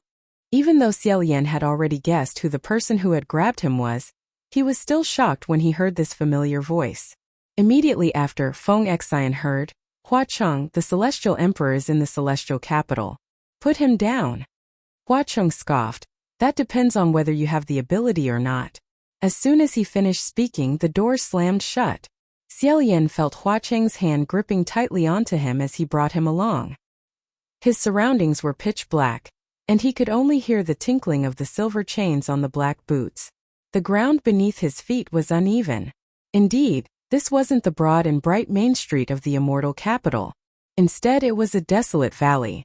Hua Cheng must have used thousandly shrinking to connect the main gate of Xianlu Palace to this valley. However, it wasn't an easy task to connect a place in the immortal capital to another place using thousandly shrinking. At the very least, it was impossible for non-heavenly realm heavenly officials to do it. How did he do it? Xiaolian was about to speak when he suddenly heard a loud shout explode beside his ear. "Your Highness! Where are you?" This angry shout came from Feng Xian. Although the voice was beside his ear, the person wasn't in front of him. This shout came from within the spirit communication array. Xiaolian's eardrums began to ache from his shout. Many heavenly officials were also blasted out. Trembling with fear, they asked, "What's wrong, General Nanyang? Did something happen?" Mu Qing also entered the spirit communication array and said, "Something happened. Where is Lingwen? Quickly report to the Celestial Emperor that Xiaolian has escaped." He usually spoke in a gentle and refined manner, but at this moment, there was a trace of fluster and exasperation in his voice. Lingwen said, "What? I'm going to Xianlu Palace to take a look." A heavenly official said in shock, "Third. His Highness the Crown Prince escaped? Wasn't he grounded in Xianlu Palace?" Shi Qingxian also entered the spirit communication array and said, "Just now, I clearly saw a large group of little martial gods from the central celestial court watching outside Xianlu Palace. One can only enter but not leave, so how could he have escaped?" Feng Xian said again, "He didn't escape, he was kidnapped by someone." "Your Highness, can you still hear what we're saying? Where are you right now?" When they heard that he was kidnapped, everyone was even more shocked. This is the immortal capital, who is so arrogant? For a moment, everyone wanted to speak loudly, and everyone wanted an answer. The matter between Imperial Preceptor Feng Xian and Lang Qianqiu hadn't been cleared up yet. Lang Qianqiu had grounded Xiaolian's feet, yet he was gone. Wasn't this creating more trouble for no reason and stirring up more gossip? No matter what, they had to quickly find him before anything else. Hence, Lingwen went to check out the situation and check Xiaolian's current location. Feng Xian and Mu Qing shouted loudly inside the array, looking for martial god officials who could free themselves to come out and chase after him. Shi Qingxian scattered a few more waves of merit. Inside the spirit communication array, everyone was in a mess and everyone was talking at once. It was so chaotic that Xiaolian couldn't get involved at all. He took a deep breath and was about to shout to ask everyone to calm down when Hua Cheng suddenly turned around and stretched out 2 fingers. That ice-cold finger gently placed on his temple. Hua Cheng laughed and said, "Haha. Long time no see. How are you, everyone?" His 2 fingers gently touched, and through Xiaolian, he touched the spirit communication array of the celestial court. This calm and composed sentence was not only heard by Xiaolian beside him, but also by all the heavenly officials in the celestial court's spirit communication array. After they heard it, they instantly fell into a deathly silence. In everyone's heart there was a silent roar. No wonder he was so arrogant. I was wondering who it was, so it was this person. Hua Cheng said again, I don't know if you guys missed me, but I didn't miss you guys at all. There were indeed many heavenly officials in the heaven realm who secretly missed him every day, but when they heard him say that he didn't miss them, they all silently chanted the heavenly official's blessing. Thank you, please don't miss us in the future. At this time Hua Cheng laughed and said, however, I've been very free lately. If there's someone who's also very free and wants to exchange pointers with me, I'll welcome that person. In this situation, the meaning of his words couldn't be more obvious. If any of you have the guts to chase after me, I'll go find this person next time and challenge him. If they accepted this challenge, they would lose without a doubt. If they didn't accept, they would lose all face. Wasn't this an undisguised threat? Just now, when they heard that Xiaolian actually ran away or was kidnapped, the spirit communication array was practically boiling. After all, it was a rare occurrence, so everyone was extremely concerned. There were even a few martial god officials who had taken the initiative to respond and were prepared to join in the chase. In the end, after Hua Cheng said those 3 sentences, he instantly disappeared. If Junwu had sent down an order to send someone to chase after him, then there was nothing they could do. But right now the matter had just happened and it was a mess. Naturally, no one wanted to get involved. No one wanted to be remembered by Hua Cheng. Thus, while pretending that they weren't there, they pricked up their ears and paid close attention to the development of the situation. At the same time, their hearts were in constant turmoil. This blood-rain Tanhua was too unscrupulous. He actually came to the heavenly court to kidnap someone, and the person he kidnapped was the laughingstock of the 3 realms. Was there some deep hatred or something? The other side fell into silence. Only Feng Xian's angry shouts could be heard. On this side, Hua Cheng removed those 2 fingers and said to Xiaolian, ignore them. Xiaolian blurted out, San Lang. However, Hua Cheng let go of his hand and said, this place isn't far from the immortal capital. Let's go quickly. His voice was low, and no emotion could be heard. His action of letting go of Xiaolian's wrist was extremely fast, almost as if he had flung it away. Xiaolian suddenly remembered the first time they met. When he tried to touch him, his hand was flung away. He was stunned on the spot. He originally wanted to ask Hua Cheng why he suddenly appeared. Although he didn't think about it in detail, he had a vague feeling that maybe Hua Cheng was here to save him. So when he shouted Sanlang just now, he felt a little happy. However, when Hua Cheng flung his hand away, Xiaolian suddenly reacted. Why did he feel that Hua Cheng was here to save him? Let's not talk about whether or not Hua Cheng would pay close attention to his movements. He had just recently burned down the blissful workshop and escaped from the ghost city. Wasn't it more likely that Hua Cheng would come to hold him accountable and demand a debt? It was true that the Geomaster went undercover in the ghost realm and was captured by Hua Cheng, imprisoned and interrogated. However, in this matter, the person who went undercover was in the wrong. As for Hua Cheng, he snuck into the ghost city, dug 3 feet deep into the extreme happiness workshop, and even set the place on fire. Although in the end, most of the extreme happiness workshop was set on fire because Shi Qingxian brought wind and added fuel to the fire, he was still the one who started the fire in the armory. Otherwise, others might not even think of starting the fire. No matter what, he still had to bear the main responsibility. The 2 of them walked, one in front and one behind. The more Xiaolian thought about it, the more apologetic he felt. The more he thought about it, the more ashamed he felt. He couldn't help but say, San Lang, I'm sorry. However, Hua Cheng suddenly stopped in his tracks and said, why are you saying you're sorry?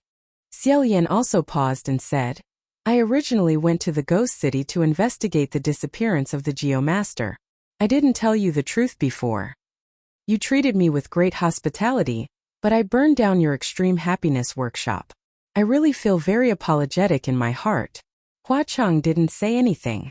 Xiaolian also knew that his very apologetic really didn't have much weight, so he felt even more ashamed.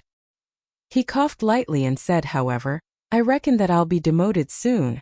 After I come down, I'll definitely think of a way to apologize and see how I can. However, Huacheng said, why do you want to apologize to me? His tone was a bit stiff, as if he couldn't bear to listen anymore. He suddenly turned around and said, did you forget that I injured your arm with my knife? I was the one who injured you, not you who injured me. Why do you want to apologize to me? Xiaolian didn't feel any pain in his right hand at all. Now, he had almost completely forgotten that his hand had been injured. He stared blankly for a while before he remembered and said, you said my right hand? My right hand is fine, it will heal very soon. Furthermore, it was me who went up to face the attack that caused it to become like this. I can't blame you in the first place, right? Huacheng fixed his gaze on him. The light in his left eye was unusually bright. And Xiaolian suddenly felt that he seemed to be trembling. After a while, he discovered that it wasn't Huacheng who was trembling, but the curved blade misfortune at Huacheng's waist was trembling. Chapter 48. Seeing this, Xiaolian could not help but stretch out his hand. He wanted to touch it and said, what's wrong? However, Huacheng turned his body slightly and avoided his hand. He even slapped the hilt of the saber fiercely and said, nothing. Ignore it. The blade of curse, the scimitar that caused the immortals and gods to tremble in fear, was hit by his palm, trembled even more. At this moment, Xiaolian heard Feng Exen say in the spirit communication array, why can Huacheng use the 1,000-mile shrink in the immortal capital? How can this door be opened? Shi Qingxian said, General Nanyang. Me. I roughly know how to open it. Previously, when I was on official business with the Crown Prince, I suffered a lot from Huacheng's trick. First, take 2 dice and throw them at the door. Open the door again and try. Xiaolian remembered. Just now, didn't he accidentally throw 2 dice in the main hall for fun? The sorry state of him and Shi Qingxian running for their lives in front of the Earth Dragon Cave, and the savage spirit was still vivid in his mind. If they really opened the door, he did not know how many dangers they would encounter. He hurriedly said, wait, don't, be careful. However, his voice did not enter the spirit communication array. It was probably because he did not have time to replenish his magic power in time in the immortal capital. Now his magic power was exhausted. He could only listen and not say anything. And even if he could say it, it was probably too late. Feng Exen seemed to have done as Shi Qingxian said without saying a word. How did he know? Because in the next moment, Feng Exen broke through in the spirit communication array and started cursing. When he was agitated, he would curse. When he cursed, it was especially unpleasant to hear. In order to clear his ears, he would not repeat it here. All the priests were paying close attention to this matter. They hurriedly asked, General, what's wrong? Mu Qing's voice was heard. He was also extremely stunned. What is this place? It seemed that he had also entered the door with Feng Exen. Shi Qingxian said, be careful. The number of points you throw is different, so the place you go to is different. How many did you throw? Mu Qing said, he threw 4. From Feng Exen's curses, Xiaolian could sense a trace of panic and fear that was difficult to detect. He was worried that they had encountered an extremely dangerous situation. His voice couldn't pass through the spirit communication array, but he remembered that the master of this spell was right in front of him. He couldn't care about anything else and hurriedly asked, Sanlang, what did you see when you opened the door after rolling 4? Huacheng replied, random. Whichever place the dice player thinks is the scariest will open the door and lead you to that place. Just as he finished speaking, he heard Mu Qing say coldly, who asked you to rush to throw it? Throw out a female bath. Let me do it. When he heard female bath, Xiaolian covered his face. Feng Exen was used to keeping a respectful distance from women. The mere mention of them was like a scourge or a ferocious beast. To him, the women's bathing hall was indeed the most terrifying place in the world. It was more unfathomable than any tiger's den or dragon's pool. Hearing that Mu Qing had successfully snatched the dice, Xiaolian let out a sigh of relief. However, not even a moment later, the two of them once again angrily shouted. Shi Qingxian broke down and said, Generals, what did you see this time? However, there was no response from the other side. Only a strange gudong-gudong sound could be heard, as if the two of them had sunk into the water. Everyone held their breaths in rapt attention. After a long time, Feng Xian suddenly spat out a few mouthfuls, as if he had broken through the water's surface and was spitting something out. He loudly shouted, "Black marsh giant crocodiles!" It turned out that the two of them had just escaped from the steaming hot women's bathing hall when Wuxia threw the dice and stepped into the maze of swamps. In an instant, the swamp was up to their waists. After they managed to rush out, they were surrounded by dozens of incomparably long crocodile spirits. These crocodile spirits were more than 4 meters long. They ate humans all year round and had already grown human hands and legs. When they moved, the scene was suffocating, making the two of them feel extremely disgusted. Half of their bodies were stuck in the swamp, and their bodies were covered in black mud as they madly attacked the crocodiles. Feng Xian couldn't bear it anymore and said, "Let me do it. Give me the dice. You didn't throw it right either." However, Wuxia was never willing to admit defeat. He blasted out a ray of white light and said, "Crocodiles are good.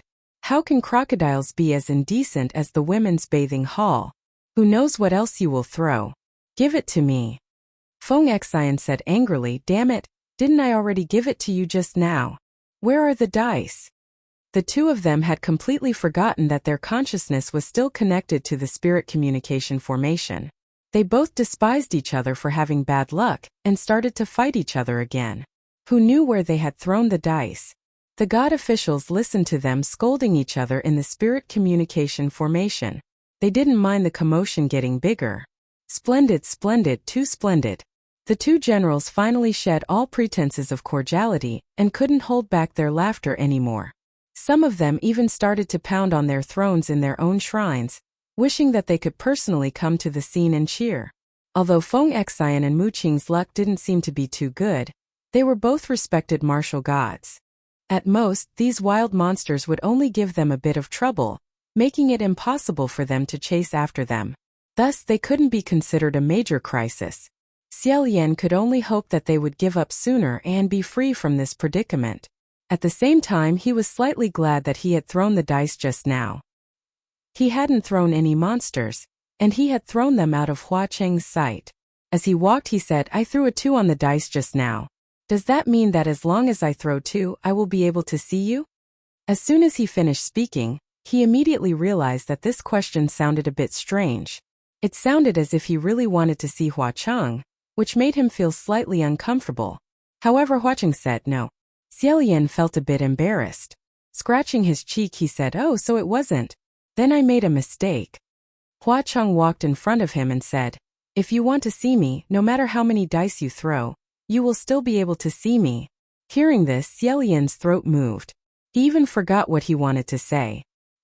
He didn't have the time to carefully ponder over the meaning of these words when he suddenly heard a deep voice from within the spirit communication array.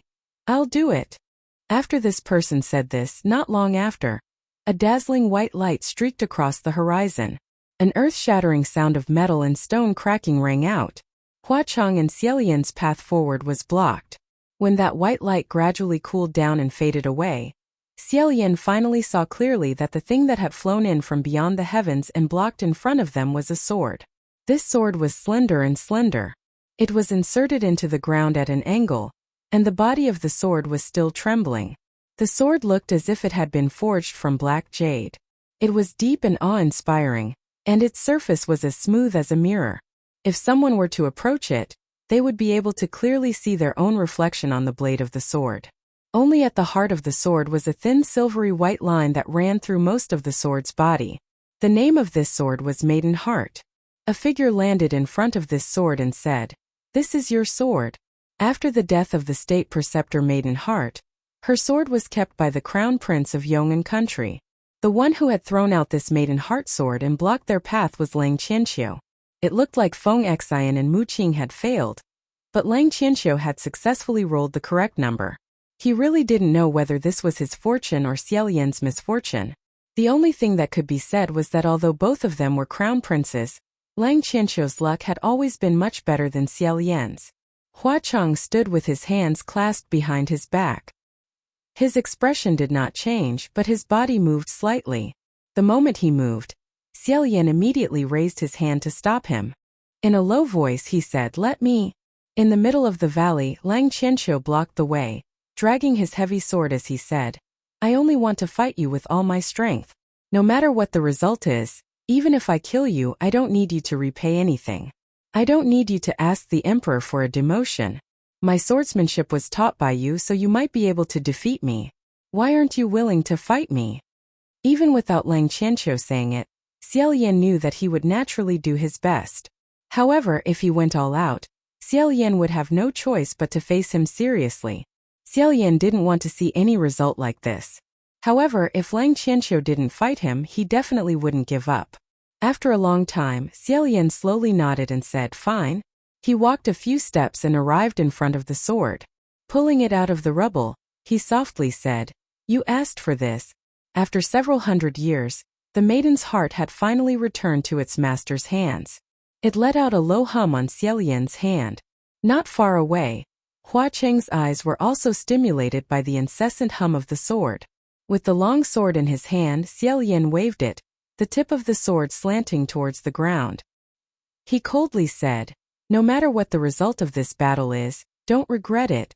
Lang Qianqiu loudly said, "I definitely won't regret it." His scalp felt like it was about to explode. With both hands gripping the hilt of the heavy sword, he focused all his attention and held his breath. His gaze tightly locked onto the black jade-like edge of the maiden's heart. He didn't dare to be careless in the slightest.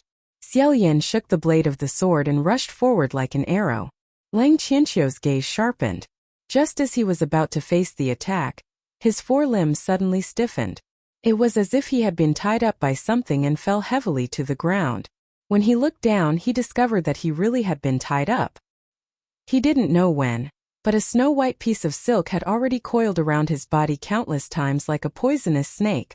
Lang Qianqiu had been taught swordsmanship by the state preceptor since he was young, so he held a deep reverence for the state preceptor.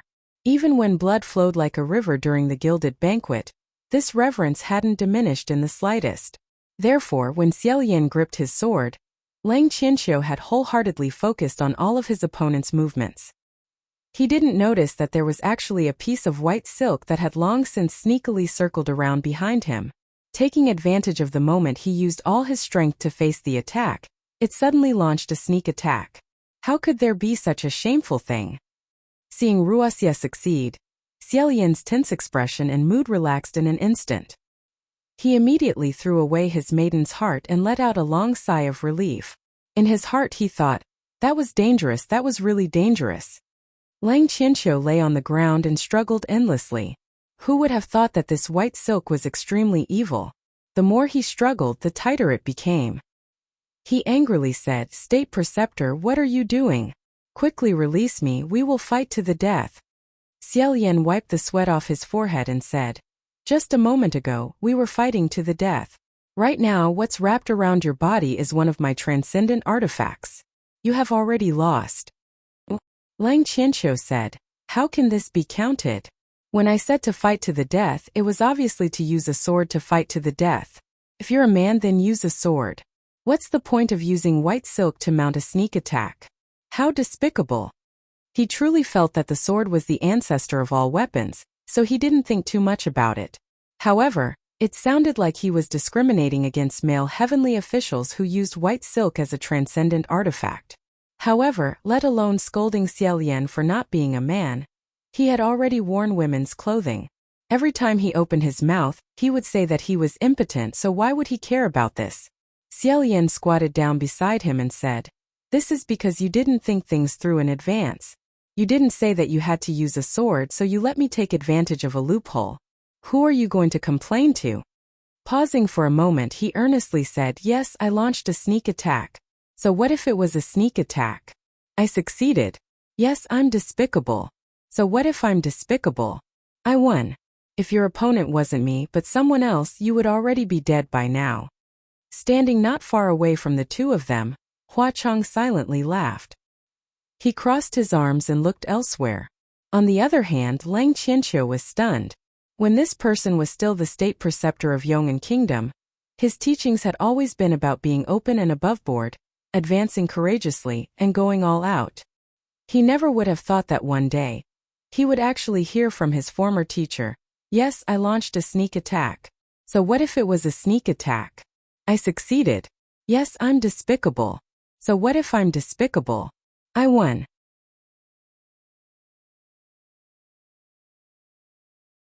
Chapter 49. Seeing that he was about to leave, Lang Qianqiu immediately said, "Stop right there." Xiaolian really did stop. Lang Qianqiu gritted his teeth. "You have to give me an explanation." Xiaolian asked, "What explanation do you want?" Lang Qianqiu said, "The gratitude and grudges of the previous generation, the hatred of the country and the enmity of the family. You hate Yong, and it's not that I can't understand. But..." He choked for a long time before he could speak again. His voice trembled as he said, "But the state preceptor, my father and mother, the empress and I to the remnant citizens of Xianlu country. Isn't it good? I am good friends with many people from Xianlu. I did everything I could to protect them." Everything he said was true. After the destruction of Xianlu, many of the remnant citizens of the old country had never forgotten their identity. Even if Yong'an established a country and began to rule, this group of people and their descendants still called themselves the people of Xianlu. They often clashed with the citizens of Xian dynasty. The first few generations of the Eternal Peace royal family used strong policies to suppress them, brutally killing many of the Xianlu survivors who resisted stubbornly. On the other hand, there were also many Xianlu players who formed alliances. He planned to assassinate the nobles of Yangon City and succeeded several times. Just like that, the enmity grew deeper and deeper. But when it came to Lang Qianqiu and his parents' generation, they adopted a completely different and gentle attitude towards the remnant citizens of the previous dynasty. They had always strived to integrate the citizens of the new dynasty and the remnant citizens of the old dynasty. They had even considered making a descendant of the Xianlu imperial family a king, something as absurd as that. All of this was to show their sincerity and treat them with courtesy. Lang Qianqiu himself had never been prejudiced against the people of Xianlu because of the hatred of his predecessors. Back then, Grand Preceptor Feng Exan was extremely mysterious. She had never revealed her identity, so no one knew which side the murderer of the Gilded Banquet belonged to. However, the enmity between Yong'an and Xianlu was too deep. Regardless of which side was in trouble, they would firmly believe that the other side was the mastermind behind the scenes. The Yong'an royal family and the courtiers who had luckily escaped this calamity all believe that the power of Xianli's remnant citizens was manipulating this matter from behind the scenes. Thus, there were many people who proposed using this as a reason to completely wipe out the remnant citizens of Xianlu and Yong'an country. However, all these suggestions were vetoed by Lang Qianqiu. His determination had protected the lives of countless innocent Xianlu citizens, preventing them from suffering an unexpected calamity and being inexplicably massacred. However, now that he thought about it, he felt wrong because he had done well in the past. It wasn't that he didn't think it was worth it, but that he felt wronged. Doing the right thing would never be worth it. However, it was clear that one had shown kindness, but did not receive the corresponding kindness from others. It was inevitable that one would feel wronged. Lang Qianqiu's eyes were red as he questioned, "Imperial tutor, where did I not do well enough? What did my parents do wrong? Why must you treat me like this?" The more he thought about it, the more unwilling he became. Under Wuxia's restraint, he struggled to raise his upper body and said, "Don't you think you should give us an explanation?" Xiaolian said, "I can't give it to you."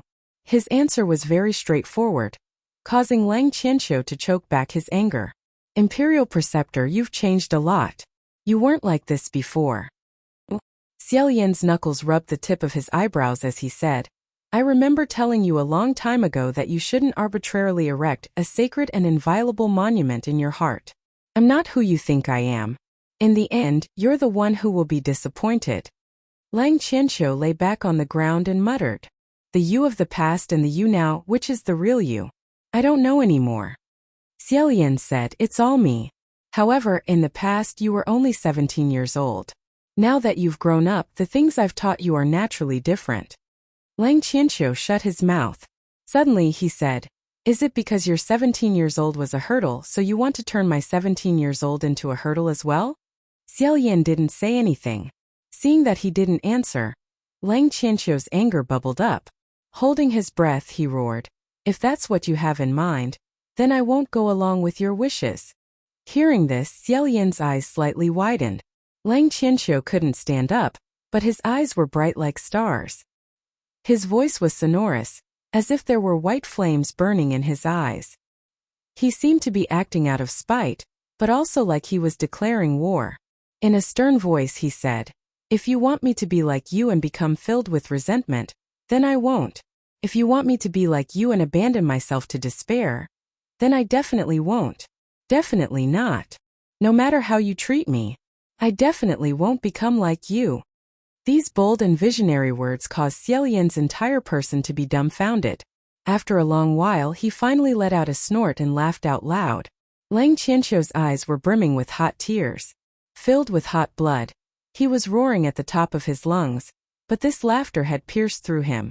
Immediately, he felt a burst of shock and anger. On the other hand, Xiaolian laughed as he clapped. The more he laughed, the more unbridled he became. In a loud voice he said, "Good." He already couldn't remember when was the last time he laughed so heartily. With great difficulty he stopped laughing. Rubbing his eyes, he nodded and said, "Good. Remember what you've said today. You definitely won't become like me." All this time, Hua Chong had his arms crossed as he coldly watched from the sidelines. Just as Xiaolian finished speaking, a burst of red smoke suddenly exploded in front of him. Caught off guard by this explosion, Xiaolian was startled, thinking that Lang Qianqiu had used some strange move. He hastily dodged and focused his attention to guard against it. However, although this explosion was loud, it didn't seem to have any destructive power. It was just that when the smoke dispersed, the place where Lang Qianqiu was originally lying had disappeared without a trace. All that was left was a roly-poly doll that stood in its original spot, swaying left and right. This roly-poly doll's head and body were both smooth and round, like a large gourd. It had long eyebrows and black eyes, a tiger's head and tiger's brain, and a charmingly naive appearance. At this moment, it was glaring angrily at Xiaolian.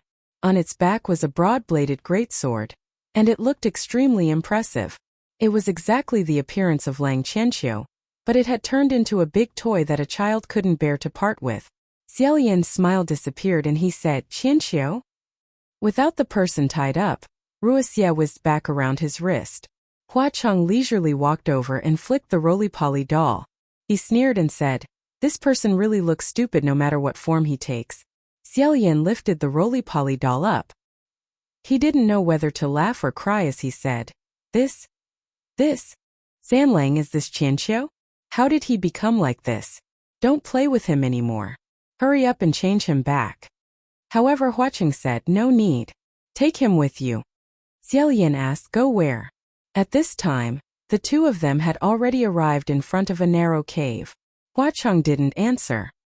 He tossed out a die and it landed on Xiaolian's palm. Lowering his head to glance at it, he took the lead and entered the cave. Turning a person into a roly-poly doll, this spell was truly very naughty. It was extremely in line with Hua Cheng's style, but it was also very difficult to dispel. In any case, Xiaolian couldn't dispel it, and he didn't dare guarantee that the other heavenly officials would be able to dispel it. Thus, he could only take the Qianqiu roly-poly doll in his hand and chase after Hua Cheng. Suddenly, he remembered that he had tossed his heart onto the ground. He hurriedly turned back to retrieve his sword and slung it over his back. Then he followed Hua Cheng inside. He wanted Hua Cheng to dispel the spell, but Hua Cheng declined to comment. The two of them walked in the cave for a short while. The narrow entrance of the cave grew wider and wider, and the sound of footsteps echoed throughout the spacious cave. In front of them, they could faintly hear the light of fire and singing. When Xiaolian had been looking for the Extreme Happiness Workshop in the Ghost City, he had also heard a burst of singing. However, the singing of the eccentric girls from the Extreme Happiness Workshop was like a gentle whisper, enchanting people's hearts. However, this burst of singing was like a group of demons dancing chaotically. It was chaotic and unpleasant to listen to. The two couldn't be mentioned in the same breath. Xiaolian couldn't help but ask, "Sanlang, what is this place?" Hua Chong softly said, "Sure." Originally, Xiaolian's voice was already very soft when he asked the question, but when he heard this sound, he practically held his breath. Soon he discovered why he needed to be quiet. In front of them, several balls of faint green flames floated over. When these balls of flames floated closer, he could clearly see that they were actually a few little demons dressed in green. Each of these little demons had a ball of light on top of their heads. From head to toe they looked like big green candles. There was nowhere to hide in this cave passage, so it was a narrow path to meet. Xiaolian turned his hand to grab the heart on his back. However, he immediately remembered that he should use Wuxia, so he put his hand down. Unexpectedly, those few little demons only swept a glance at them and then ignored them. They continued to whisper to each other as they walked forward. It wasn't like they didn't see them. Rather, it was like they saw them, but didn't find it strange at all. Xiaolian looked at Hua Chong. Standing beside him, where was that exceptionally handsome and charming red-clothed ghost king? It was clearly also a pale little demon with a green flame on top of his head. As it turned out, at some point Hua Chong had already changed the two of them into fake skins. When Xiaolian thought about how at this moment, he definitely also had a green lamp on top of his head, he couldn't help but rub his head and say, "Why bother? Why bother with such a strange appearance?" Although he didn't say it clearly, Hua Chong clearly understood what he meant. Green ghost Qirong? I've already said that his taste is low. All of the little demons under him have to dress up like this. He didn't expect that Hua Chong would actually bring him to Green Ghost Qirong's territory. In the past, when he heard Heaven Realm and Ghost Realm mention Green Ghost Qirong, they would always ridicule him for having low taste. Xiaolian didn't really understand why, but now that he knew that all of the little demons under him had to dress up like this, he finally understood a little. Just listening to the sentence "green lamp roaming in the night," there was a bit of treacherous elegance. However, if it was just this simple and crude literal meaning of green and lamp roaming in the night, then it was still a bit different from what he originally imagined. Xiaolian asked, "Didn't you already clean out his immortal's cave a long time ago?" Hua Chong replied, "I did clean it out, but he escaped. After escaping, he spent 50 years building a new nest." Xiaolian put Lang Qianqiu's roly-poly toy into his bosom. Looking around to make sure there was no one around, he whispered, "San Lang, did you come here to find Green Ghost? Why don't you first remove Qianqiu's spell and let him go first, then I'll accompany you." However, Hua Cheng's tone didn't allow for refusal as he said, "No, you bring him along. I want Lang Qianqiu to see someone." Xiaolian felt strange in his heart. Looking at Hua Cheng's reaction, it was clear that he didn't think highly of Lang Qianqiu. Why would he specifically want him to see someone? Right now he was stuck between a rock and a hard place, so he couldn't say much. After a while, the two of them finally walked out of the cave. Caves were dug out in all directions of this mountain. The caves were connected to the tunnels, and the tunnels were connected to the caves. At every cave entrance, there were demons and ghosts with green lamps on their heads going in and out. It was like a huge beehive of ants. If Xiaolian walked alone, he definitely wouldn't be able to remember the way after walking for a while. However, Hua Chong acted as if he was in his own home. Without the slightest hesitation, he shuttled back and forth between the caves with extreme ease, as if he was very familiar with the route. The two of them were wearing the skin of the green flame little demon. Seeing that no one was blocking their way, Xiaolian let out a sigh of relief. Hua Chong thought he was sighing and asked, "What's wrong?" Xiaolian replied, "Nothing. I thought you would break into the mountain from the front. I didn't expect you to sneak in. I'm not too good at fighting, so I'm relieved." When he said not too good at fighting, he was speaking from the bottom of his heart. Although fighting was good, dealing with the aftermath wasn't good. When Hua Chong heard this, he seemed to smile. Then he said, "Last time I broke into the mountain from the front, but Qirong ran away when he heard the news. This time I want to find him personally. Naturally, I can't let him find out." Xiaolian thought to himself, could it be that the person San Lang wants Qianqiu to see is Green Ghost? What's the relationship between these two? I don't know what he wants to do. In short, I'll accompany him on this trip first. Then, I'll slowly ask him to remove the curse on Qianqiu's body. Because he still remembered that he had burned down Hua Cheng's blissful square, It was inevitable that he would feel guilty. Just as he was thinking, he heard Hua Chang speak again. This trash can't do anything, but his vigilance is very high. The little demons can't get close to him, and it's not easy to disguise as his trusted aides. If you want to get close to him, there's only one way. At this moment, 4 little demons walked over, talking and laughing. Hua Chang slowed down his pace and Xiaolian followed suit. Behind these 4 little demons in green, they were actually dragging a group of living people with ropes. In this group of living people, some were dressed in rags, while others were dressed in luxurious clothing. From the looks of it, they were all young men and women under the age of 30. There was also a child who was tightly holding onto the corner of a young man's clothes. They were probably a pair of father and son that had been captured. Both of their hands were tied, and as they walked in this devil's den, they all had frightened expressions on their faces. Hua Chang brushed past them, then turned around without leaving a trace, and followed at the back of this group. He only lightly nudged Xiaolian with his elbow, and Xiaolian maintained the same movement as him. When he looked at Hua Chang again, he had actually changed his appearance in an instant. This time he was a young man with delicate features, and he was probably about the same type. This group of people made many turns, making their way through the cave.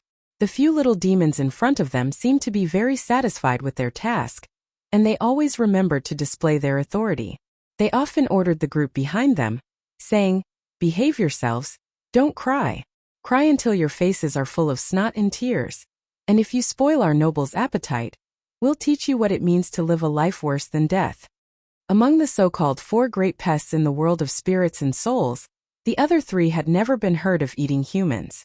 Only Green Demon Qirong could not bear to eat humans, so it was no wonder that he was ridiculed by his colleagues and enemies at the same time as not presentable and unable to broaden their horizons. Just now, Hua Chang said that there was only one way to get close to Green Demon Qirong without him noticing. It seemed like he had to blend in with the food ingredients. As Xiaolian walked, he reached out to grab Hua Chang's hand. This was the first time he did so, and he felt Hua Chang stiffen, as if he wanted to pull his hand back. It wasn't that Xiaolian didn't notice, but in this situation, he didn't have time to think too much. He tightly grasped Hua Chang's hand and lightly wrote a word on his palm, "Save." Since he had seen it, then this group of people had to be saved.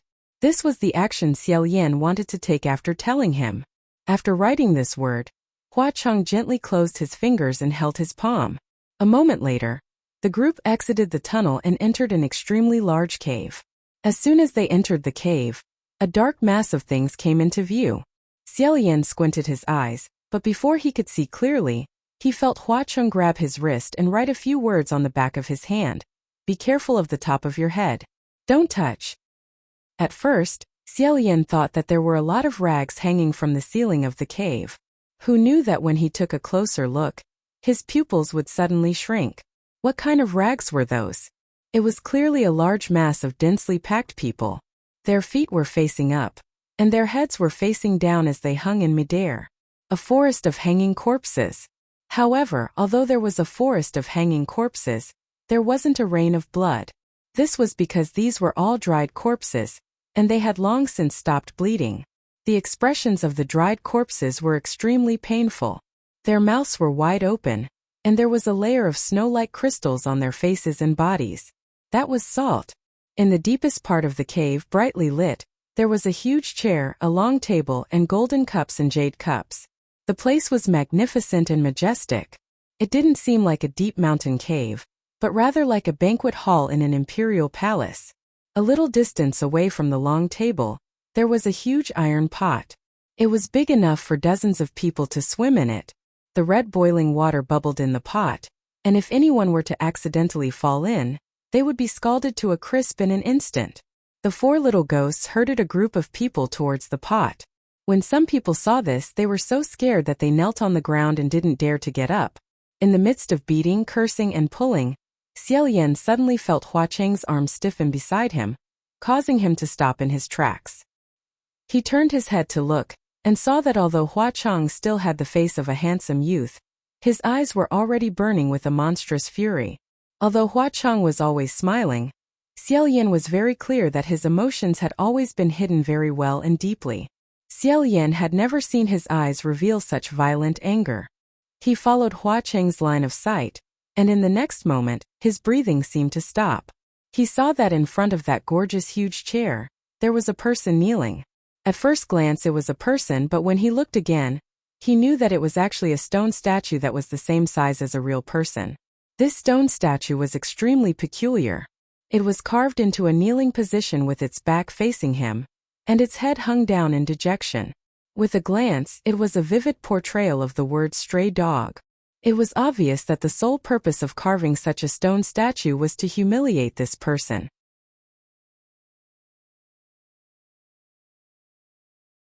Chapter 50. Logically speaking, people wouldn't know what their own back looked like. However, Xiao Yan was different. He couldn't be more familiar with his own back. That year, after Xianlu was destroyed, people burned his 8,000 crown prince palace in order to vent their anger. They toppled all the crown prince statues. They stole the sword hilt gems. They scraped the gold off their clothes. But they still couldn't vent their anger. Thus someone gradually came up with a new trick. That was to create these kneeling stone statues. They made the crown prince, who they had originally worshipped, into a kneeling position and put him in a place with many people. They advocated that when they walked over, they could get rid of bad luck by spitting at the wooden statue or whipping it twice. Or they took it one step further. They directly made it into a kneeling position to replace the doorsill, for thousands of people to step on it. In the 10 or 20 years after Xianlu was destroyed, many towns and villages could see these stone statues. How could Xiao Yan not be familiar with what his back looked like after kneeling? At this moment, a young man's voice said, "Pei Su, this little dog is holding on to Pei Zhongma's dog leg. Does he really think he's worth something?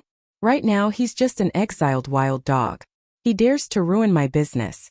I'll teach him that even if he's dried up, no one will dare to collect his corpse." Before the person arrived, the scolding came first. Xiao Yan looked over. An elegant figure in a green robe walked in.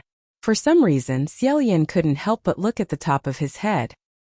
He saw that he was wearing a mask and there was no light above his head. He felt slightly disappointed. A group of little ghosts in green surrounded this man in green, like a circle of candles surrounding a person in the middle. Presumably, this was one of the 4 great scourges of the ghost world, Green Ghost Qi-Rong. From the first time Nanfeng mentioned Qi-Rong's name, Xiao Yan had a trace of interest. He wondered if this Qi-Rong was the Qi-Rong he knew. However, because of the conventional belief that demons and ghosts would hide their real names and hide their past lives, he felt that it might not be the same person. It was just a fake name. However, now it seemed that he was 80 to 90% sure. Because if it wasn't the Qi-Rong he knew, how could there be another Qi-Rong who was so obsessed with the kneeling crown prince statue? The moment he opened his mouth, why would his voice sound familiar? That group of green-clothed imps surrounded Qi-Rong and loudly called him king. They were all talking at once and Xiao Yan roughly understood what they were saying. It turned out that this Qi-Rong had sent a few of his trusted subordinates to the ghost city. They failed to cause trouble and were destroyed by the flower city. Thus he prepared to fight again. Who knew that before the second round was released, they would meet the exiled Pei Su. Although Pei Su had been banished to the mortal world, he was once a heavenly magistrate and had nothing better to do. When he met them, he casually cleaned them up. Then he turned them into ashes. In such a short period of time, Qi-Rong had lost 2 groups of his trusted subordinates. When he heard the news, he flew into a rage and cursed, like ancestor, like descendant. Pei Ming is a dog with ulcers on his lower body. We should chop off his and Pei Su's rotten ass and hang it in front of their temple. Whoever worships them will end up like them. As Xiao Yan listened, he really had the urge to cover his ears. They were both cursing people. When Feng Xian was agitated, he also cursed unbearably. But no matter how bad his curses were, it was obvious that he was just being hot-blooded and had no real intention of cursing. However, Qi-Rong's curses were different. No one doubted that in his heart, he really hoped that the person he cursed would die as dirty and despicable as the way he cursed. He didn't hesitate to attack the person's lower body. It was simply despicable. The group of green-clothed imps echoed loudly. Qi-Rong probably thought of the capable subordinates he had promoted and said, "It's a pity that such a strong and good woman like Xianji was caught by this shameless Pei family's second dog. She suffered great injustice and can't be rescued even now. When Xiaolian heard this, he didn't dare to agree. Even if Xianji was pitiful, it wasn't like they were saying it as if it was all General Pei's fault. After all, she had taken the initiative to kidnap and kill the dozens of brides. It was true that she was strong, but good women were debatable. Previously, he scolded Xiao Pei for ascending by hugging General Pei's thigh. Xiaolian didn't dare to agree with this. After so many years, there was one thing he dared to say: those with ability might not be able to ascend. But those who ascended definitely had their ability. If one didn't have the ability, no matter how much they begged others to help them, they wouldn't be able to pass the heavenly punishment. At most, they would be able to make do with a heavenly official. Although Xiaolian and Pei Su didn't interact much, he could see that Xiao Pei's martial arts were slightly above Lang Qianqiu's. However, having great ability didn't equate to having a high status. Luck was also one of the factors. Otherwise, Pei Su would have built his own palace long ago. However, Qi Rong didn't consider these. He cursed loudly, as if there was no one in the world that he didn't want to curse to death. He scolded Pei Ming for being a rotten stud, Xiao Pei hugging his thigh, Jun Wu for being a hypocrite, Ling Wen for being a bitch, Lang Qianqiu for being an idiot, Quan Yizhen for being a piece of shit, Navy for being a black-hearted person, Wen for being a bitch. He probably didn't know that Shi Qingxian was actually a man. If he hadn't heard it with his own ears, Xiaolian simply couldn't imagine how a person could have so much resentment. In the end, he cursed Hua Chong and that low-profile Blackwater's Changzhou for daring to look down on him. They were merely two peerless people. One day, he would make them kneel before him. Because he couldn't imagine such an unrealistic fantasy scene, Xiaolian should have been angry, but unfortunately, he only felt that it was funny. He couldn't help but glance at Hua Chong. Hua Chong himself didn't have much of a reaction. His eyes were still fixed on the kneeling stone statue. Finally, thankfully, Qi Rong seemed to be satisfied with his scolding. He changed the topic and said, "How's the matter I asked you guys to do?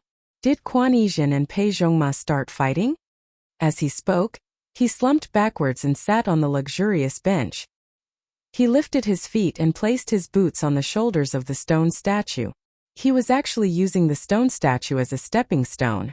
Xiaolian had been holding on to Hua Cheng's arm.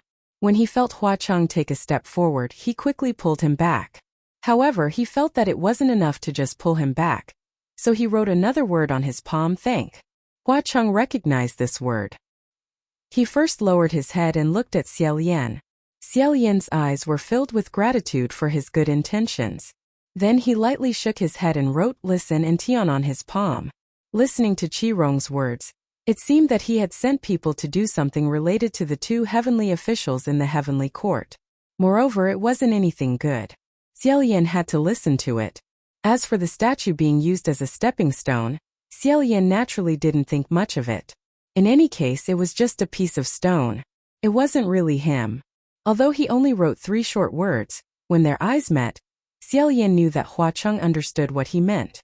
Hua Cheng slowly clenched his hands and turned his head. His expression couldn't be seen. A green-clothed imp said, "According to my king's words, we have already spread the news that Pei Ming wants to support Pei Su to become the Western martial god. Now that this matter is getting bigger and bigger, we can use this as an excuse to disguise ourselves as Chiang Palace's followers and smash more than 100 Mingguang temples in the north. Ha ha ha. You don't know, but many of our followers are really stupid. When they saw us smashing, they followed suit." Qi Rong praised. "Continue to add fuel to the fire. If Quan Yi can really endure, I don't believe that Pei Zhongma can." Regardless of whether what they spread was a rumor or not, spreading such a malicious rumor was already harboring evil intentions. Moreover, they disguised themselves as humans and did such immoral things that harmed people's merit. It was no wonder that when the heavenly officials in the heavenly court mentioned Qi Rong, they would say that he wasn't very capable, but he was very annoying. Xiaolian secretly noted it down. If there's a chance, tell Junwu to be careful of the 2 heavenly officials trying to sow discord. After Qi Rong finished speaking, he leaned back and rested his long legs on the stone statue's shoulder. He changed his posture. The imps knew what to do. They came to the crowd and started to pick and choose. The child in the group wasn't even 10 years old yet, so he wasn't very sensible. He blinked his big eyes and kept pulling on the corner of his father's clothes. because he was afraid. He kept pulling. That young man's face was ashen. He kept trembling as he said, "Don't be afraid, don't be afraid." However, he himself was scared to death. When one of the imps in green saw that there was a child, his face lit up with joy. He stretched out his arm wanting to grab him. That young man cried out, "Ah!" and jumped up. Xiaolian didn't know what he was going to do. At this moment, he felt a shadow flash beside him. When he turned around to look, he saw Huachang standing there. Since he was here to look for the green demon, now that he saw Qirong, he should remove his disguise. Xiaolian didn't doubt that with his strength alone, he would be able to kill everyone in this place. No one would be able to stop him. However, Huachang didn't change into his original form. He still wore the skin of an ordinary teenager as he slowly walked forward. One by one, the imps in green took out their weapons and vigilantly said, "Stop! What are you doing out here?" Qirong crossed his legs as he strangely said, "What's wrong with this brat? Take him down." Huachang smiled and said, "The Xian Le royal family is here. Don't you guys intend to show some respect?" Hearing this, not only Qirong, even Xiaolian was stunned. In a flash, Qirong stood up abruptly and snorted under his mask, as if he was so angry that he laughed instead. "How dare you? Playing such a joke in front of me? Why don't you tell me what kind of Xian music royal family are you?" "Which one?" Huachang said calmly, "Prince Anil." Suddenly, Xiaolian felt Lang Qianqiu's roly-poly toy in his arms seem to struggle and tilt a little. Prince Anlu was of the same generation as Lang Qianqiu, a descendant of the Xian Lu imperial family. Prince Anlu himself could be considered as Lang Qianqiu's friend. Qirong's hideous laughter came from under the mask. "Prince Anil? You're courting death. Who told you to come here looking for trouble? The person who called you here didn't fill up the history books for you." Prince Anlu was the only remaining bloodline of the Xian Lu royal family, but this bloodline had already died out. "Who do you think you are? How dare you pretend to be a member of the Xian Lu royal family in front of me?" Huachang raised an eyebrow. "Oh, all dead. How did they die?" Qirong shouted, "Seize him! Seize this strange brat!" Under his command, dozens of little ghosts dressed in green rushed in from all directions of the cave, shouting incessantly. Amidst the chaotic dance of the demons, Huachang faintly smiled. A moment ago, his face still looked like a gentle breeze, but in the next moment, a layer of cold frost covered his expression. His figure didn't seem to move at all, but in an instant he appeared behind Qirong. He single-handedly grabbed Qirong's head, and as if he was grabbing a ball a child was playing with, he slammed it down and said, "Who the fuck are you? You dare to seek death in front of me?" Only a loud bang could be heard. In a split second in front of that gorgeous long seat, sand and stones flew everywhere, and smoke and dust billowed. Xiaolian shielded the child behind him, blocking a few small stones. When the smoke and dust dispersed, Qirong had unexpectedly disappeared. Looking carefully again, he hadn't disappeared. It was just that his entire head had been deeply smashed into the ground by Huachang's palm.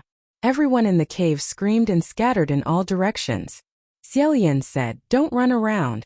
If by any chance you startled the group of ghosts in the cave, they would kill anyone they saw. What good would that be?" Of course, as usual, no one would listen to him. Xiaolian withdrew his hand, feeling helpless. However, right now he couldn't care about other people. On the other side, Huachang slowly squatted down. Grabbing Qirong's hair with one hand, he pulled out that bloody head from the large hole in the ground and lifted it up along with the body. After observing it for a moment, he seemed to find it extremely amusing and started laughing out loud. Although he was laughing, the expression in his eyes was extremely off, making one's hair stand on end. Wuxia flew out and whipped a few green lamp imps who were brandishing their blades at the fleeing living people. Xiaolian turned his head and instinctively felt that something was wrong. "Sanlang? Sanlang!" A few cracks appeared on the mask on Qirong's face, and pieces of it fell off. He spat out a mouthful of blood and shouted, "Someone come! Quickly stop him! Everyone come over and stop him for me!" Just a moment ago, Huachang was still violently beating him to death. Yet now, he seemed to be in a very leisurely and carefree mood as he chatted with him about all sorts of trivial things. Grinning, he said, "Ah, don't you know? There are some things in this world that can't be stopped. For example, the sun sets in the west. For example, an elephant tramples an ant to death. For example, I want your dog life. When he said the last sentence, the malevolence on his face was completely revealed. Lifting Qi Rong's entire body in his hand, he suddenly smashed it down again. Another loud noise rang out. Qi Rong's body fell to the ground, turning into a puddle that was worse than mud. Then with a light crack, the mask on his face shattered, revealing half of his face. No matter who looked at this half of his face, they would discover an astonishing fact.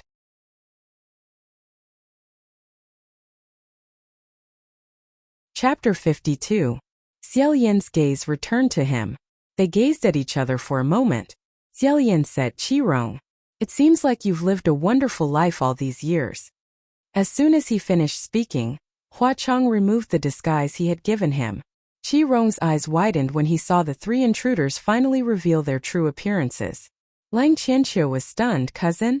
Although he had heard Qi Rong say our Xianle, he had already guessed that Green Ghost was from Xianle country. However, he didn't expect that he and Xiaolian would have such a relationship. Qi Rong stared at Xiaolian's face, slowly sweeping his gaze up and down. It was a strange, novel and greedy gaze. However, when his gaze fell on the fragrant heart sword on Xiaolian's back, he suddenly stopped. Suddenly he burst into laughter. I see. My heart is yours, you are the heart. Ha ha ha ha ha. She did not know why he was laughing. However, Lang Qianqiu felt extremely uncomfortable and said angrily, What's so funny? Qi Rong fiercely said, I am laughing at my good cousin. None of your business. I am sorry for saying that your excellency's stupidity spanned 100 years. I apologize. You are a great teacher who produces a great disciple. Look at your master's behavior. How smart can you be? He turned towards Xiaolian. You ran to Yong'an to become the state preceptor. In the end, you were stabbed to death by your disciple. Wasn't it exciting? Isn't it funny? You deserve it, don't you? You're really shameless. When he said the word offend, Hua Cheng's palm struck down like a thunderbolt. Qi Rong was originally very resistant to beatings, but when he saw Xiaolian appear, he inexplicably became 10 times more excited. His face was smashed into the ground, but he still stubbornly shouted, Bastard! Despicable! What a bitch! Every time he spoke, Hua Chong would add another palm strike to the back of his head. The scene was extremely bloody. Xiaolian intercepted Hua Cheng's hand before it could fall and said, San Lang, let it go. Hua Chong snapped, Why should I let it go? Xiaolian said, It's nothing, you don't have to worry about it. This person is just sick. He's very difficult to deal with, so I'll handle him. Just ignore him. He gently patted Hua Cheng's shoulder. After a long time, Hua Cheng finally said in a low voice, All right. Qi Rong pulled his head out of the ground and rolled to the side with difficulty. He spat, Why are you pretending to be kind? If you really didn't want him to hit me, you should have stopped him from the beginning. No one will praise you for your magnanimity if you pretend to ask him to let it go. Xiaolian replied, I only stopped him because I didn't want to dirty his hands. Aren't you mistaken? Hearing this, a trace of anger flashed across Qi Rong's bloody face. Then he laughed wickedly and said, Ioyo cousin Crown Prince, your relationship with Hua Cheng isn't bad, huh? I was wondering why none of the subordinates I sent to pay you a visit during the Hungry Ghost Festival came back. So it's because you've clung to Hua Cheng. Xiaolian was completely unaware that Qi Rong had actually sent his subordinates to find him. On the night of the Hungry Ghost Festival, he happened to run into Hua Cheng and brought the youth back to Puqi Monastery. Presumably, Hua Cheng had taken care of all the subordinates sent by Qi Rong. At this thought, he couldn't help but glance at the person beside him. Qi Rong continued, You're even calling him San Lang. TSK, how familiar. Cousin, you're a high priest of the heavenly court. How could you hook up with this kind of demon? Aren't you afraid of disgracing your status? After all, you're so perfect, so pure and flawless. Your holy light illuminates the earth, ha ha ha ha. The high priest of the heavenly court had more or less felt that Mu Qing's words were a bit strange. However, if they were to listen and compare them now, they would realize what was truly strange. In the past, they had truly wronged Mu Qing. Furthermore, Qi Rong didn't just say it, he also did it. He cupped his heart and said, "Cousin Crown Prince, all these years as your younger brother, I've been thinking about you all the time. Look at the stone statue I meticulously made for you. I keep it by my side so that I can see your heroic figure at all times. How about it? It's not bad, right? Do you like it? It doesn't matter. If you don't like it, that's even better. I'll make a few more for you, ah." When he mentioned the stone statue, Hua Cheng's expression turned cold.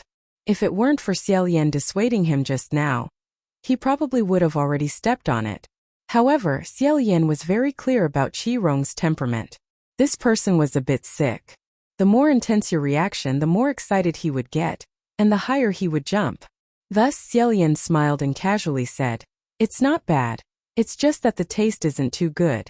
It must have been hard on you." Sure enough, Qi Rong immediately pulled a long face and coldly said, "Be content with what you have. Only I gave you a statue out of respect in the past. Who else would be willing to worship you? This time you were able to ascend again because you hugged Junwu's thigh and cried until your knees were rotten from kneeling. Go to the heavenly court and casually take a look. Which high priest isn't more glorious and dignified than you? Those who have flown for 200 years can still step on you. You're almost 800 years old, yet you're still like this. What a failure." Xiaolian smiled and said, "Cousin is quite a failure. Unlike cousin, who's only 800 years old, you're already fierce." Xiaolian was all too clear on how to deal with him. At the side, Hua Cheng snorted and laughed. Qi Rong's face really turned green.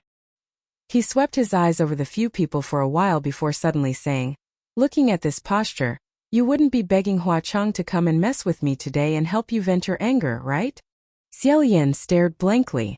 Thinking about this posture, he actually felt that he couldn't refute it. Qi Rong said, "Look at you guys. As soon as he heard me say that you're not good, wow, he's this angry. Could it be that he was touched by the holy light on top of your head and became blinded? Ioyo, I've discovered it. He seems to have been blind all along. Ha ha ha." Before he could finish speaking, his vision suddenly darkened. His cheeks were in severe pain and blood crazily sprayed out. He had actually been punched again. However, this punch wasn't from Hua Cheng. It was from Xiaolian. Xiaolian's attack was surprisingly fast. He coldly said, "I've never hit you before, but that doesn't mean I'll never hit you again." This punch was ruthless. After a long while, Qi Rong was finally able to speak. Lying on the ground like a mangy dog, he pounded the ground and laughed out loud. "Cousin Crown Prince, you hit me, you actually hit me. Heavens, our noble, kind, compassionate, helpful Crown Prince who can't even bear to trample an ant to death, gave me an expression. He even hit me, he actually hit me. This is bad, this is bad." He was unreasonably excited to the point that he was acting like a lunatic. Lang Qianqiu had never seen a person with such strange words and actions. After watching his one-man show, he was completely stunned. He muttered, Is this person crazy?" Xiaolian was used to this and didn't find it strange. He said, "You heard it. This person is crazy and his mind isn't normal. His words can't be trusted." At this moment, Qi Rong's laughter suddenly stopped. His expression suddenly became stern as he sneered. "Don't be in a hurry to tell others that I'm crazy. Let me ask you, how did Prince and Le die?" This question was asked by Hua Cheng just now, but now it was him asking Xiaolian. Lang Qianqiu suddenly became concerned. Xiaolian's heart tightened and he didn't answer immediately. Qi Rong slowly climbed up and sat against the kneeling statue. He said, "After Enle died, I cut open his stomach to take a look. His internal organs were all shattered by the extremely sharp sword energy. That's why he didn't have any external injuries, but he kept coughing and vomiting blood. This kind of method is impossible for an ordinary swordsman. I originally thought that the thief Yong'an hired some strange necromancer to disguise Enli's death. Now that I think about it, there's another person who would also do this kind of thing. This person, of course, is my fair and just good cousin. After all, our crown prince is a pure and wholly peerless Tianshan snow lotus." Hua Cheng stomped down and Qi Rong screamed in pain. Lang Qianqiu only felt that his head was about to explode. He held his head with bloodshot eyes and said, "Shut up. What do you understand? Who is the murderer? What happened at the gilded banquet? What's going on with Prince Enlu? What's going on?" Qi Rong said, Lang Qianqiu, why can't you understand? I can almost understand everything. It seems that you really don't understand your master's virtue at all. Come, let me dissect my good cousin for you. This former crown prince of Xian Le country ran to your Yong and to become the state preceptor and taught you sword techniques for 5 years. After he said a few words, Xiaolian's long sword shook. Before he could step forward, Lang Qianqiu's heavy sword blocked his way and said, Let him finish. Xiaolian said, You already know he's a madman, yet you still listen to his nonsense. Fang Xian swung her sword down. The blade of the sword was clearly extremely slender, yet it shook Lang Qianqiu so much that he almost couldn't hold on to that huge heavy sword. Who knew that at this moment, a curved silver blade would lightly and skillfully pick up the tip of his sword, deflecting it. Xiaolian was startled and said, San Lang. Qi Rong saw that Xiaolian clearly didn't want him to say more. He didn't want Lang Qianqiu to listen more, so he purposely wanted to do the opposite. Seizing the opportunity, he said, Prince Enlu is a good man of our Xian Le country. He listens to my words and pretends to be on good terms with you. Then he wiped out the dog lives of your Yong and county's thieves at Gilded Palace. When your master saw this, Enlu escaped. Then you rushed to Gilded Palace and ordered the entire country to arrest State Preceptor Fang Xian. This is what I said before, it's definitely true. Xiaolian wanted to block his mouth several times, but he was stopped by Hua Cheng. Xiaolian said, San Lang. However, Hua Cheng didn't say a word and just didn't let him go. The more Xiaolian wanted to snatch it, the faster Qi Rong's mouth moved. But my cousin, the saint, saw Enlu kill people with his own eyes. He definitely thought, how can this be? This isn't right. Thus, he went to find Prince Enlu and wanted to teach him a lesson. But when he found him, he found out, oh my god, Enlu's plan was huge. It wasn't just to assassinate a few thieves. Since he couldn't teach him a lesson, he hardened his heart and personally killed off the only remaining bloodline of the royal family. In the end, you caught your master and nailed him to death in his coffin. My cousin's magnificent career as a state preceptor finally ended. Cousin, am I right? He spat a mouthful of bloody saliva at the foot of the kneeling stone statue and said, You think I don't understand you? You just love to do this kind of thing. Ancestors above, look at what kind of good grandson you've given birth to. Not only did you cause the Xian Luxia clan to lose everything, you even cut off their bloodline in this world. Xiaolian, you're a jinx, a god of plagues. Your birth is truly Xian Le country's greatest misfortune. Why don't you die? Why do you still have the face to live in this world? Lang Qianqiu said, But I personally saw him use a sword to kill my imperial father. How do you explain this? Qi Rong said, If it wasn't for the fact that you, old man, are blind and have seen wrongly, I can only think of one explanation. That is, Enlu really did stab your father, but he didn't stab him to death. Lang Qianqiu said, Did he stab him again? Qi Rong cried out, What are you saying? My good cousin is a kind person. How could he immediately stab him again? After he went up, he would definitely be too embarrassed to immediately stab him again. He would definitely try to be polite and save the person first. However, I'm afraid that it was your father who harmed himself. Lang Qianqiu said, What do you mean by harmed himself? Qi Rong said, After a person who was almost killed was saved, what would be the next thing he would do immediately? After you saw so many people die in the Gilded Palace, what was the first thing you thought of doing? Lang Qianqiu still hadn't completely figured it out. He said, Apprehend the murderer. Qi Rong said, Isn't that right? After my good cousin saved your father would definitely say, State Preceptor, quickly, it was Prince Enlu who did it. Quickly go and kill Prince Enlu for me. No. Not only that, he would definitely say something even more powerful. For example, State Preceptor, call Qianqiu over. Call everyone over. Kill all the people of Xian Le country for me. I want them to accompany me in death.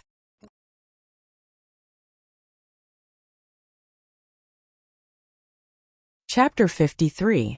Xiaolian shouted, Qi Rong, shut up. Lang Qianqiu suddenly turned his head. Why do you want him to shut up? So what he said was the truth. In the Gilded Palace, Yuan and Lu both made a move. One killed my entire family, the other stabbed my imperial father. You're both lying to me. Xiaolian said, Don't listen. Qi Rong interrupted, Of course we're lying to you. You're so stupid. If we don't lie to you, who do we lie to? If it weren't for you interfering, the people of Xianlu would have taken your dog life when you were 12 years old. How could they allow you to live so big and ascend? Lang Qianqiu said, 12 years old. When he was 12 years old, a major event happened. He was kidnapped by a thief. He was saved by Xiaolian. Lang Qianqiu said, the thief who broke into the palace that year was sent by the people of Xianlu? Qi Rong said, nonsense. Do you think an ordinary assassin could kidnap their crown prince in front of several hundred royal warriors? Wasn't it because I helped in Lu? Lang Qianqiu nodded, saying, help? Fine, I understand. So our friends are fake. You people of Xianlu don't care about our goodwill. Your king and Lu have bad intentions. They're here to kill us. He then turned to Xiaolian and said, so what you said is also fake. Qi Rong pretended to be curious and said, come. Quickly let me hear what my saint cousin said to you. Lang Qianqiu didn't pay attention to him. He only said to Xiaolian, you said that Yong'an and Xianlu were originally one country. The conflicts between the royal families have nothing to do with the common people. The common people on both sides were originally one family. In the hands of our generation, some changes can be made. As long as the common people are good, the surname of the royal family doesn't matter. The two sides can resolve their enmity and reunite, but it's all fake. It's all nonsense, bullshit, lies. Xiaolian didn't want to hear these kinds of words the most. He immediately said, no, it's not fake. Think about it, in your hands, didn't it really change? Lang Qianqiu stopped talking, his chest rising and falling. Xiaolian said, didn't you do very well? Later on, didn't Xianli's people integrate well with Yong'an's people? There were fewer and fewer disputes in the future, so how could it be fake? After a moment of silence, Lang Qianqiu said tearfully, But what about my imperial father and imperial mother? The fusion of eternal peace and immortal music was originally their greatest wish. So they conferred the title of King of Peace and Happiness to the last member of your clan. Their wishes were fulfilled, but what happened to them? Qi Rongrua said, you're just like my saint cousin back in the day when you cry when you encounter a problem. You're asking us for your parents, but I haven't even fucking asked your ancestors for my parents yet. What wish is a fusion of both sides? Hence the title of Enlu. To put it nicely, Enlu is Enlu, Enlu is Enlu, Enlu is Enlu. Do you think I can't see that this is the meaning of your Yong'an dogs wanting to step on the heads of Xianlu people for a lifetime? Xiaolian angrily said, Qi Rong, stop acting up. Lang Qianqiu, on the other hand, was crying as he glared at Qi Rong. Were you the one behind the killing of my kin? Are you also involved in the gilded banquet? Qi Rong giggled and said, yes, I have a part and Lu has a part, your master also has a part, and the three of us from Xianlu all have a part. Ha ha ha ha ha. Who would have thought that halfway through his laughter, Lang Qianqiu's heavy sword would suddenly chop down. Qi Rong cried out as his entire body was cut into two halves. This scene was extremely bloody. The two halves of Qi Rong's body were rolling on the ground, but the upper half of his body said, it doesn't hurt, it doesn't hurt, it doesn't hurt at all. Compared to Crown Prince cousin's palm, you're far inferior. Ha ha ha ha ha. Lang Qianqiu didn't say anything. He grabbed Qi Rong's head and lifted it up. Qi Rong was still ridiculing him, but Xiaolian saw that Lang Qianqiu's expression was a bit off. He said, Qi Rong, if you still want to live, then quickly say a few words less. He had always treated people gently and politely, but Qi Rong couldn't be treated with common sense. Xiaolian understood this principle very well, so every time he met him, Xiaolian didn't want to be polite at all. He couldn't help but become rude. Lang Qianqiu dragged Qi Rong's upper body to the big pot that was bubbling with boiling water. He said, do you usually use this pot to eat people? Qi Rong was dragged all the way, leaving a thick trail of blood on the ground. He said, that's right. What do you want? As soon as he finished answering, Lang Qianqiu let go. Aha aha. It was unknown whether Qi Rong was screaming or laughing. He was thrown into that big pot and was immediately scalded to the point that his skin and flesh were split open. Xiaolian didn't think that such a scene would really appear. His pupils suddenly contracted and he blurted out, Qianqiu. Lang Qianqiu said sternly, what? Green Ghost Qi Rong, how many living people have you eaten? Can't you teach him the taste of being cooked? He is the enemy that exterminated my clan. Can't I also let him suffer? Of course he could. Therefore, Xiaolian couldn't say anything. He didn't have any position to say anything. However, whether it was the crown prince of a country in the mortal world or the eastern martial god of the celestial court, Lang Qianqiu had never done such a thing. He always killed if he wanted to and disdained to use such cruel methods. This was too different from the Lang Qianqiu that Xiaolian knew. Qi Rong was thrown into the boiling water. After a while, when he fished him up again, he didn't look like a human anymore. He had been boiled into a lump as if his skin and flesh had melted. There were even some places where white bones could be seen. It was very frightening. However, he seemed to be very happy and was still laughing cruelly. He said, "Cousin, congratulations. Look at your good disciple. His wings have hardened and he knows how to use cruel methods. He knows how to torture people." Lang Qianqiu let go again and Qi Rong was thrown into the boiling water again. This time it was as if even his bones had been melted by the soup. Qi Rong didn't float up again. Only a few pieces of his green robe were left floating on the water. Xiaolian didn't see his figure for a long time and couldn't help but call out, "Qi Rong." This cousin of his used to call him Cousin Crown Prince, praising him for everything and incomparably worshipping him. However, after the fall of the Xianle kingdom, he became a complete madman. He took the lead in burning down his temples and smashing his halls. He built kneeling statues and doorsteps of the crown prince everywhere. In order to make him suffer, he was willing to do anything at all costs. Xiaolian had always been able to tolerate this kind of behavior. If it involved other people, he would try his best to stop it. In the end, he couldn't bear it anymore and could only hope that the two of them wouldn't meet. After that, the two of them didn't meet for many years. He thought that Qi Rong had already passed away. Who knew that after such a long time, he would suddenly meet an old friend in this world? Seeing that face that was 30% similar to his, he really couldn't say whether or not there was a trace of nostalgia in his heart. After all, the two of them were the only two of the Xianle royal family left in this world. However, not long after they met, he suddenly saw him die in front of him. Moreover, he was killed by Lang Qianqiu, who wasn't even willing to use the cane. In such a short period of time, the ups and downs were too big. For a moment, he didn't know what to feel. His heart was in a mess. Lang Qianqiu stood beside the big pot and lowered his head in silence. At this time, Huacheng said, "He's not dead." Lang Qianqiu raised his head and looked at him. Huacheng said, "You can't be thinking that you've gotten your revenge just like that, right? At most, you've only killed one of his doppelgangers. If you really want to completely kill him, you'll have to go find Qi Rong's ashes." Lang Qianqiu coldly said, "Many thanks for your reminder. I will definitely capture him with my own hands and use his ashes to hold a memorial for my imperial father and empress mother. After that, I'll find you to settle things. State Preceptor, don't even think about running away." After he finished speaking, he swung his sword down and split the big pot in half. Then he immediately withdrew and left. Boiling water gushed out, and the broken bones inside the pot were washed to the ground. Xiaolian wanted to chase after him, but in his heart, he understood that it was already useless. He stopped in his tracks and stood in place speechless.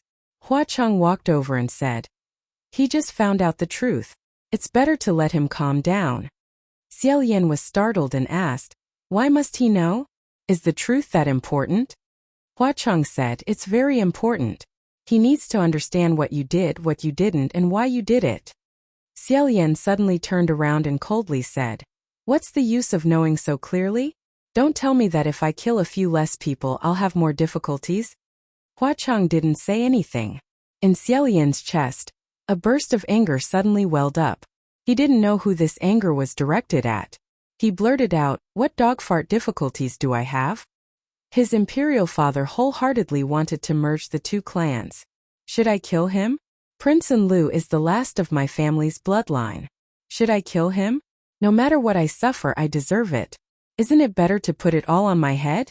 What am I afraid of? Even if they all come at me, I won't die. Originally, it was only me who did the good deed.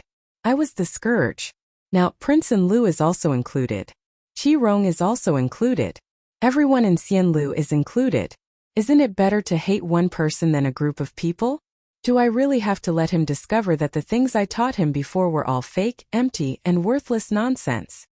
Hua Cheng just quietly looked at him and didn't refute. The two people looked at each other for a moment. Then Xiaolian suddenly covered his face and said, "I'm sorry. San Lang, I'm sorry. I'm afraid I've gone crazy. I'm sorry."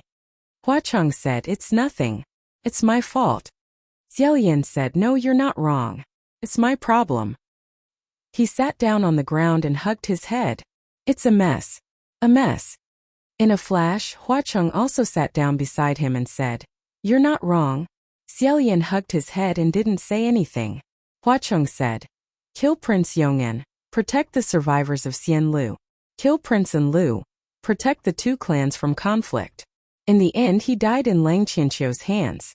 3 lives in exchange for several lifetimes of peace. It's the most worthwhile deal. I'll do the same. Listen to me. His tone was firm and unquestionable. "You're not wrong. No one can do better than you." After a moment of silence, Xiaolian said, "I just feel that it shouldn't be." He slowly raised his head and said, "I just feel that when a person shows kindness but doesn't receive a good result, I feel that it shouldn't be like this. Even if it's fake, I still want Qianqiu to remember that if he treats Xianlu well, Xianlu will also treat him well. Do the right thing and move forward courageously. Not like now. He feels that everything I told him, everything he believed before was all fake, lies, deceitful. It's all fucking nonsense. He raised his right hand and looked at it. "Oh, I've suffered enough, so I don't want others to suffer again." Hua Cheng quietly listened. Xiaolian felt that he had just said some vulgar words and said, "I'm sorry. But look at the things in this world, it's so funny. The previous generations of Yong'an didn't have a good death even if they did something wrong. But when it came to Lang Qianqiu's parents, they wholeheartedly wanted to do something good, do something big, but they ended up like this." The king of Yong'an respected him as the state teacher. For the past 5 years he had always respected him. Even at the last moment of his life, he still carried with him the trust he had for Xiaolian. Xiaolian stared straight ahead and softly said, "I really can't forget the expression on his face when I stabbed him with my sword." Hua Cheng calmly said, "Forget it. That's the fault of Qi Rong and Prince Anil." Xiaolian shook his head and buried his head between his knees. He wearily said, "Everything was fine."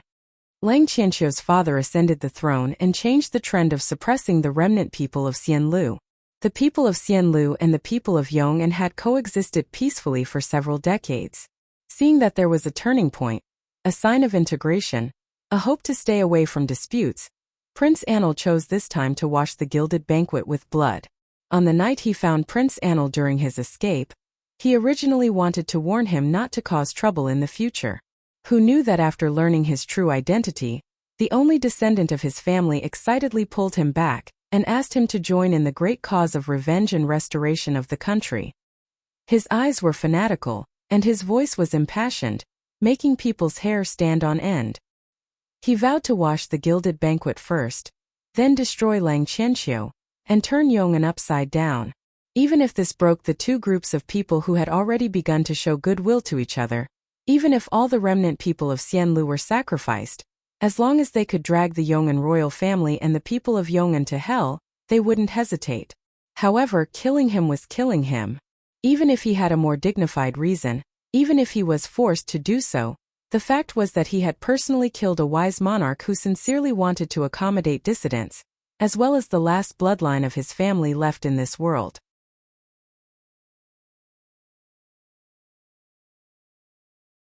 Chapter 54.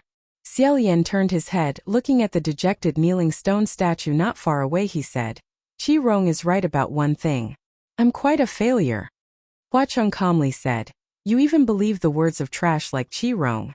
Other than being unkillable and running fast, what else does he have? For more than 800 years he can't even make it to the top. Even if I beat him, my hands would be dirty." The corner of Xiaolian's mouth twitched. He thought, unkillable and running fast, wasn't he the same? Didn't he also muddle along for more than 800 years, but he could only muddle along like this? Originally, when he saw Lang Qianqiu ascend as the Eastern martial god, he became a heavenly official in the heavenly court and was still the same as before. He still went straight to the point. He would still doze off during the boring meetings, and he was still quite gratified. However, from this moment onwards, he didn't know how Lang Qianqiu would change in the future. He went to chase after Qi Rong, and after he caught up, how would he settle things with him when he returned? Xiaolian stood up and slowly walked to the side of the stone statue. He turned to the front of the stone statue. That face was exactly the same as his, except that it was carved into a crying expression. Its face was full of tear. It cried until its facial features were distorted and extremely ugly. After staring for a while, Xiaolian sighed softly. He placed his hand on its head and poured a force down. When he removed his hand again, 2 cracks quietly climbed up the stone statue's cheeks. Then this crying face shattered. The stone statue collapsed and turned into countless small stones that fell to the ground, unable to be pieced together again. When Xiaolian turned around again, he had already returned to his usual gentle and calm face. He rubbed the space between his eyebrows and said, "I'm afraid there are still a lot of living people hidden in Qi Rong's lair. I'll go look for them and let them all out." Hua Cheng also stood up and said, "Let's go." During the chaos just now, the green lamp imps in Qi Rong's lair fled in all directions. Those who didn't escape hid in the dark, not daring to come out. The 2 of them searched around and casually caught a few unlucky imps. They forced them to lead the way and found several caves used to store fresh ingredients. After a rough count, the number of living people that Qi Rong had caught to eat was no less than 300. They were either nearby villagers or passing travelers. As the 2 of them walked, they opened the prison doors and released the prisoners. While doing these things, Xiaolian's mood slightly calmed down.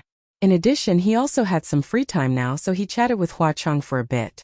After thinking for a bit, he said, "Oh right, Sanlang, there's something I still want to ask you." Hua Cheng asked, "What is it?" Xiaolian asked, "How did you know that Qi Rong was the one behind the Gilded Palace incident?" Even if he didn't know why Hua Cheng brought him and Lang Qianqiu to the Green Demon's lair, he knew now.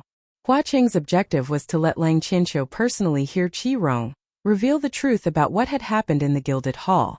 Xiaolian replied, "Qi Rong doesn't know about my affection. If he knew, he would have long since gone to pester me. Back then, although I discovered that Xianli's old royal family had secretly made many moves, I didn't know that Qi Rong was controlling them from behind the scenes." "How did you know? How long ago did you learn about this?"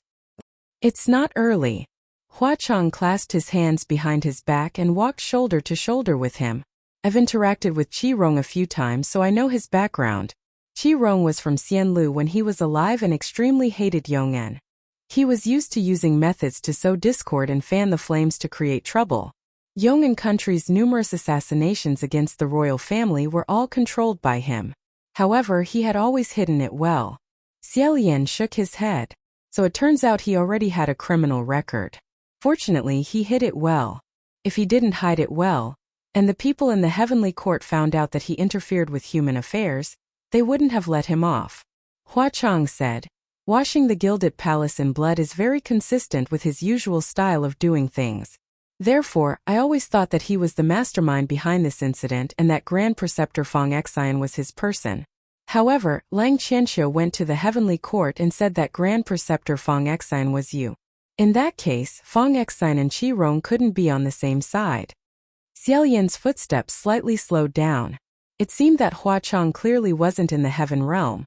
Yet he knew everything that had happened in the Divine Martial Palace. Moreover, not only that, he was also very clear about the history between Xiaolian and Qi Rong. Hua Cheng continued, "However, I'm still inclined to believe that the mastermind behind this incident was Qi Rong. At least he was definitely the one who made the first move." After Lang Qianqiu's father ascended the throne, the situation of the ordinary Xianlu citizens improved greatly. They no longer thought about revenge and restoring their country like before. The only one who could possibly still want to rise up was the Xianlu royal family. At that time, the only descendant of the Xianlu royal family was Prince Enlu. If Qi Rong wanted to instigate someone to rise up, it would definitely be him. It just so happened that this person mysteriously died not long after the gilded banquet. Moreover, he didn't have any medical history. Isn't this obvious? Xiaolian nodded.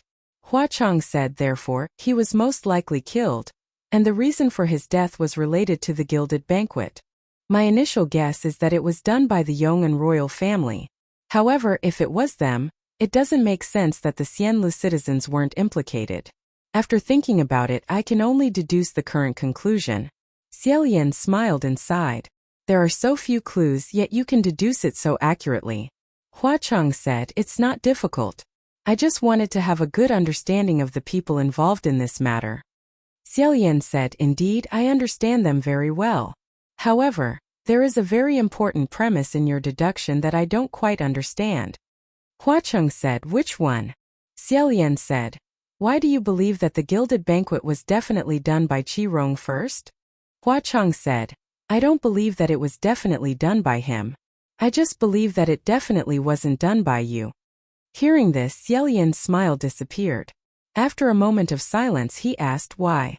Hua Cheng said, if you admit that the gilded banquet was washed with blood and used other reasons, then it is possible that it was indeed done by you. However, the Emperor of Yong'an Kingdom is diligent and has won the hearts of the people. However, Lang Qianqiu said that the reason you told him at that time was that you couldn't bear to see them sit in this position. He said, this is indeed a very standard declaration of a usurper. However, if it came from your mouth, then it is a clumsy self-defilement. Hearing the word self-defilement, Xiaolian laughed silently. Self-defilement? Have you ever thought that in my heart I might really be thinking that way? Perhaps in the depths of my heart, there are a few traces of resentment hidden? Hua Cheng said, so what if you think?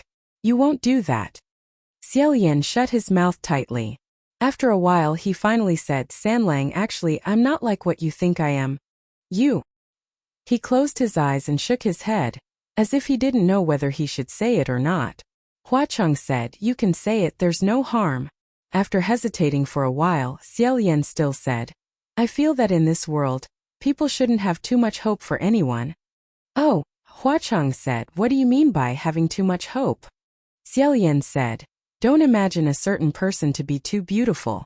If they don't interact for a lifetime and only look at an illusory shadow from afar, then it's fine. However, if they get to know each other and gradually get to know each other, one day, they will eventually discover that this person is different from what they imagined. At that time, they will be very disappointed. However, Hua Cheng said, not necessarily. I don't care if other people are disappointed or not. But for some people, the existence of a certain person in this world is in itself hope. Although his words didn't specify who some people was and who certain person was, and his tone was also flat, as if he was just casually refuting, Xiaolian's heart suddenly floated and floated. He stopped walking and couldn't say anything for a while. After a while, he suddenly said, Sanlang, who exactly are you? Hua Cheng also stopped walking and turned around to look at him. Xiaolian met his gaze and seriously said, you know who Qi Rong is and you know his ins and outs. You know who I am. I know how to draw the crown prince pleases the god. You know me like the back of your hand. You know a lot. Maybe even more. Hua Cheng raised his eyebrows and said, don't I always know a lot? Xiaolian shook his head and said, it's not the same. His left hand propped up his right elbow and his right hand rubbed his chin. Slightly lost in thought, he said, I always had a feeling that you are an old friend of mine. You should have known me from a long time ago. Maybe it was when I first ascended. No, maybe even earlier. But I really don't remember when I have seen someone like you in the past. A person like Hua Cheng, after seeing him once, would definitely never forget him. Xiaolian also didn't break his head and lose his memory. If he had seen him before, there was no reason for him not to remember. Xiaolian stared at him and said with slight confusion, who exactly are you? Have I seen you before? Hua Cheng didn't answer and only smiled slightly. Xiaolian immediately reacted. This question was really extremely inappropriate. The real name of a ghost was usually a secret. Unless it was a patient like Qi Rong who couldn't be guessed with common sense, otherwise how could it be casually told to others? He hurriedly said, I'm sorry, don't mind me. I was just asking casually. You don't need to answer me, it doesn't matter who you are. At this moment, Hua Cheng's eyes slightly narrowed. Xiaolian sensed something and looked back. He only heard a commotion coming from a cave not far behind them. A clear female voice said, I told you, transforming into a female not only makes your mana stronger, even your luck is better. You still don't want to. How about it, did you see that? This time you bet correctly. It was Shi Qingxuan's voice. Xiaolian blurted out, Master Feng. Sure enough, a white-clothed female priest ran out of the cave. When she saw Xiaolian, her eyes lit up and she said, I found it. His Highness the Crown Prince is here. However, immediately after, she saw Huacheng behind Xiaolian and her expression changed.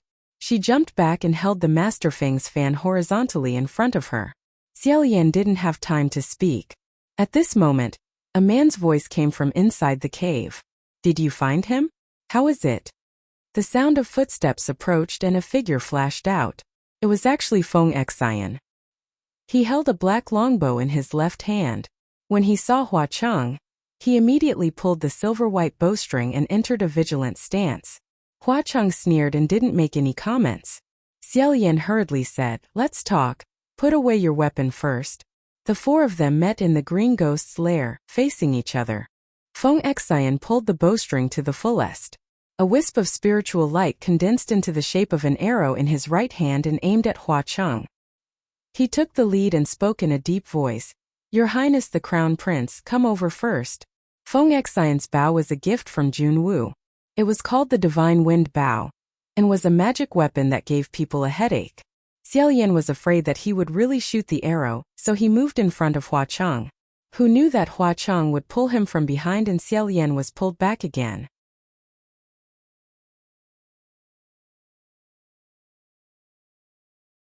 Chapter 55. Xiaolian did not know whether to laugh or cry. However, he was very grateful. Master Feng, I'm afraid you have misunderstood. Actually, he wanted to explain that Huacheng did not go to find him for the sake of the Paradise Workshop, but Shi Qingxian secretly gave him a look, as if telling him not to speak. Huacheng did not refute and only said, I haven't settled the matter of Junwu planting spies under me. What are you going to use to negotiate with me? Xiaolian understood. Shi Qingxian could already tell that Huacheng did not have any ill intentions. However, on the surface, he had to pretend that Huacheng had barged into the immortal capital to pursue responsibility. This way, if the heavens said it, it would prevent people from saying that he had fled with ill intentions.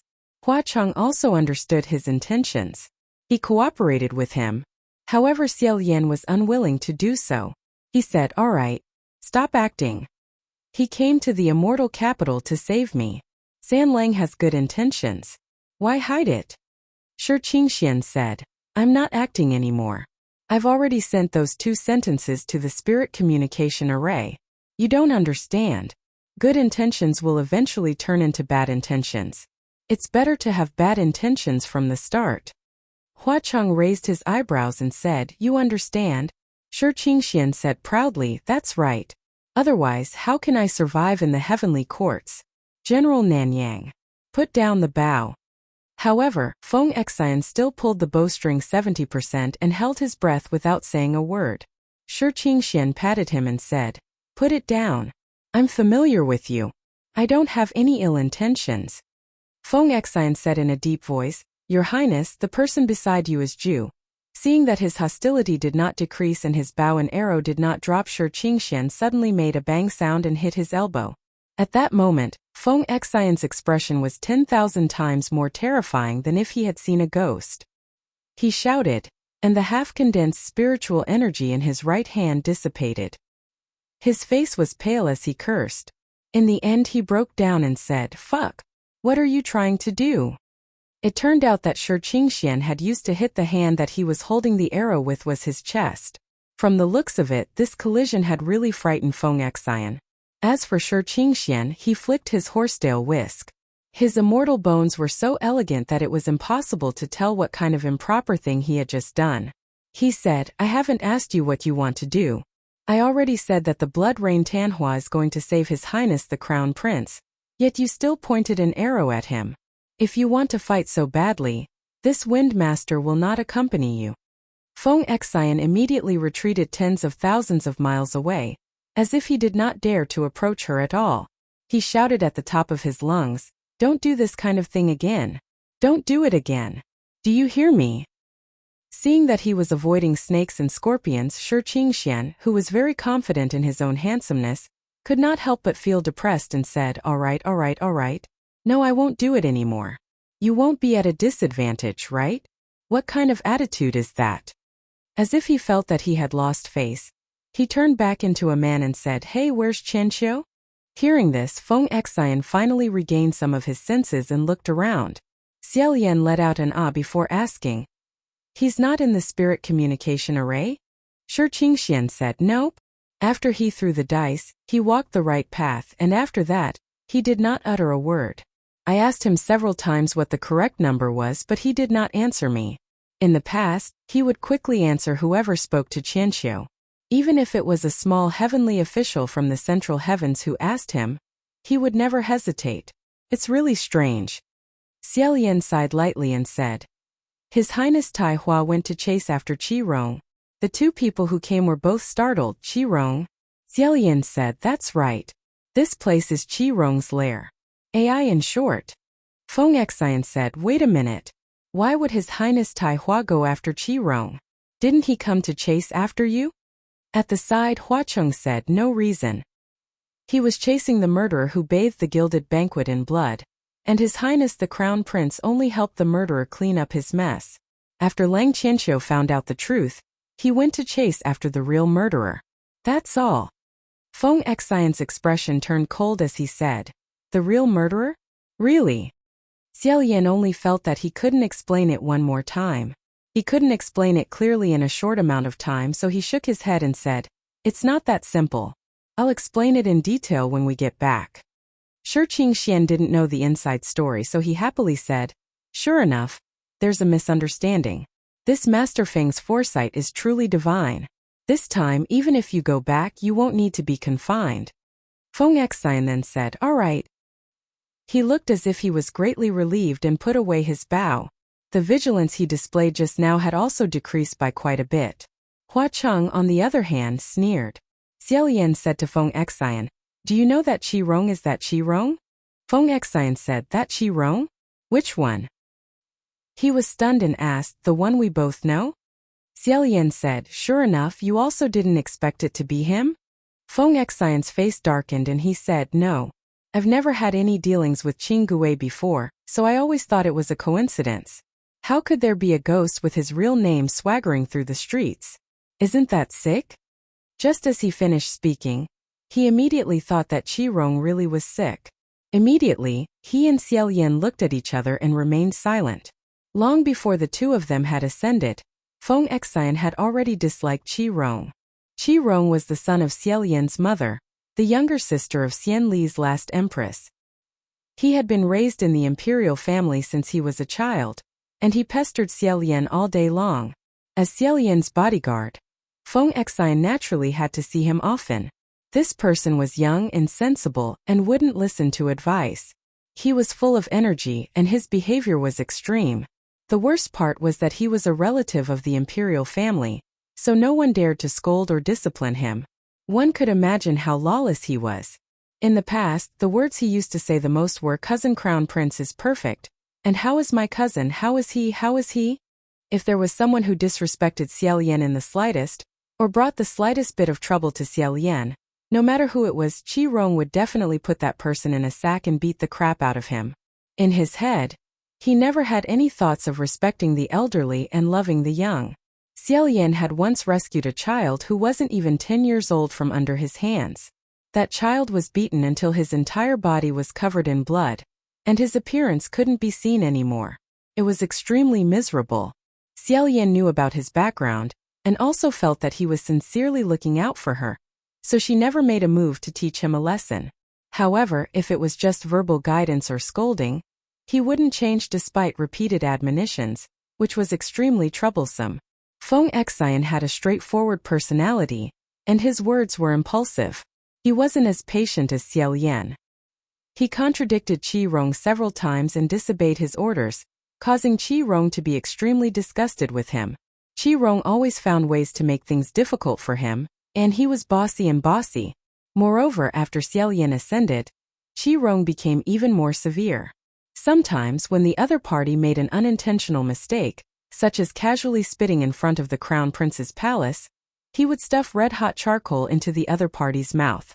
In order to prevent him from going overboard, Feng Xian often had to go down to the lower realm to clean up Qi Rong's mess. which annoyed him to death.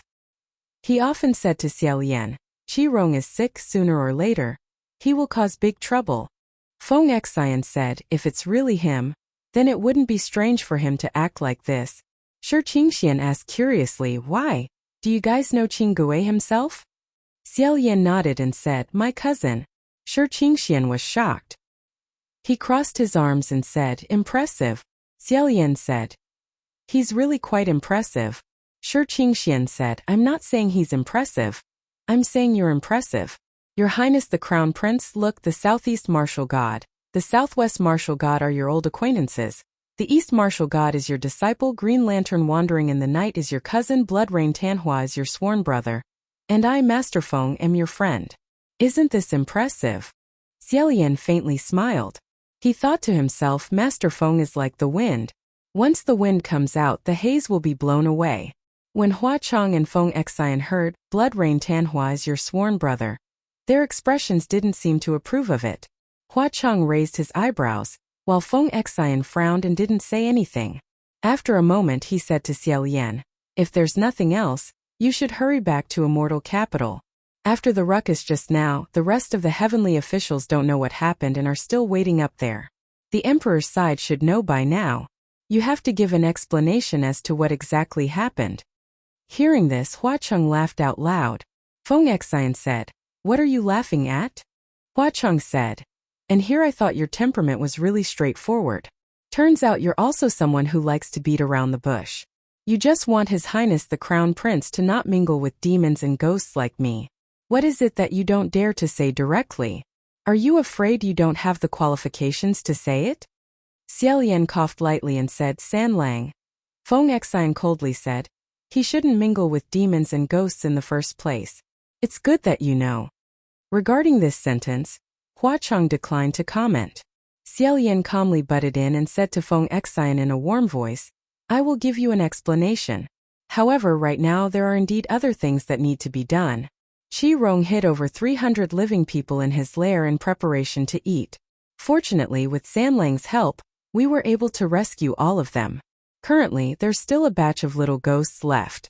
We need to slowly deal with them. Once we're done, I'll head up." Feng Xian said, "It's not good to drag it out for too long. Just leave it to me to deal with." Hua Chong nodded and said, "Based on the efficiency of the Heavenly Court, we should be able to deal with it by next month." Feng Xian said, "You speak as if you can settle it in an instant." The two of them actually opposed each other with equal harshness. Shi Qingxian asked Xiaolian with his eyes, "Do they have a grudge?" Xiaolian shook his head. Just as he was about to change the topic, Hua Chong took out an umbrella from who knows where. The surface of this umbrella was scarlet red like a maple, bright like fire. Hua Chong held the umbrella with one hand, and the surface of the umbrella blocked above him and Xiaolian, causing their cheeks to be dyed crimson. Presumably, this was the umbrella he held during the Forest of Corpses and the Rain of Blood on Mount Yujun. However, it wasn't raining right now. Xiaolian couldn't help but feel a little strange and said, "Sanlang, why are you holding an umbrella?"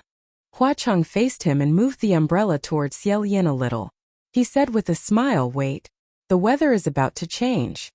Just as he finished speaking, a torrential downpour fell from the sky. The pitter-patter came so suddenly that Xiaolian's entire person was stunned. However, he stayed well under Hua Cheng's umbrella and didn't get drenched by a single drop of rain. However, Feng Xian, who was standing opposite Xiaolian and Hua Cheng, was completely unprepared. He was drenched from head to toe by this rain. What was even more unfortunate was that this rain was the color of blood. Thus, from the looks of it, Feng Xian had already turned into a bloody red person. From head to toe, only the whites of his eyes were white. Because Shi Qingxian happened to be standing in a cave, he didn't suffer. He was dumbfounded and even forgot to swing his horsetail whisk. That blood rain came quickly and left quickly. After a short while it returned to calm. Feng Xian finally reacted, wiping his face. His face was still a bloody red, and there was no sign of improvement. Xiaolian said this. Hua Chong closed the umbrella and laughed in an instant. "How about it?" Between these 5 words, he leisurely walked a few steps, already a long distance away. On Xiaolian's side, Shi Qingxian was originally rummaging through his sleeves for a cloth towel. He pulled out a few white hairs from the horsetail whisk and offered them to Feng Xian, who had fallen into silence. As soon as Hua Cheng left, Xiaolian immediately noticed that there was one less person behind him. He turned around and ran a few steps before saying, "Sanlang, are you going back to the ghost city?" Hua Cheng turned around and said, "Aren't you also going back to Immortal Capital?" He said half-jokingly, however, "If you want to go back to the ghost city with me, I welcome you." Xiaolian smiled and said, "Next time." He sincerely said, "If there's a chance next time, I'll definitely go to the ghost city again. You rebuild the blissful square, I'll carry bricks for you." Hua Cheng said, "No need to carry bricks. It's good for you to sit and watch." Xiaolian slowly restrained his smile and said, "No matter what, I still have to thank you for Qianqiu's matter." After a pause he said, "I don't know what's right. Maybe this isn't necessarily bad." Hua Cheng indifferently said, "You're thinking too much." Xiaolian was startled and slightly tilted his head. Hua Cheng said, "You just need to do it." After saying that, he turned around and waved his hand.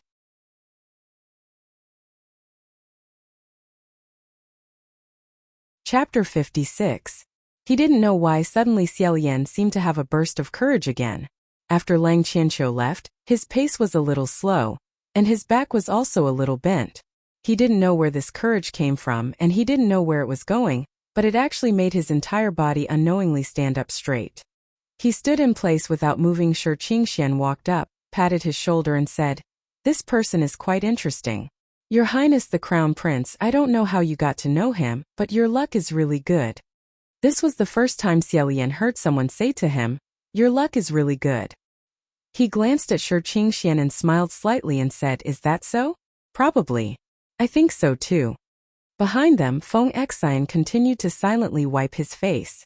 When the two of them turned around, they saw his face covered with white hair. It took a lot of effort to hold back his laughter. Xiaolian said, "I'm sorry." This could be considered an apology on behalf of Hua Cheng.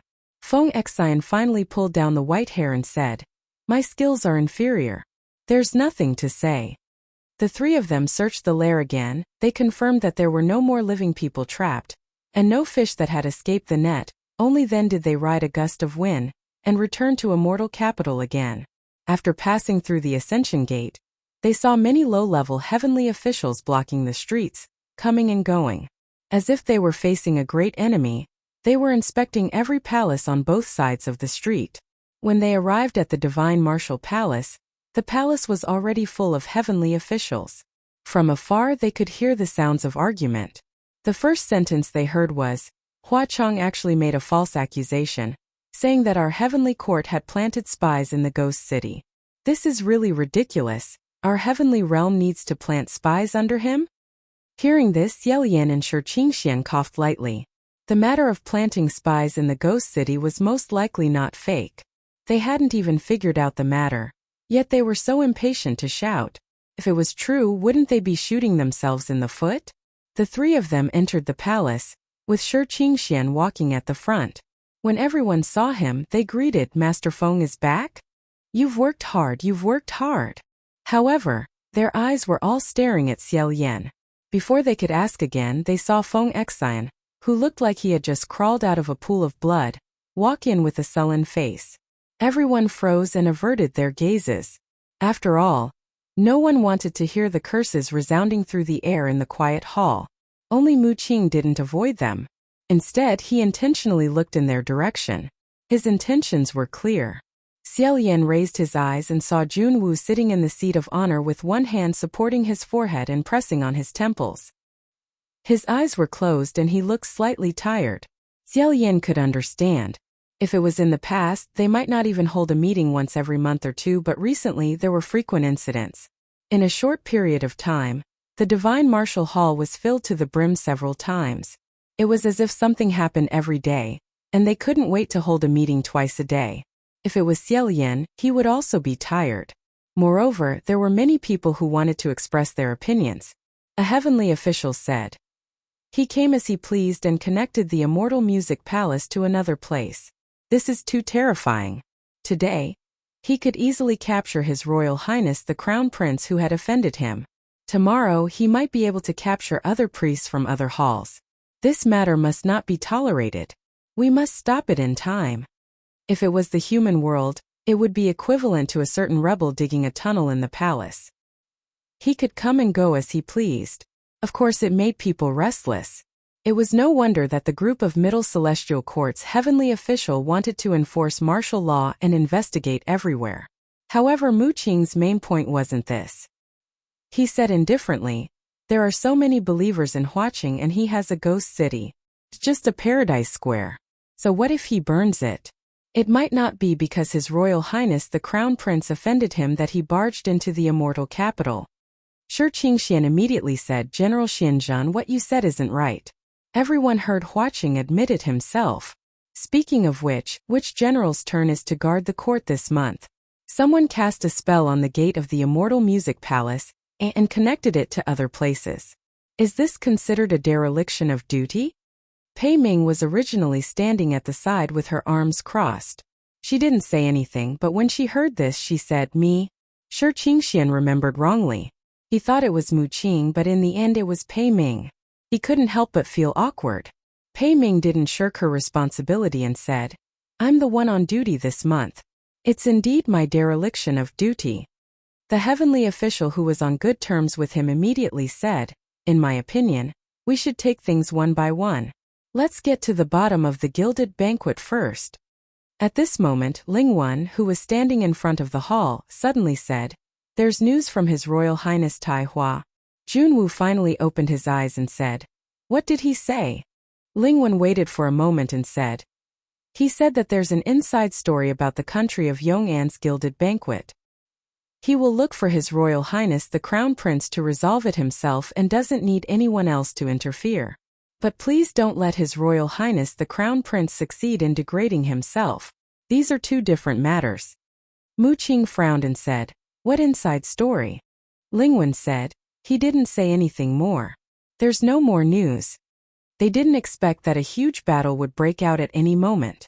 The heavenly officials couldn't help but feel a little disappointed when the hammer smashed down heavily. Lang Qianqiu was the victim. If the victim didn't find the murderer to collect the debt, then what was there for the others to watch? Furthermore, if Lang Qianqiu didn't say anything, it seemed like Xiao Yan wouldn't say anything either. This matter really didn't have anything to chew on. Next, Junwu selected Feng Xian and Mu Qing to assist Pei Ming in strengthening the security. He also made some other arrangements. He waved his hand and dismissed everyone. Xiao Yan stayed behind and faintly heard some people talking. Sure enough, every time he makes a mistake, the emperor says that he wants to interrogate him. In the end, nothing happens. I have eyes but failed to recognize Mount Tai. So he's a great Buddha. Be careful what you say in the future. When everyone had dispersed, Xiao Yan walked to the front of the hall and bowed. "I've caused trouble for you." Junwu said, "This isn't much trouble. If you keep insisting that you're the one who bathed the gilded banquet in blood, then it'll be more troublesome." After hesitating for a moment, Xiao Yan still told him everything from start to finish. After listening, Junwu commented, "Xianlu, what you've done is really strenuous and unrewarding. You're in the wrong." Xiao Yan lowered his head and said, "I know." Junwu said, "Forget it. You've always been like this. Right now, Tai Hua's attention has been diverted to chase after Qinggui. Once he catches up, he'll definitely come looking for you. Have you thought about how to deal with him?" Xiao Yan said, "I haven't thought about it yet. But right now I'd better think about something else." Junwu smiled and said, "What are you thinking about? Is there anything interesting that can make me happy?" Xiao Yan said, "Was it you who sent the Geomaster to the ghost city?" Junwu calmly said, "Yes." Xiao Yan asked, "Why is that?" Junwu slowly said, "Because it was Hua Cheng who first placed his spy in the heaven realm." Xiao Yan was startled. Junwu stood up and said, "For many years, Hua Cheng's news has been too fast. Moreover, there are some things he shouldn't know, but he also knows very clearly. Regarding what can be done, what can't be done, where the bottom line is, and how to push the line, he grasps it too accurately. And this time, he directly opened the passage to your Xianlu Palace. This is already equivalent to indirectly proving that he indeed has a spy in the heavenly court. Otherwise, he wouldn't have been able to do this." In fact, regarding this point, Xiao Yan had more or less become aware. After all, Huacheng really did know too much. Therefore, when Junwu said it, it wasn't too unbelievable. He said, "Do you have evidence?" Junwu slowly shook his head and said, "It's precisely because I have no evidence. Yet strange things keep appearing. That's why I let Ming-Yi sneak into the ghost realm.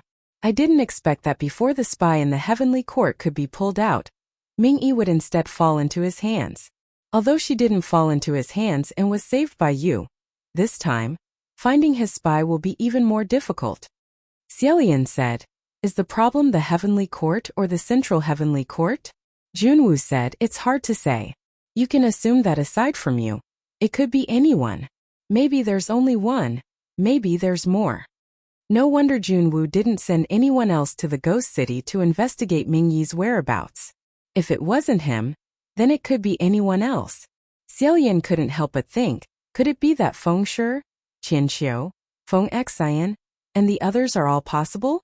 At this time Junwu said, "Xianle, I know you must have a good impression of Huacheng right now. You have your own sense of propriety. When making friends, others shouldn't say too much. But when it's necessary, you have to be careful of Huacheng. Don't reveal everything to him."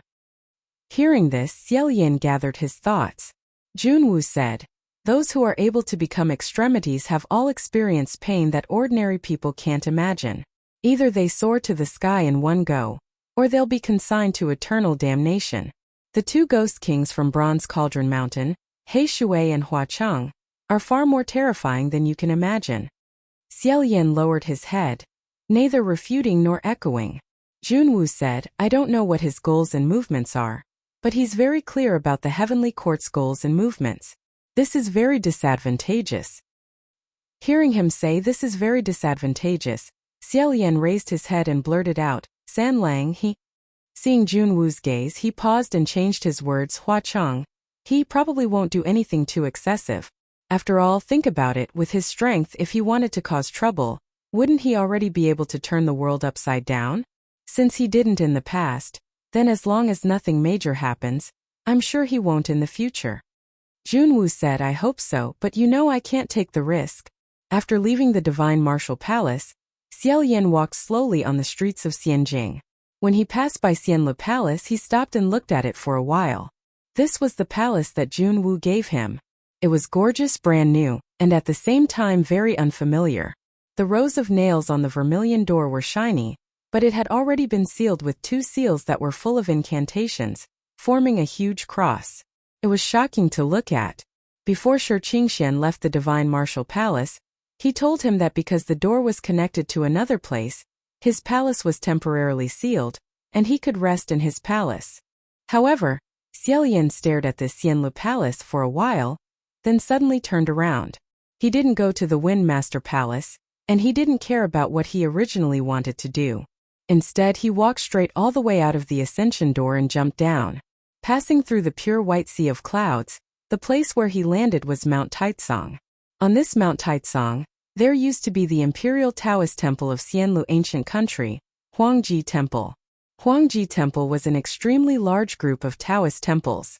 In the temples of the entire Mount Taizong, there were several deities and immortals worshipping each other. The main deity was the Divine Martial Emperor, and the Golden Palace was at the highest peak. And the Crown Prince Palace, which was located at the second highest peak, was once prosperous. 800 years ago, Mount Taizong was covered with fiery maple forests, and it was a famous scenic spot. In the maple forest path, there was an endless stream of believers. Later, when Xianlu Ancient Country fell, many believers of the past rushed up the mountain in groups to burn the Crown Prince Palace. However, they caused a mountain fire that burned most of Mount Taizong, turning it into a piece of scorched land. The scorched land, like the land where the dead were buried, seemed to be more fertile. Later, on this piece of scorched land, seeds were planted and new trees grew. A few hundred years later, the mountains and plains were lush and green again, but there were no red leaves. It was a completely different scenery from 800 years ago. In the past, when going up the mountain, there was a wide and flat bluestone mountain path. From time to time, pilgrims could be seen on the mountain path, or little Taoists carrying water and firewood. But now this mountain path had long disappeared. Rocks fell from the mountains, withered grass, and broken branches buried it deep under the ground. Xiaolian relied on his pair of legs all the way up the mountain. When he encountered thorns that blocked his way, he took out the heart sword on his back and cut off the withered vines and weeds.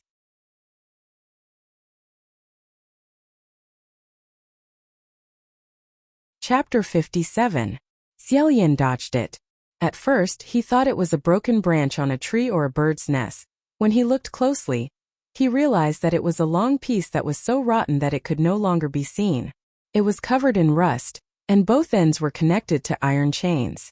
If it was another person, it would be difficult to tell what it was, but Xiaolian could see it was a swing. In the past, there were many swings hanging on Mount Taizong. They could play and also practice martial arts. When Xiaolian first remembered, he once followed his parents to the Huangji temple to pray.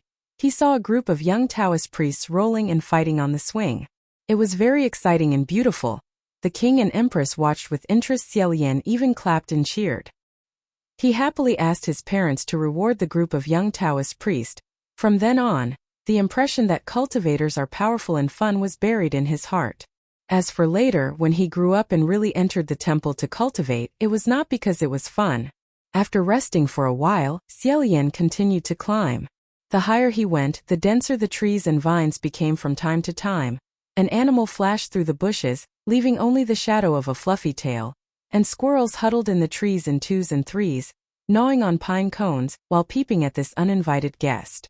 Thorns blocked the way, scratching his clothes and hands and feet, but Xiaolian did not care at all. It was not until 6 hours later that he finally arrived at Crown Prince Peak. Of course, Crown Prince Peak was originally not called Crown Prince Peak. Because the Crown Prince Palace was built here, it was renamed. In the midst of the weeds, there were vaguely remnants of turtleshell brocade paving in the east and west, and there was also a large piece of charred stone foundation. That was the foundation of what used to be the main hall. After passing through among the broken walls and glazed tiles, there was also a broken ancient well. Looking down from above, this ancient well had long since withered. It was only a few feet away from the bottom of the well, and all he could see was mud. Xiaolian did not hesitate to lift his foot and jump down. He did not fall into the mud, but he passed through this layer of illusion. After falling a few feet, his feet touched solid ground. He could not see his fingers in all directions. Looking up, there was no sunlight above, as if it was blocked by a layer of curtain. He fumbled at the bottom of the well and found a few stone bricks. He pressed them down in a specific order. With a creaking sound, a small, extremely low door opened at the side. Xiaolian crouched down and slowly crawled along the passage behind the small door.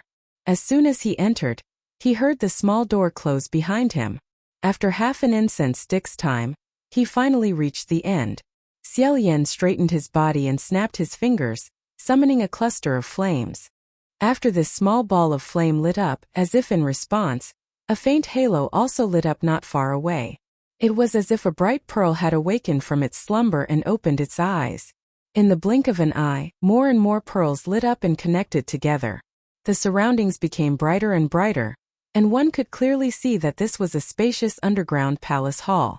The ceiling of the hall was inlaid with thousands of stars. It was hard to imagine that the imperial mausoleum of the Xianlu ancient kingdom was hidden under Mount Taizong, which had been burned to the ground. Those twinkling stars were all the luminous pearls and diamonds embedded in the ceiling. The luminous pearls shone brightly when they came in contact with light, and the diamonds reflected their radiance, making it look like a dream. It was as if the Milky Way had shrunk and was hidden underground. Each of these pearls and diamonds was priceless. As long as one could pry out one could enjoy a lifetime of glory and wealth. However, Xiaolian didn't even look at them. He directly passed through the underground palace hall and arrived at the last chamber. Compared to the main hall, this chamber could be said to be extremely simple. Because it hadn't been completed yet, there weren't any gorgeous furnishings in the chamber. There were only 2 coffins. In the middle of the coffins, a person stood upright. He was dressed in luxurious clothing and wore a golden mask on his face. His sword was pointed at Xiaolian. However, this person only maintained this posture and didn't make any further movements. Xiaolian also walked in on his own, completely ignoring him. However, this was because Xiaolian knew that there was no face behind the golden mask. Under the luxurious clothing there was no person. There was only an empty frame made of wood, hay and rope. For so many years, only this luxurious robe and this mask had replaced him, accompanying these two lonely coffins. On each of the two coffins was a small golden plate. The things on the golden plates were somewhat out of place. There were fruits that had shrunk to the point that only a seed was left, and moldy and black hard lumps that couldn't be seen what they were. After Xiaolian came in, he collected the things on the plates and threw them to the corner of the chamber. He searched his chest. He originally had half a bun with him, but that bun was given to Hua Cheng, so there was nothing left. Thus he said, "Imperial Father, Imperial Mother, I'm sorry. I forgot to bring something to see you." Naturally, no one would answer him. Xiaolian slowly leaned against one of the coffins and sat in front of it. After a while he said, "Imperial Mother, I saw Qi-Rong. Qi-Rong didn't die. He turned into a ghost. I really don't know how he survived these hundreds of years." Xiaolian shook his head and said, "He killed a lot of people. Now that someone wants to kill him, even the heavenly court probably won't forgive him. Sigh, I really don't know what to do with this person." He was about to say something when suddenly, from a place very close to him, he heard the faint sound of crying. Xiaolian stiffened, and his expression changed greatly. He listened carefully. It wasn't an illusion. It really was a crying sound. This crying sound was very low and very small. If he didn't hold his breath and concentrate, he wouldn't be able to hear it. Moreover, this voice was very thin. If it wasn't a child, then it was a woman. This crying sound was really too close to him. It was as if there was only a thin wall separating them. It was practically coming from him. Xiaolian suddenly turned his head. He was finally sure. This sound was coming from the coffin he was leaning against.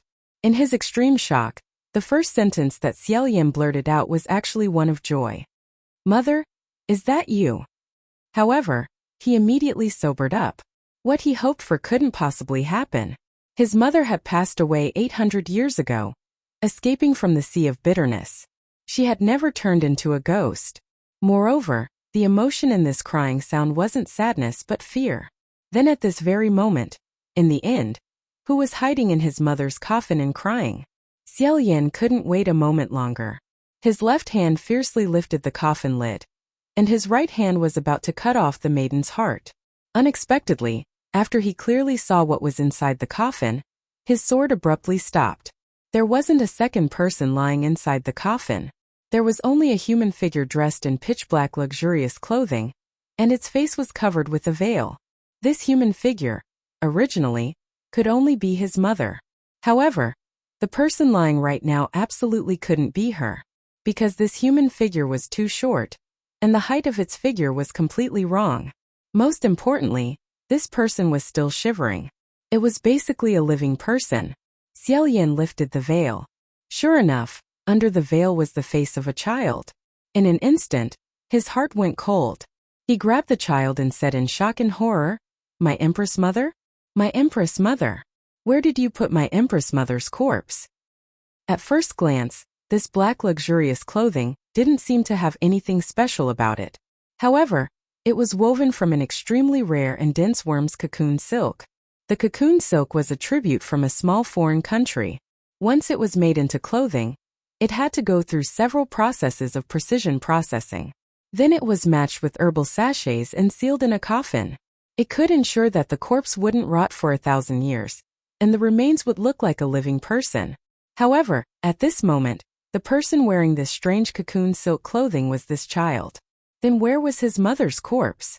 What had she become? Xiaolian didn't dare to think about it. He could only grab this child who had appeared out of nowhere and sternly interrogate, "My Empress Mother? Who are you? Why are you here? Where did you put my Empress Mother?" But how could a child who was crying in fear answer his questions? He was so scared that he couldn't even speak. Xiaolian dragged him out of the coffin. Suddenly he discovered that from the strange cocoon silk clothing, some gray powder was shaken off. He looked inside the coffin with a deathly pale face, and found that the bottom of the coffin was also covered with a layer of powder.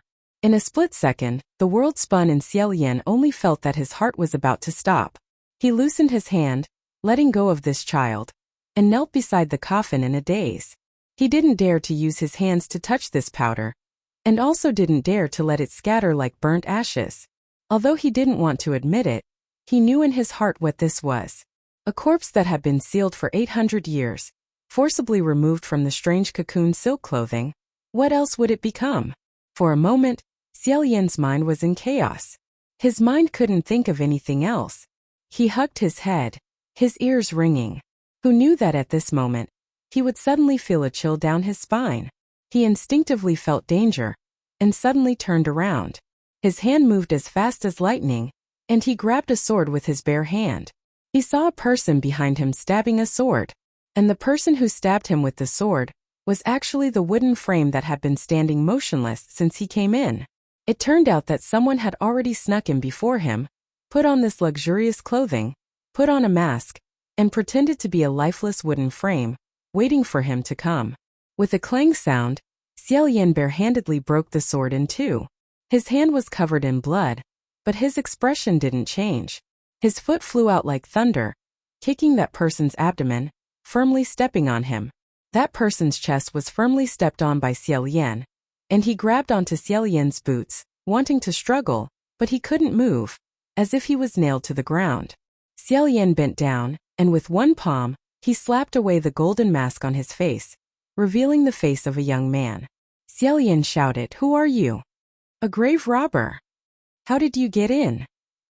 At this time, the child shouted from the side, "Daddy." With this shout, Xiao Yan finally remembered. This adult and child, both of them looked familiar. Weren't they the father and son that were almost cooked by Qi Rong in the Green Demon's lair? Xiao Yan instantly understood what was going on, and with a thunderous punch, he hit the young man's chin, and angrily shouted, "Qi Rong, get out here. I want to kill you." That young man spat out blood as he laughed. "Crown Prince cousin, I'm so happy we meet again. Ha ha ha ha ha." Although this was a different face, this crazy smile, if it wasn't Qi Rong, who else could it be? He actually transformed into an incorporeal body, possessing the body of this young father. Needless to say, after Qi Rong was thrown into the pot by Lang Qianqiu, in order to avoid being killed, he took advantage of the chaos to escape into the crowd, possessing the body of this young man, and arrived at the Xianlu Imperial tomb. Otherwise, how could an ordinary person know the location of the Xianlu Imperial tomb? How could he rush over in such a short time? He brought this child, perhaps to be used as food, or perhaps to hide the child in the coffin like before, to divert Xiao Yan's attention, so that he could take the opportunity to attack from behind. Xiao Yan punched him and Qi Rong felt wronged. Covering his face, he shouted, "Cousin, why are you so angry? If I stab you, you won't die, hee hee." Pung pung. Xiao Yan punched him again, his eyes red. "How did my Empress mother treat you? You treat her like this. You treat her corpse like this." Qi Rong snorted, "Aunt died a long time ago. She is no longer a person. Is there a difference whether her corpse is human or powder? It's just that the corpse has changed its appearance. Isn't it still there? You are crying and weeping like this. At that time, you were ruthless towards Enlu. Good cousin. You actually have two faces." He finished speaking, his face suddenly changed. "Why did I treat her like this? Isn't it all because of you? Don't you know how to reflect? It's all your fault. You, this god of plague, also have the face to come to the Xianlu Imperial tomb to cry." Xiao Yan suddenly exerted force with his foot, causing Qi Rong to scream loudly. Blood spurted out from his mouth, but he seemed to be even more excited.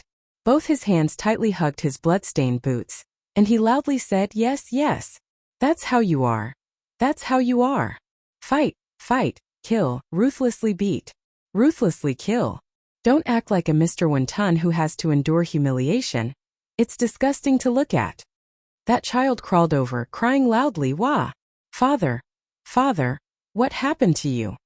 He also did not understand what was going on, only knowing that his father was being beaten. From his point of view, the current Xiao Yan was simply a fiendish demon, but he was afraid that his only father would die, so he did not retreat. He tried his best to remove the boots that the demon was stepping on his father's chest. That young man vomited blood incessantly, scaring the child half to death. He used his hand to cover his father's mouth, as if he thought that would stop the bleeding. Seeing this, Xiaolian slightly calmed down, thinking that the owner of this body was innocent. She retracted her strength a little, pointed her finger downwards, and pointed the tip of her sword at Qi-Rong's cheek, and coldly said, "Qi-Rong, you, roll out for me.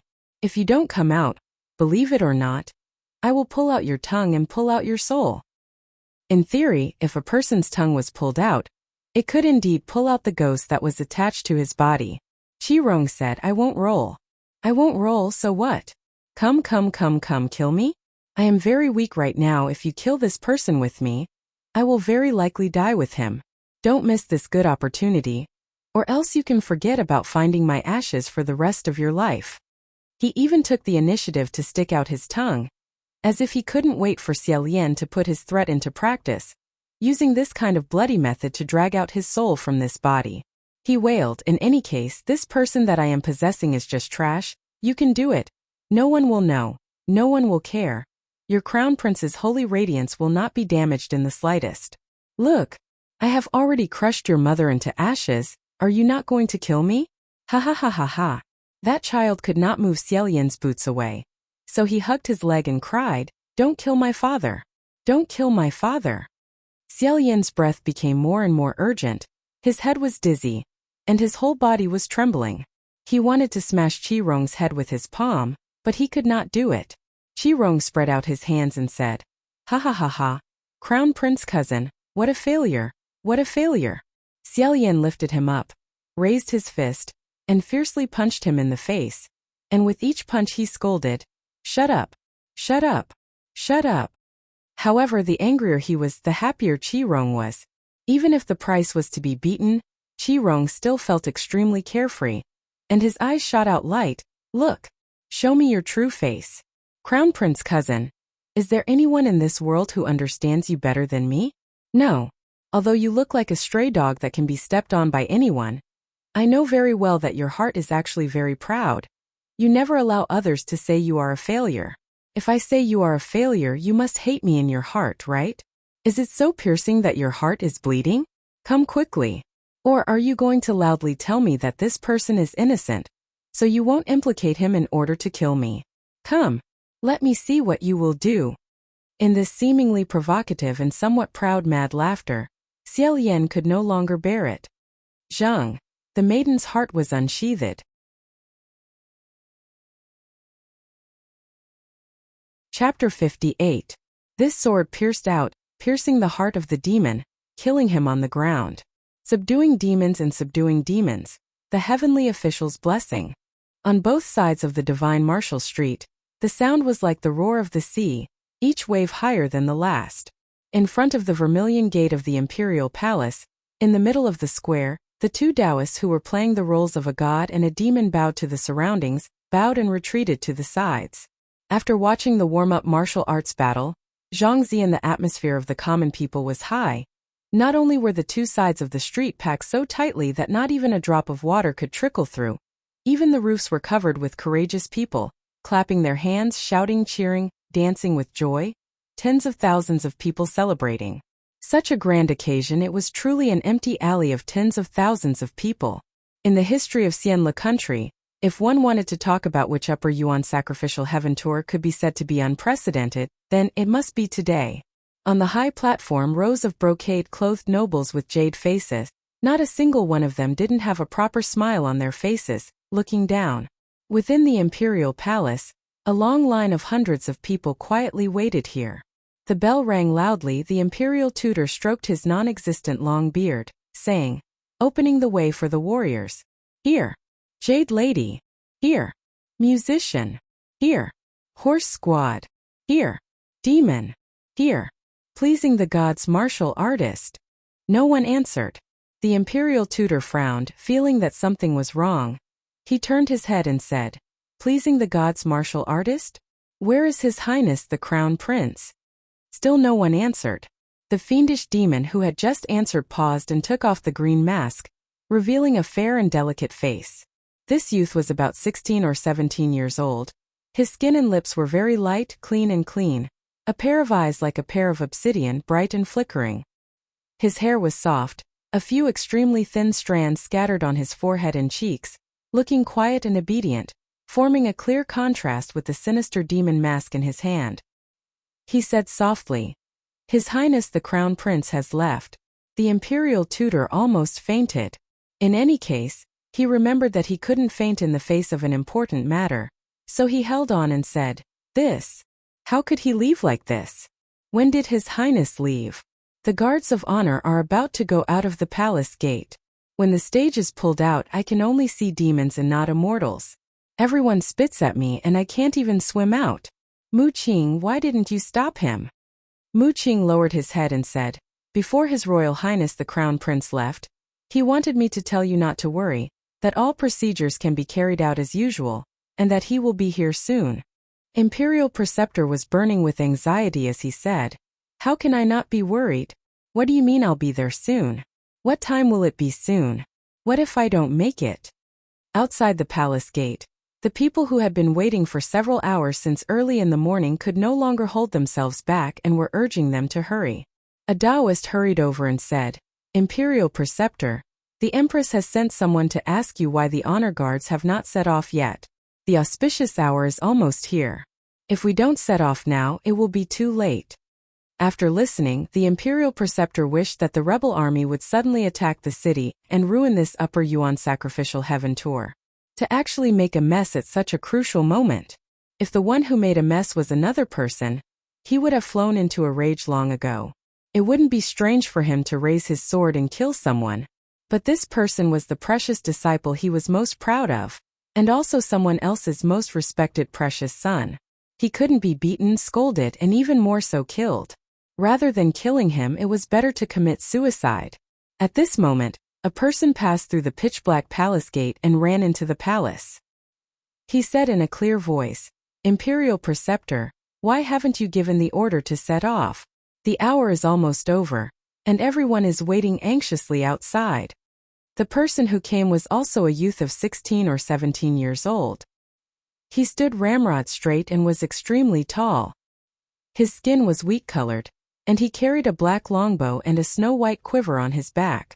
His lips were tightly pursed, and his brows were tightly knitted. Even though he was young, his gaze was determined. When the Imperial Preceptor saw this youth, he grabbed him and said, "Feng Xian, where is your Royal Highness the Crown Prince?" Feng Xian was startled, and then he seemed to understand something. His eyes were filled with rage as he glared at Mu Qing. Mu Qing had already put on the demon mask again without a word, and his spirit could not be seen. Feng Xian said in a low voice, "I don't have time to explain to you now. Set off immediately. His Highness the Crown Prince will not disappoint you." There was no other way. If the grand stage was pulled out without a spirit, then the martial artists would die. If they delayed and spoiled the hour, then they would also die. The Imperial Preceptor waved his hand in despair and said, "Play the music, set off." Receiving the order, the flutes and pipes sounded, and at the very front of the long line, 100 royal warriors shouted in unison. They strode forward, leading the majestic guard of honor, and set off. The warriors were at the front, symbolizing that they would be able to overcome the obstacles of the world. Following closely behind were all virgin girls, refined and beautiful. They carried baskets with their bare hands, and the heavenly maidens scattered flowers, scattering them into the mud and crushing them into fragrant dust. The fragrance was still the same as before. The musicians sat upright on the golden carriages made of gold. As soon as they left the palace gate, they attracted waves of exclamations, and everyone fought to snatch the flowers. However, no matter how beautiful, extravagant, and grand, these were only the foreshadowing of the main event. The grand stage, the final grand stage, was about to appear. The grand stage, pulled by 16 golden reins and white horses, passed through the deep palace gate, slowly appearing in front of the tens of thousands of people. On the stage, a demon dressed in black, wearing a ferocious mask, held a 9-foot-long horse-slaying sword in front of him, solemnly taking up a stance. The Imperial Preceptor's heart tightened, hoping for a miracle. However, a miracle did not appear. The crowd was in an uproar. On the tall building, the nobles frowned slightly, looking at each other and asking, "What's going on? Why isn't the spirit warrior on the stage? Is His Highness the Crown Prince not here?" Where's Brother Lian? In the middle of the tall building sat a handsome man, as well as a beautiful woman with soft skin and gentle eyebrows. These were the king and empress of Xianle country. Not seeing the people who should have appeared, the empress looked worriedly at the king beside her. The king grasped her hand, comforting her with his gaze, indicating that she should wait and see and not worry. However, the crowd on both sides of the street did not calm down, and their cries became even louder, as if the roof was about to collapse. The imperial preceptor hated that he did not have the courage to commit suicide on the spot. However, on the stage, Mu Qing was very calm. Even though his opponent was not there, he was still meticulous, minding his own business. With a dang sound, he heavily stabbed the long sword into the ground, standing upright in front of him. In a burst of killing, this young man in black, with great momentum, completed the opening of the demon. Looking at his face, looking at his figure, Mu Qing was thin and delicate, like a refined scholar. However, such a strangely heavy 9-feet-long saber, in his hands, was swung with incomparable dexterity, as if it had no weight at all. Dozens of Taoists playing the role of demon slayers jumped onto the stage one by one, and were knocked down one by one, driven off the stage. In all fairness, there were many afterimages of the saber, and it was very exciting to watch. Therefore, some people cheered for him. However, more people did not come to see the demon-slaying people scene. They all shouted, "Where is the spirit warrior? Where is His Highness the Crown Prince? We want to see His Highness the Divine Martial Emperor. Demons, retreat." On the tall building, an angry voice shouted, "Where is my cousin? What the hell is going on? Who wants to see these things? Fuck, where is my cousin?" Needless to say, the one who shouted the loudest must be Little Mirror King Qirong. Sure enough, many people looked up and saw a young man in a light blue brocade robe with a necklace rush to the edge of the stage, angrily waving his fist down. This young man was only 15 or 16 years old, with a pink face and black eyebrows. He was bright and dazzling, but his face was full of anger, as if he was about to jump over the railing and beat people up. But this building was too high, and if he jumped down he would either die or break his leg. So he grabbed a white jade teacup and threw it down. The teacup quickly flew to the back of the demon's head, and just when it was about to hit the demon, blood gushed out. The demon slightly moved his body, tilted his long sword, and picked up the teacup on the tip of the sword. The trembling teacup steadily stood on the tip of the sword, causing a wave of cheers. Mu Qing lifted the long sword again, and the teacup flew down, but was caught by a Taoist below the stage. He continued to play his demon calmly, waving his sword and slashing people. Qirong was furious and wanted to smash again, but the queen called someone to pull him down. However, the royal family's expressions became more and more serious, and some of them couldn't sit still. It was not interesting for a Yuetian warrior to suddenly disappear before the Upper Yuan sacrifice ceremony. At this time, a storm of cheers broke out in the crowd, louder than any of the previous cheers. A snow-white figure fell from the sky and landed in front of the demon in black. The man landed, and his white clothes spread out on the stage in the shape of a giant flower, and a golden mask covered his face. He held the sword in one hand, and the other gently flicked the edge of the sword. Ding! It was very pleasant to hear. This movement was very calm, as if he didn't care about the demon in black in front of him at all. The demon slowly pointed the edge of the sword at him, and the martial artist in white slowly stood up. Qirong's eyes lit up and his face turned red. He jumped up and shouted, "Cousin Crown Prince! Cousin Crown Prince is here!" Everyone, both upstairs and downstairs, was dumbfounded. This entrance was really like a celestial descending, extremely daring. That city tower was at least 100 feet tall, and this crown prince, who was of high status, actually jumped down from the city tower. Just now, countless people thought that a celestial god had really descended. Now that they reacted, they couldn't help but feel their blood boil, and their scalps go numb. They clapped with all their might. Qirong shouted as he led the clapping, shouting himself hoarse, and clapping until his hands were red. The monarch and the queen smiled and looked at each other, and then started clapping. The other royal family members also relaxed their brows, and sighed in relief. They also clapped and praised. Crowds surged on both sides of Shunwu Street. Hundreds and thousands of men were so excited that they wanted to break through the martial artists blocking the street and rush up to the people and cheer. On the platform, two figures, one black and one white, faced each other. The celestial god and the demon both shook their weapons, and finally faced each other.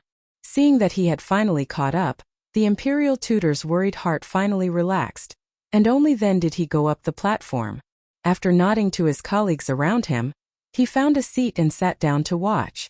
The monarch smiled. Imperial tutor, how did you think of such a shocking entrance? It's really exciting. The imperial tutor wiped his sweat and smiled. It's really very exciting. It's just that it's a bit scary. I didn't think of this. It should be the crown prince's idea. The queen, however, patted her chest and said, "This child is really reckless. He actually jumped down from such a high place without saying a word. I almost stood up just now." The imperial tutor couldn't help but feel a little proud, and said, "Rest assured, Your Highness. His Highness the Crown Prince's martial arts skills are outstanding, not to mention a mere 100 feet tall.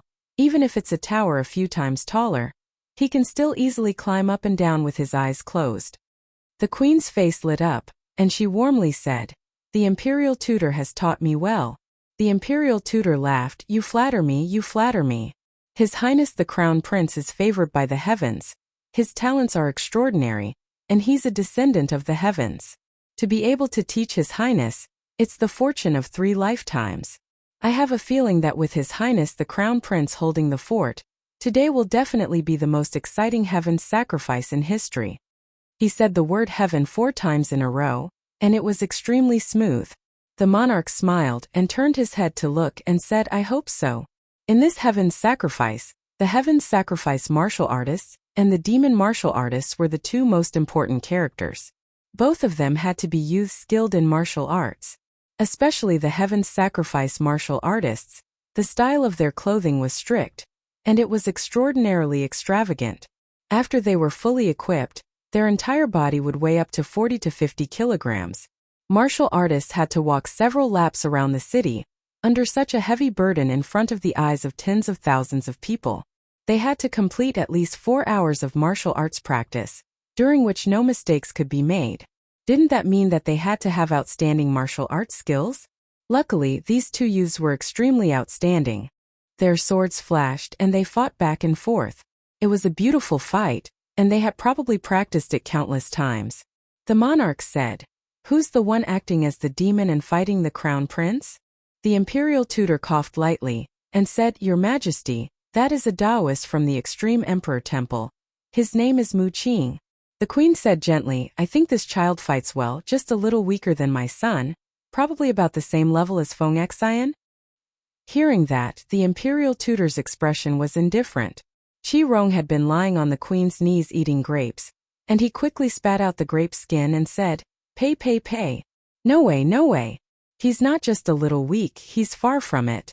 Not anyone can be compared to cousin crown prince." Hearing that, the queen smiled and patted his head a few times, and the nobles were convulsing with laughter, and teased, "Ronger really pesters his cousin to death. He'll feel unhappy if he doesn't praise him for a day." In the sea of people below, the shouts broke through the clouds, "Fight! Fight him! Kill him! Kill the demon!" The tide of shouts became more and more turbulent. Qi Rong was also among them, and he cupped his hands around his mouth, making a trumpet shape, and laughed out loud, "Cousin Crown Prince, go! You can beat him down with just one hand. Give this kid a taste of your strength." Suddenly, the demon on the stage chopped down, and the martial artist countered with a sword, but only made a sound of hum. Logically speaking, during the Heaven Sacrifice Tour, battles were only for entertainment and performance, and at most only 70% of their strength was needed. However, after he blocked this attack, the sword in his hand almost flew out. Clearly, the other party had used 100% of his strength in that attack just now. Xiaolian slightly raised his head, and clearly said, "Mu Qing?" The teenager playing the demon didn't say anything, and once again attacked with his sword. Xiaolian didn't have time to think too much, and dang dang dang dang dang dang. He received a few more attacks, and in his heart he thought, "This is much more interesting than the fake fight just now." Thus, the shouts were earth-shattering, and sparks flew from weapons. The more intense the fight on the stage, the more thunderous the cheers below the stage became. Suddenly a sword whistled and a dazzling white light shone. Everyone cried out, "Ah!" and held their breaths. It turned out that the demon's 9-foot-long sword had actually been flicked away by the Wuxian martial artist's slender sword. The sword flew out of his hand and was nailed into a stone pillar at the side of the stage. Some busybodies tried to pull out the sword, but even after using the strength of 9 oxen and 2 tigers, they still couldn't move it in the slightest. They couldn't help but be shocked. What kind of sword is this? How much strength does it have?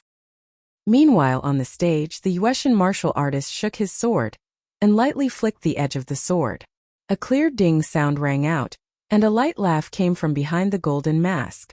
Xiaolian calmly and cheerfully said, "Not bad. However, you still lost." Having lost his weapon, the demon half knelt on the ground. He didn't say a word, but his fists were tightly clenched. Xiaolian brandished his sword, and under the cheers from all directions, he was about to stab out with his sword one last time to kill the demon. Who knew that at this moment screams could be heard from above? Xiaolian was startled, and he put away his sword. When he raised his head, he only had enough time to clearly see a blurry silhouette rapidly falling down from the city wall. In that instant, he didn't have time to think of anything else. In a flash, his feet tapped the ground, and his body leaped up as light as a feather. His body flew up, and his sleeves spread out like butterfly wings. He gracefully landed on the ground, as light as a white feather. His arms firmly hugged a person, and his feet firmly landed on the ground. Xiaolian let out a sigh of relief, and only then did he look down. Chapter 59. This child was no more than 7 or 8 years old. It was truly a thin and small one.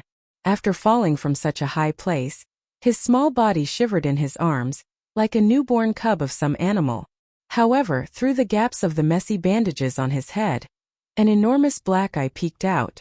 Within the eye, a snow-white shadow was reflected. It stared at him without blinking. It was as if nothing else could be seen. He could only hear the sound of cold air being sucked in from all directions. Xiaolian slightly raised his head, but his heart suddenly sank, because out of the corner of his eye he suddenly saw something. On the ground not far in front of him, a golden object had landed. The golden mask that covered his face. It had fallen. Xiaolian landed in the middle of Xinwu Street. The honor guard was several feet behind him and had yet to arrive. A shocking change suddenly occurred. The steady footsteps of the warriors were disrupted by this sudden accident, and the beautiful maidens who were scattering flowers also revealed expressions of fear. The golden carriage stopped. A few tall white horses raised their hooves and neighed. A few discordant sounds came from the flute. Some people left. Some people stayed. They were unable to quickly unify their pace. The situation seemed to be getting out of control. The crowd on both sides of the street had yet to react. On the tall building, the Xianlu emperor suddenly stood up. He looked at his son's figure with a grave and concerned expression. With him standing up, how could the other nobles dare to sit down? One by one they stood up in panic. The imperial advisors had just warmed up from sitting on the stool, but now it was cold again. Just as he was rapidly considering whether or not he should immediately kneel down and blame himself, Qi Rong had already jumped onto the railing. Rolling up his sleeves, he angrily said, "What now? What's going on? Why is the procession in disorder? What is this group of trash doing? Are you all eating plain rice? You can't even pull a horse." The empress's face was pale. Her eyebrows slightly wrinkled as she hurriedly ordered people to pull him down. Seeing that the crowd had begun to faintly stir, a big mess was about to break out. At this moment, Xiaolian suddenly stood up. Normally, the noble crown prince would hide deep within the imperial palace or seclude himself in the imperial training grounds. He almost never had the opportunity to show his face in front of the common people. This was the first time. As a result, everyone couldn't help but be attracted to him and look over. With this glance, they couldn't help but hold their breaths. The young man had long eyebrows and beautiful eyes, and was extremely handsome. His entire body was dazzling, and no one dared to look at him directly. He held the child in one hand and slowly raised the sword in the other, pointing it at the platform. The fiendish demon was originally observing the situation from the platform. Seeing this, he paused for a moment, then suddenly tapped his foot. The crowd cried out in alarm. The demon's figure was like a black cloud, sweeping across the sky, flying to the pillar where the saber had been nailed. Grabbing the saber hilt, he pulled it out of the pillar along with the cracks. With a flip of his body, he landed in the middle of the street, in front of the warriors. Seeing that he instantly understood his intentions and came over to cooperate, Xiaolian quietly praised, "Good Mu Qing."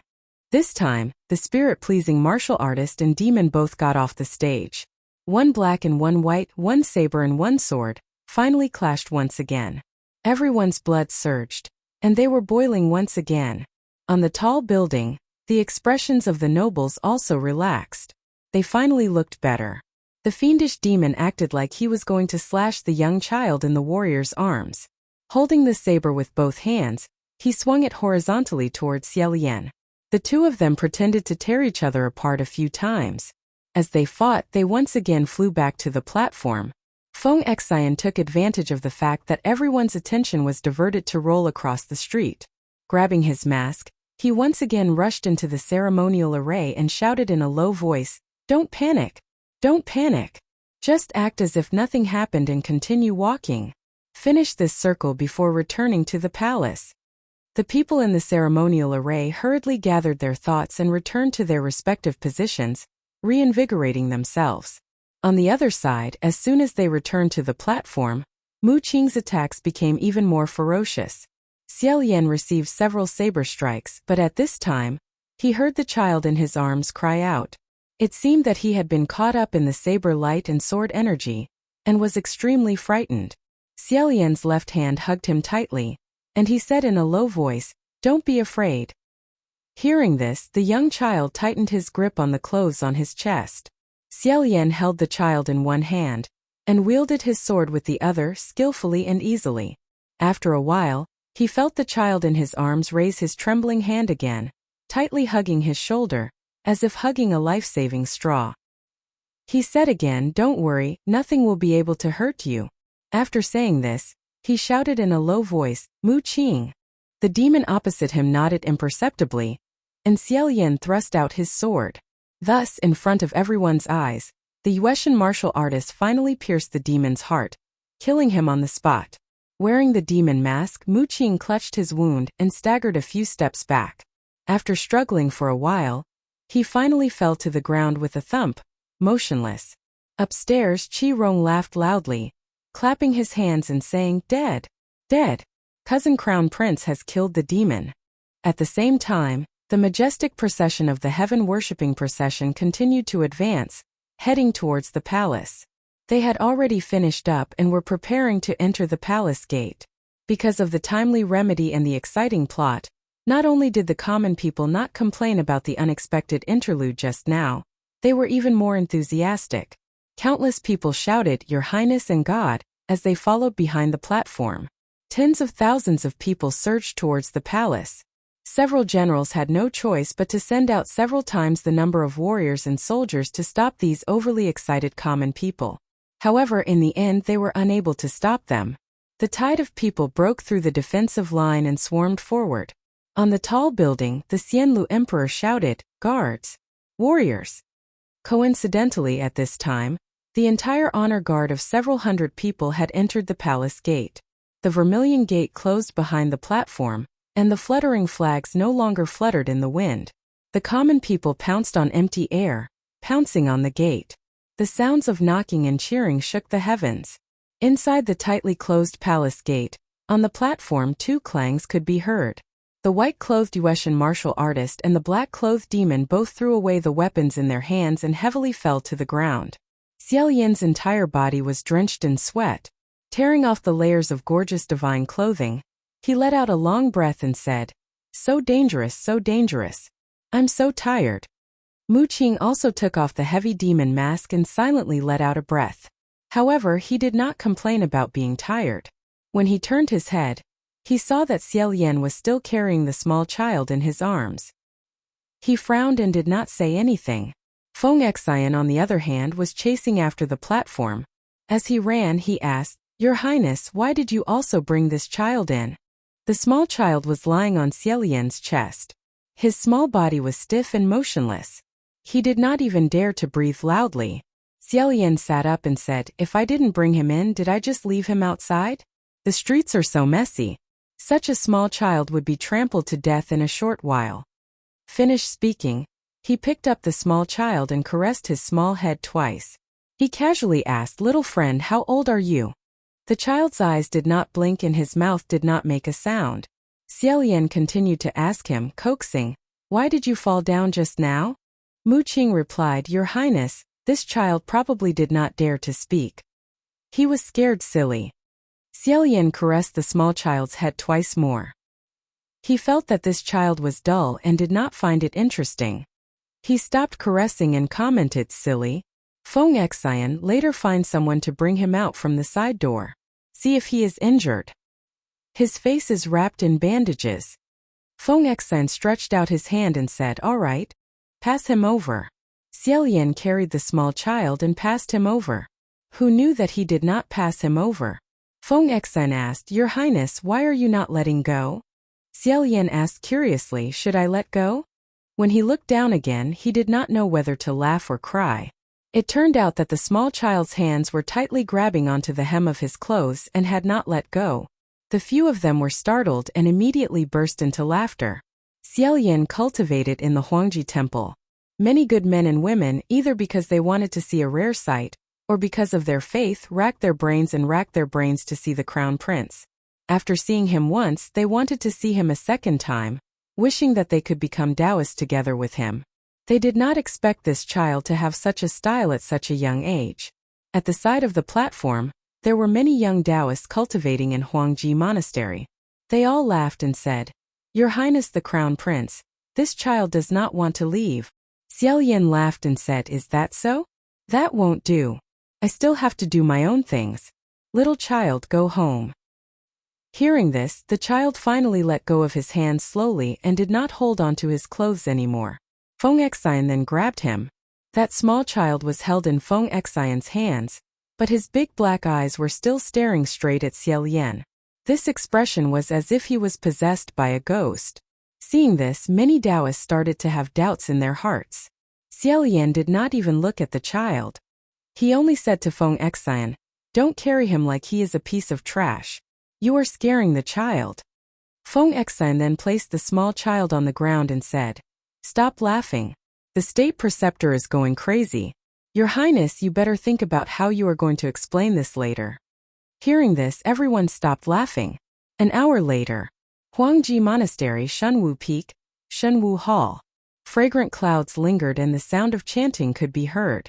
The state preceptor and the 3 deputy state preceptors sat at one side of the hall. Their faces were full of worry. Mu Qing was in front of them. Xiaolian was also kneeling.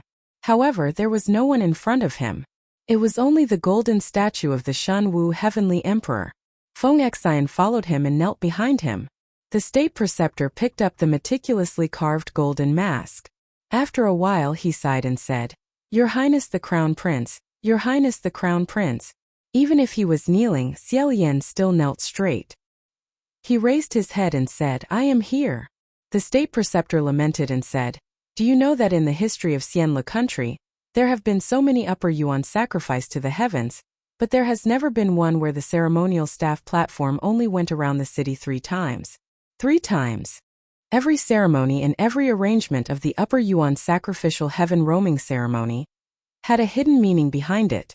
The ceremonial staff platform going around the city symbolized a year of praying for peace and prosperity for the country. Therefore, the number of times the upper yuan sacrifice to the heavens had gone around meant that there was no need to hold such a grand event for many years. Not only was it a good omen, it also saved money. 3 laps, didn't that mean it could only be guaranteed for 3 years? Moreover, what was even worse was that the golden mask on the Yuetian martial artist's face had fallen during the ceremony. The people of Xianle country had believed since ancient times that the spiritual energy of the human body was gathered in the 5 senses. The head was where a person's soul was located, and they must offer the best to the heavens. Therefore, during the ceremony, the martial artists had to wear a golden mask to cover their faces. This was because their faces could only be admired by the gods, and mortals were not qualified to see them.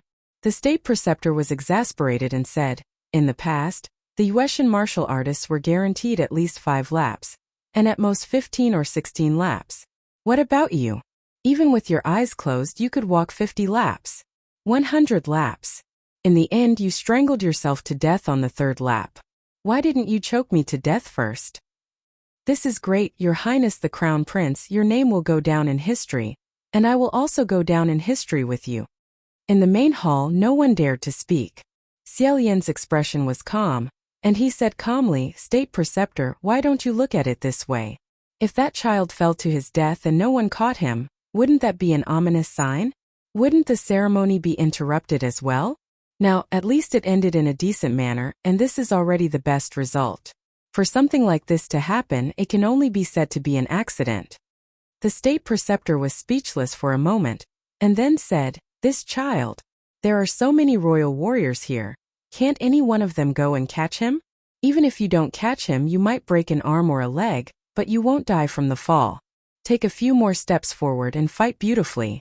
In a while, no one will care about what just fell. Xiaolian raised his eyebrows and said, State Preceptor, you know.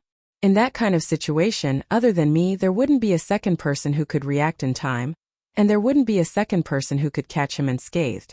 If he didn't catch him, 1 would die. If he caught him, 2 would die. His tone was as it should be, and very certain. The State Preceptors also knew that what he said was the truth, so they couldn't refute him. Seeing him kneeling in front of the statue of God, yet not taking it seriously, they were curious, amused, and proud. This precious disciple of his, Jean Geyer, couldn't get angry with him no matter what. He could only pull out a few handfuls of hair, and use the sharp pain on his scalp to cover up the sadness in his heart. Pausing, the State Preceptor then said, There's more. Xiaolian slightly lowered his head, and said, This disciple is listening. The State Preceptor said, You went on stage today and you did well. But no matter how well you did, you can't suddenly change it without even giving us a heads up. Today, His Majesty and the Empress were both scared to death by you. Do you know what would have happened if you didn't make it in time? Xiaolian's long eyebrows rose, and he curiously asked, State Preceptor, about this matter. Didn't I ask you before today? The State Preceptor was also startled and said, You asked me before? Before today? When?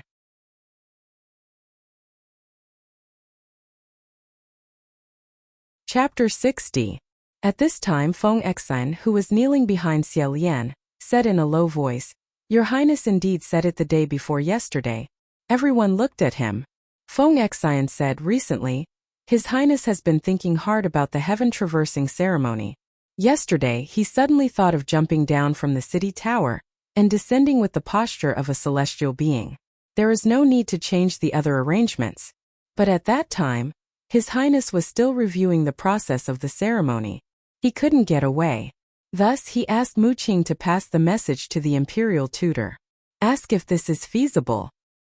He raised his head and his eyes were filled with anger. Mu Qing returned and told Your Highness that he had already informed the State Preceptor. Therefore, Her Highness thought that the imperial tutor had given his permission and did so today.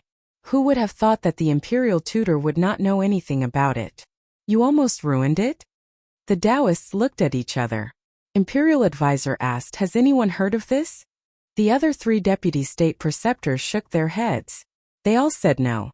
The imperial advisor turned to him, and his worried expression turned into sullen anger. Mu Qing, are you deliberately not reporting what you know? His words and expression. It was obvious that he was certain that Mu Qing was behind this. Xiaolian glanced at the thin youth kneeling beside him without saying a word. He pondered for a moment. He said, State Preceptor, I think there must be some misunderstanding. Hearing this, Mu Qing slowly looked at him. His eyes were dark.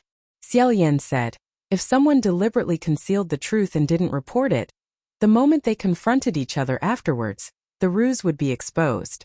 At that time, no one would be able to escape responsibility. Mu Qing was not a short-sighted fool and would not resort to such a method. Furthermore, with the absence of the soul-pleasing martial artist, what good would it do to the fiendish demon martial artists on the same stage? I hope that the imperial tutor will listen to his explanation before making a conclusion. After that, he tilted his head and said, Mu Qing, tell me what's going on? Mu Qing lowered his eyelids and said softly, I did say what your highness told me yesterday. The imperial preceptor frowned and said, how can we not know if you have said it or not? When did you say that? Mu Qing said, yesterday, an hour after the evening lesson, when the 4 imperial advisors were resting in 4 Titans' palace. This disciple reported outside the window. The national master turned around and asked the other 3 colleagues, after the evening class yesterday? What were we doing then? As soon as he asked the question, he remembered, and his face involuntarily turned green with embarrassment. The 3 deputy state preceptors also coughed a few times and said vaguely, nothing much. It's just rest. Seeing how the state advisors were hesitating, everyone immediately understood. In the Emperor Polarity Temple, everyone cultivated in silence. Basically, they were not allowed to play any games. There were only a few small things that they could do to entertain themselves. Among them, the most popular was the famous play. In other words, playing cards. Moreover, he could only do it in secret. He couldn't let others see him. The few state preceptors had been cooped up in the Emperor Polarity Temple for many years and were deeply poisoned. As long as they played cards, they would be completely oblivious, intoxicated, and hysterical. They wouldn't be able to hear any sounds from the outside world. If Mu Qing had coincidentally gone outside the window to report, how many words would he have heard?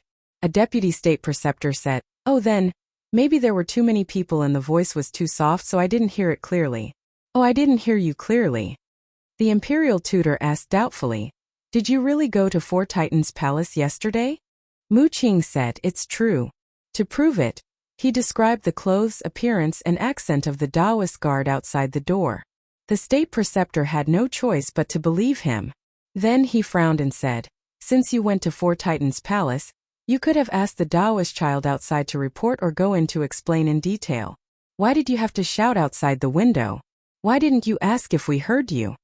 Mu Qing said softly, it's not that I didn't try. I asked the senior brother outside the door nicely, but I don't know why, but that senior brother insisted on making things difficult for me. He didn't let me enter the palace to report, nor was he willing to help me send a message. He even mocked me and chased me away. After a pause, he continued, I had no other choice but to go to the other side of 4 Titans' palace and report to the various state preceptors outside the window. After I said that, I vaguely heard one of the state preceptors shout, I got it, leave. I thought that he agreed with His Highness's idea, so I left. The state preceptors kept quiet. When they were playing mahjong in full swing, why would they listen to what others were saying outside? They would casually shout I got it when they heard something. In reality, they probably didn't even know where the sound came from. Xiaolian frowned and said, there's actually such a thing? Which Taoist child is so rampant? To be so rude to the people I sent, they sure have guts. Although Xiaolian usually got along well with the Taoist children of the extreme emperor and almost never put on airs, he was still the descendant of the Son of Heaven and a respected prince. Although he was kneeling in front of the statue, he didn't have the slightest bit of humility. In that instant he was serious and dignified. Everyone kept quiet out of fear. Meanwhile, the expressions of the state preceptors changed slightly. Xiaolian said, why didn't you tell me about this when you came back yesterday? Mu Qing turned around and bowed to him. In a calm voice he said, Your Highness the Crown Prince, please don't pursue this matter with that senior brother. When I came back yesterday, I didn't mention this matter to you because I didn't want to make a big deal out of it. Originally, it wasn't a big deal. If you were to stand up for me, it would instead hurt the harmony between fellow disciples. Xiaolian didn't agree and blushed with shame. What kind of harmony is this? Bullying fellow disciples and using it to vent your anger? Hearing this, the expressions of the state preceptors at the side became even more subtle. In the end, this kind of thing happened because the state preceptors didn't like Mu Qing. They didn't like it, and the Taoist children serving beside them naturally understood their intentions. In addition, Mu Qing himself wasn't very likable.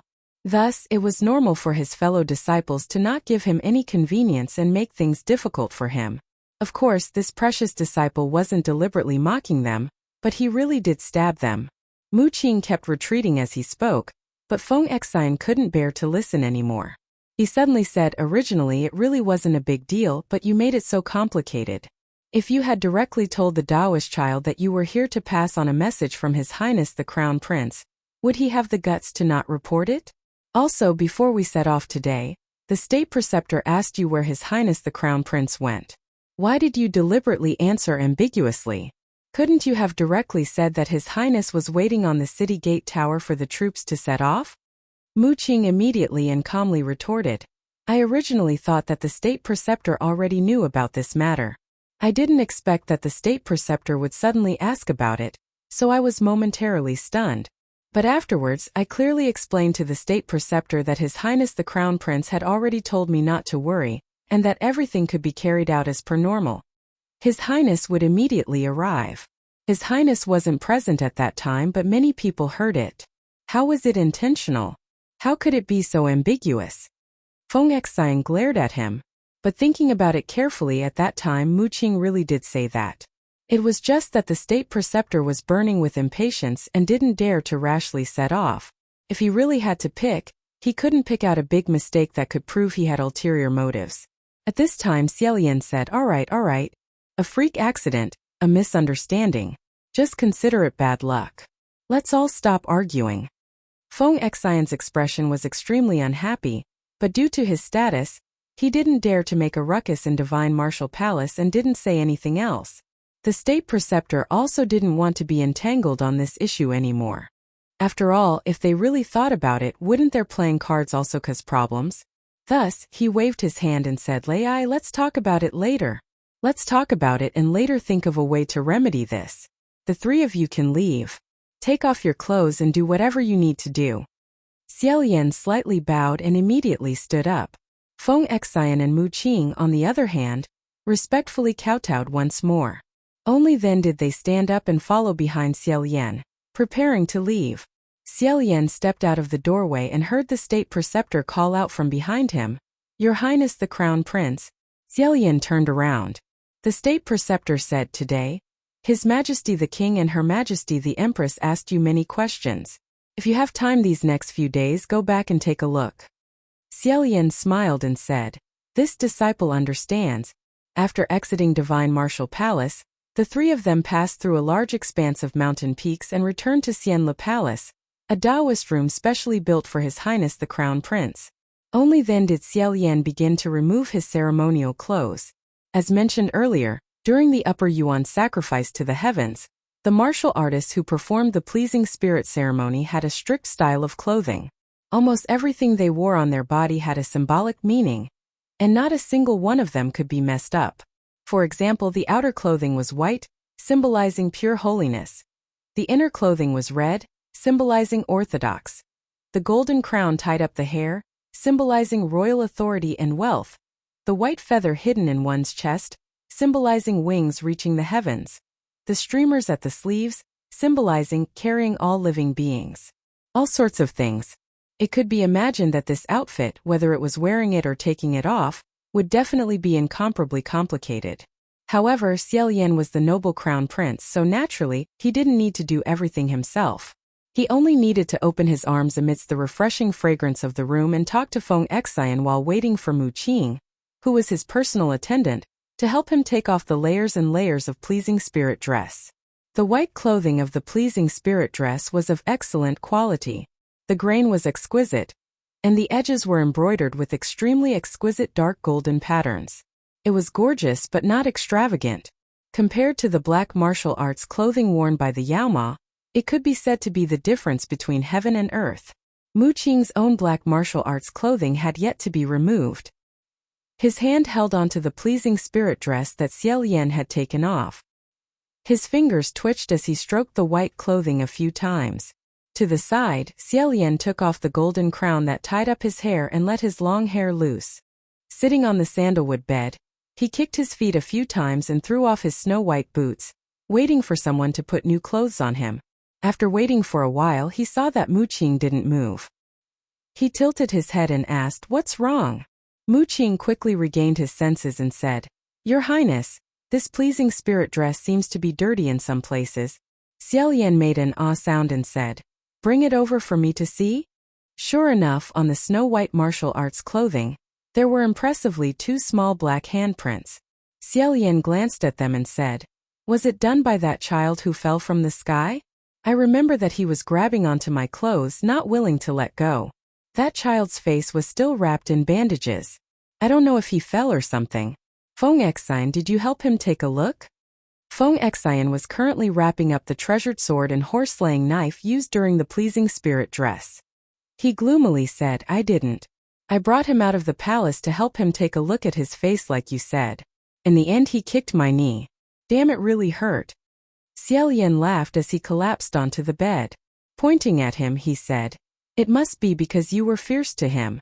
Otherwise, why did he kick you instead of me?" Feng Xian said, "No.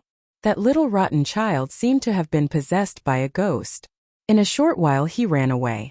Otherwise, I would have carried him upside down and swung him around, scaring him into crying." Mu Qing flipped the pleasing spirit dress and said, "That child better not be a beggar. His body is too dirty. Just a scratch and he's already so black. Your Highness, the pleasing spirit dress can't be dirted. I heard that the omen isn't good either." Xiaolian lied down on the sandalwood bed. He casually took a book from the bedside table and covered the lower half of his face with it. He said, "Circling the city 3 times and going down in history, the omen is already very good. If it's dirty, then it's dirty. I'll just wash it." Pausing for a moment, Mu Qing indifferently said, "And when I wash it, I'll try my best to be a bit more careful." Xiaolian flipped through the book and coincidentally flipped to a page with the knife technique. Recalling the intense exchange of moves on the Huatai today, he smiled and said, "Mu Qing, today on the stage you fought pretty well." Mu Qing's shoulders slightly stiffened. Xiaolian then said, "Only today did I discover that when you use this knife, it's much better than when you use a sword." Only then did Mu Qing's expression relax. Turning around, his face unexpectedly revealed a bit of a smile as he said, "Really?" Xiaolian said, "However, I'm afraid you're a bit anxious. Using a knife and using a sword are 2 completely different things. You see, when it came to martial arts, Xiaolian's interest soared. He was even more oblivious than the state masters when they were playing cards. Without even putting on his shoes, he jumped off the bed and used his hand as a knife to demonstrate on the spot. At first, Mu Qing's expression was a bit complicated.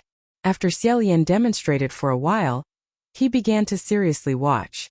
On the other hand, Feng Xian brandished the wrapped Zamadeo and chased Xiaolian onto the bed. He shouted, "If you want to fight, then wear your shoes and fight properly. You're the crown prince, your hair is disheveled and your feet are bare. What kind of appearance is that?" Xiaolian was just about to excitedly demonstrate when he was chased back onto the bed like a duck on a perch. Resentfully, he said, "I know." As he spoke, he gathered his long hair with both hands, preparing to tie it up before explaining in detail to Mu Qing. Suddenly, he frowned and said, "Strain." Chapter 61. Xiaolian pinched his earlobe and said, "One of the earrings is missing." The people of Xianlu believe the ultimate perfection of Taoist cultivation was yin and yang harmony, male and female body. Gods were ever-changing and naturally weren't restricted by gender. They could be male or female. Thus, this concept was also reflected in the design of the pleasing god clothing. Throughout history, every generation of pleasing god martial artist, clothing and attire had the form and details of both men's and women's clothing like earrings and so on. When Xiaolian played the role of a pleasing god martial artist, he pierced his ears and wore a pair of earrings. It was a pair of extremely magnificent deep red coral beads, bright and lustrous, extremely rare. However, just now, when Xiaolian was combing his hair, he discovered that the pair of red coral bead only had one left.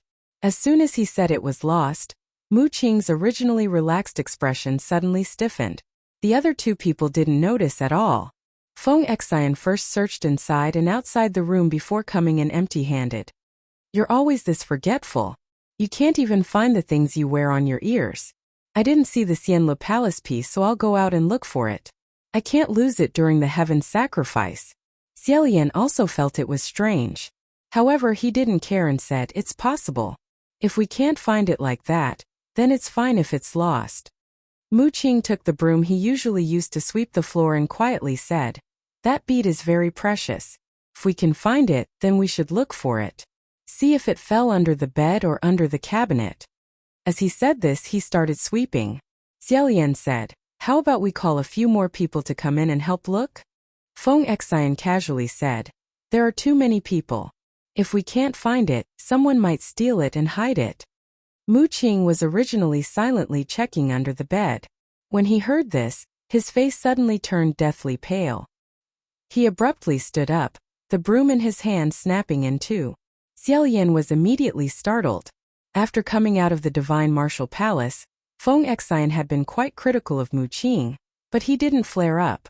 Now that he saw Mu Qing flare up, he angrily said, why did you suddenly snap something? Who provoked you? Mu Qing coldly said, if you want to say something, just say it. What are you hinting for? It's none of my business that the pearl is missing. Feng Xian had always been straightforward with his words, and this was the first time someone had accused him of making insinuations. He was so angry that he laughed and said, why don't you say that to yourself? What did I say? I didn't say that you stole it. Do you have a guilty conscience? Xiaolian snapped out of his daze and cursed in his heart. He sat up on the bed and said, Feng Xian, don't say any more. 3 or 4 veins popped out on Mu Qing's forehead. Feng Xian, on the other hand, did not think too much about it. He asked in confusion, what's wrong? Xiaolian didn't know how to explain it to him, so he could only first say to Mu Qing, don't misunderstand, Feng Xian said it casually, it wasn't directed at you. Mu Qing clenched and unclenched his fists, but in the end, he did not continue to act up. Only, the rims of his eyes gradually reddened as he turned towards Xiaolian. Staring at him, he said word by word, you go back on your word. Xiaolian replied, no, I didn't. Mu Qing shut his mouth and took a few deep breaths.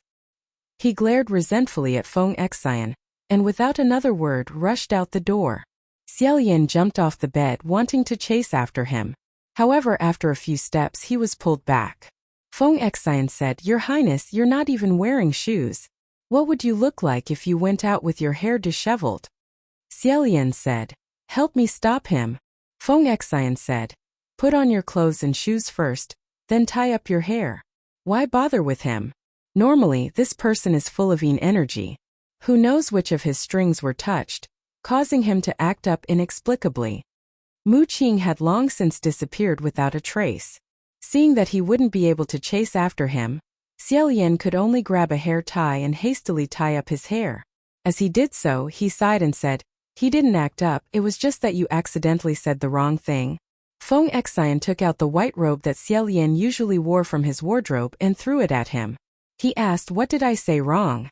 As Xiaolian put on his boots, he said, I can't tell you. In short, come with me to find him. Tell him clearly that it was all a misunderstanding, and that I wasn't targeting him. Feng Xian frowned and said, what can't you tell me? Xiaolian shut his mouth and didn't say anything. Feng Xian became more and more suspicious. Thinking about Mu Qing's resentful expression, he suddenly said, did he really steal something from you? Xiaolian hurriedly made a keep quiet gesture and said, no. Seeing him like this, Feng Xian became even more certain. He said, so that's how it is. No wonder his expression suddenly changed so much. So it was because his heart was stabbed. When did he do this kind of thing? Xiaolian said, don't be so loud. Feng Xian then lowered his voice and said, you actually didn't tell me about this kind of thing. Quickly say it. Seeing that he was already suspicious, even if he continued to hide it, he would be found out sooner or later.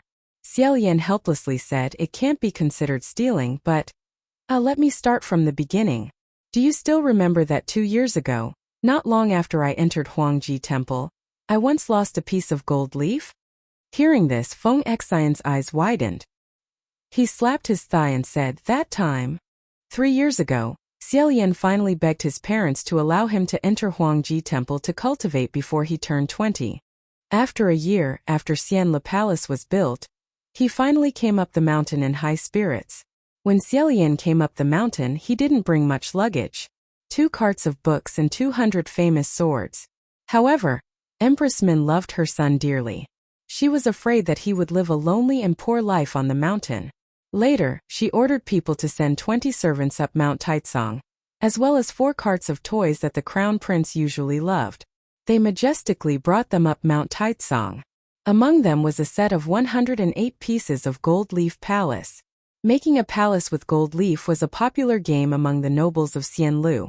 At that time, when this wave of luxurious goods came up the mountain, it caused a small discussion. The people in Huangji Temple were all Taoists who cultivated properly. They weren't familiar with His Highness the Crown Prince's temperament. Although they didn't dare say much on the surface, they were muttering behind their backs. Did His Highness the Crown Prince come here to cultivate or to fool around? Why did the son of the royal family come here to join in the fun? What kind of plaything could he cultivate? When Feng Xian heard these discussions, he wanted to refute them. However, Xiaolian told him not to bother about it. He smiled and said, "This is human nature. In the future, they will naturally know if I am just fooling around and who is the number one disciple in this generation of Huangji Temple." However, not long after, something happened. Xiaolian sent the servants and the 4 carts that the Empress arranged for him back. When he was checking his luggage, he realized that one of the 108 pieces of gold leaf was missing.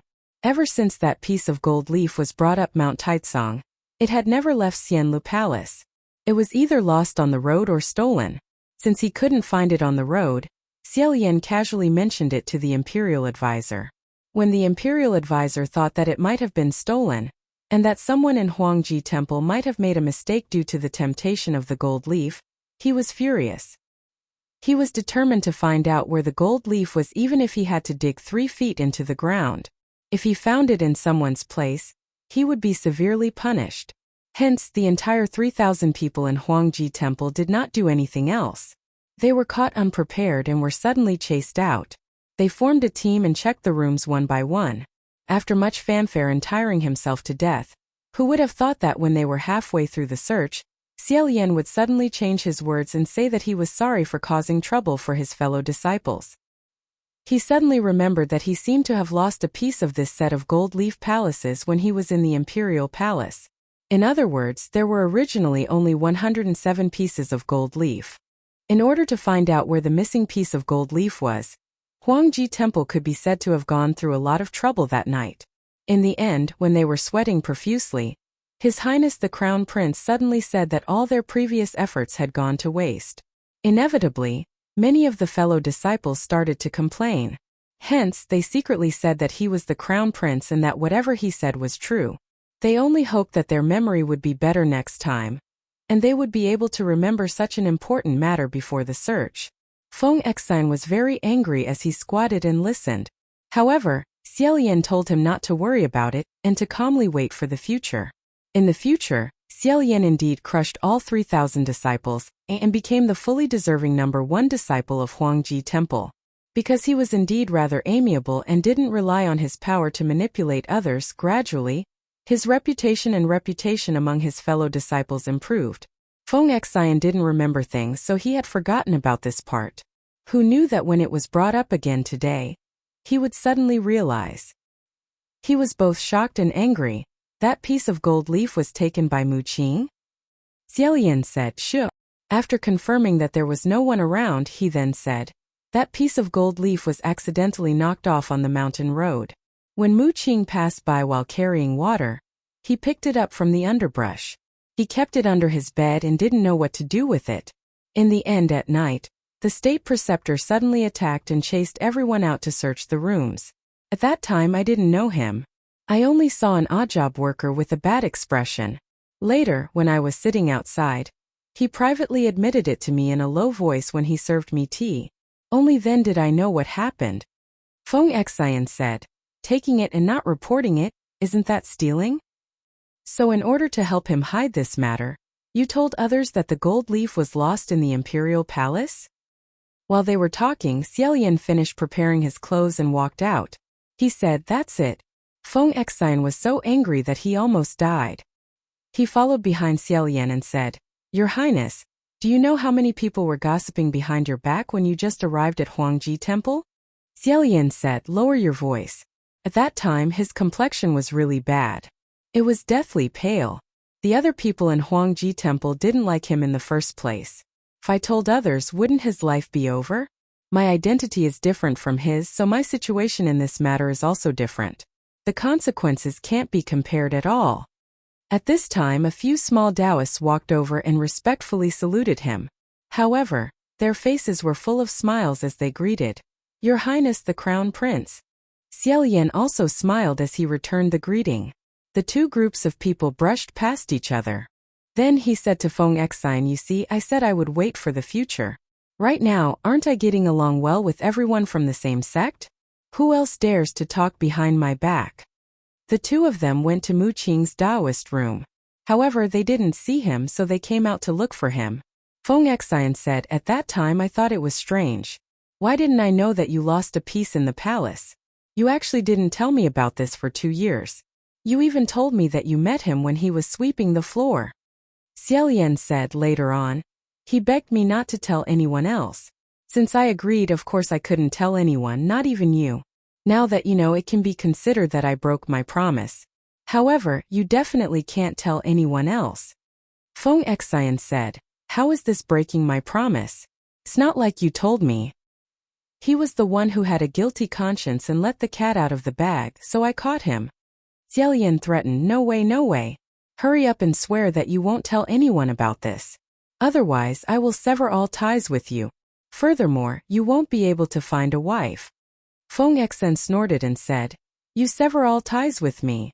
The next day, everyone in Xianlu will know one thing. His Highness the Crown Prince fainted from his own garter while putting on his clothes. Fine. I won't tell anyone. Who the fuck is interested in gossiping?"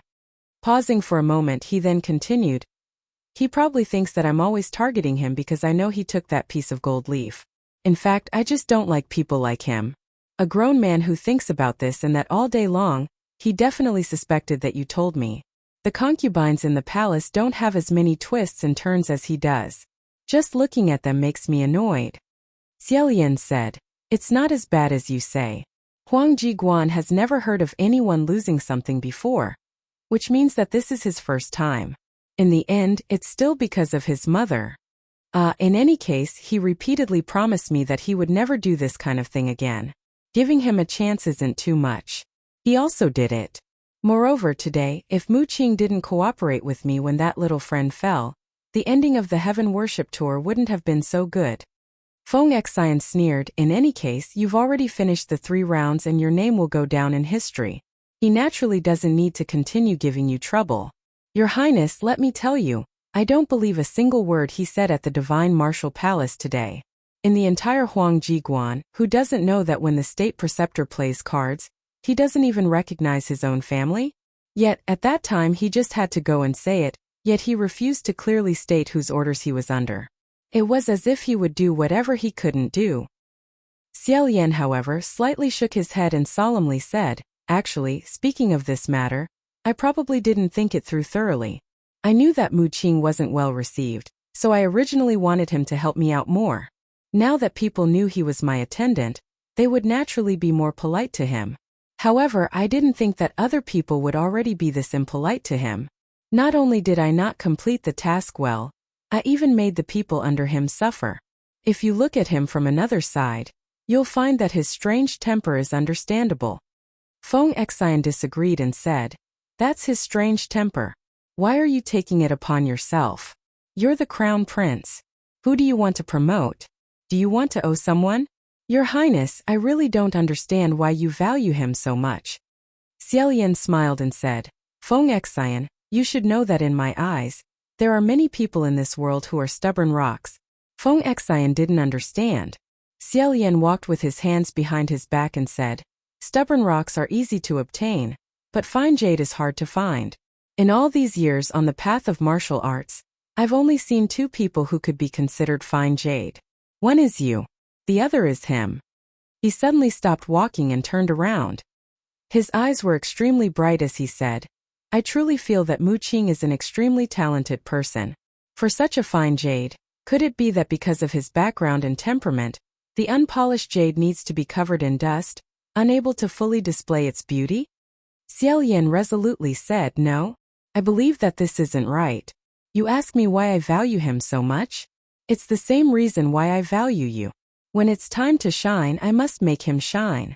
Moreover, I don't believe that good intentions will be exchanged for bad results." Feng Xian also stopped walking. After listening, he scratched his head and said, in any case, it's fine as long as you know what you want. How you want to do it is your business. Xiaolian said in. So where did Mu Qing run off to? At this time, a few people walked over from the opposite direction. They held baskets in their hands and played around the whole way. When they saw Xiaolian, they were all overjoyed and called out in unison, Your Highness the Crown Prince. Xiaolian also smiled in response. Those people came over and presented the baskets in front of him. They cheerfully said, Does Your Highness want to eat cherries? They've already been washed in the mountain spring water, so they're very clean and very sweet. The baskets were filled with bright red cherries, looking extremely cute. Xiaolian and Feng Xian picked a few and ate them. They were incomparably sweet. That Taoist asked, Just now when we were walking over, I faintly heard Your Highness ask Mu Qing. Were you looking for him? When we came over from the cherry forest it seemed like we saw him there. Xiaolian said, Is that so? Many thanks for telling me. Chapter 63. Curious, Xiaolian asked, What can't I drink? The Empress pinched the small jade cup. He poured out a little and pressed it on the handkerchief. Wiping his face a few times, he said, A few days ago, Mount Taitsong presented a batch of fresh fruits. I don't like to eat cherries, but there was a recipe that said it could be mashed into pulp to apply to my face, so I squeezed some for fun. It was useless. Just as he was about to order someone to fall down, how can it be drunk by humans? Xiaolian smiled when he heard this, but he suddenly remembered what happened yesterday. Mu Qing's mother only ate cherries a few times a year. Even when Mu Qing was picking cherries on Mount Taitsong, he still had to be poked and pointed at. He could not help but feel a little emotional, afraid that Mu Qing would not feel good after hearing it. He smiled and changed the topic. Is there anything you can give me to eat? The Empress laughed and said, What you said, if outsiders heard it, they would think that I starved you. Actually, you've been a picky eater since you were young, so I couldn't feed you well. He had been on the mountain for so long that he had become so skinny. Today, just eat whatever mother tells you to eat. Don't be picky. The mother and son talked for a while. The Empress asked about the accident on the heaven-worshipping swim. He was rather worried. From what the imperial tutor has said, this matter seems to be quite serious. What should we do? Will you be punished? Before Xiaolian could answer, Qirong interrupted, Humph, this matter isn't cousin Crown Prince's fault. The one who fell from the city walls wasn't him. Even if someone has to be punished, it should be that little bastard. Xiaolian thought to himself, what is a little undead? Before he could correct Qirong, the Empress had already laughed. Coincidentally, she noticed the two people outside the hall and asked, Who's that kid beside Feng Xian? This is the first time I've seen another person by your side. Thus Xiaolian cheerfully said, This is Mu Qing. Yesterday he was the one who acted as the demon on stage. Qirong raised his eyebrows slightly. The Empress said, Let him come up and take a look. Feng Xian, come in as well. Thus Feng Xian and Mu Qing entered the palace and half knelt in front of the Empress. The Empress scrutinized Mu Qing for a while before saying to Xiaolian, Yesterday, I saw him fight pretty well. He's actually a respectable child. Looking at his face, he looks just like a refined prime minister. I didn't expect that when he used a knife, his momentum would be so fierce. Xiaolian smiled. Right? I also think he's not bad. At this time Qirong said coldly, Oh? Was he the demon from yesterday? As soon as Xiaolian heard this, he knew the situation was far from good. Sure enough, in the next moment, Qirong suddenly exploded. Snatching the jade cup from the small table, he splashed it on Mu Qing's head and said, This is your reward. Xiaolian's eyes were sharp and his hands quick as he slapped away Qirong's hand, preventing the water from splashing onto Mu Qing's face. Xiaolian picked him up and said, Qirong, what are you doing? Qirong was lifted up by him and was still making threatening gestures. He said, Cousin, I'm helping you teach this restless servant a lesson. Yesterday when you weren't here, he was having a great time acting all by himself and trying to make a name for himself. What the hell was this? Did he think he was the main character of the heaven sacrifice? You want to overturn the heavens? The Empress was dumbfounded. Rong, what are you doing? Mu Qing didn't get splashed on his head, but his clothes. But because the Empress didn't call him up, he still knelt on the ground, his face pale and dark. Xiaolian handed Qi Rong over to Feng Xian and said, "Don't let him hit people." Feng Xian single-handedly restrained Qi Rong, but Qi Rong continued to kick and hit him. He spat, "Who the hell are you? You have so much dog guts that you dare to use your hands to touch me." Xiaolian felt a headache coming on. He said, "Qi Rong, you've been making more and more trouble lately." He then said to the Empress, "Imperial Mother, I forgot to tell you something. You should take back his golden carriage." Qi Rong was startled and shouted, "No, no. Why? That was a birthday gift my aunt gave me." Xiaolian said, "You have to take it back no matter what. Just now, you almost caused an accident on the street. Before you can drive properly, it's best if you don't touch it." The Empress let out an ah and said, "Almost caused an accident? What accident?" Xiaolian then told her about Qi Rong's crazy driving behavior. Qi Rong was so angry that his eyes turned red. He said, "Cousin Crown Prince is wrongly accusing me. I clearly didn't hit a single person." Xiaolian didn't know whether to laugh or cry. He said, "That's because someone was holding you back." Qi Rong suddenly broke free from Xiaolian's hand and angrily ran out of Phoenix Perching Palace. The Empress shouted for him a few times, but he didn't come back.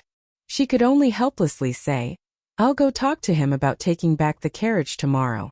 This child has wanted a carriage for a long time. A few days ago it was his birthday. I saw that he really wanted one, so I gave it to him. Who knew it would turn out like this? If I had known earlier, I wouldn't have given it to him." Xiaolian asked, "Why does he insist on a carriage?"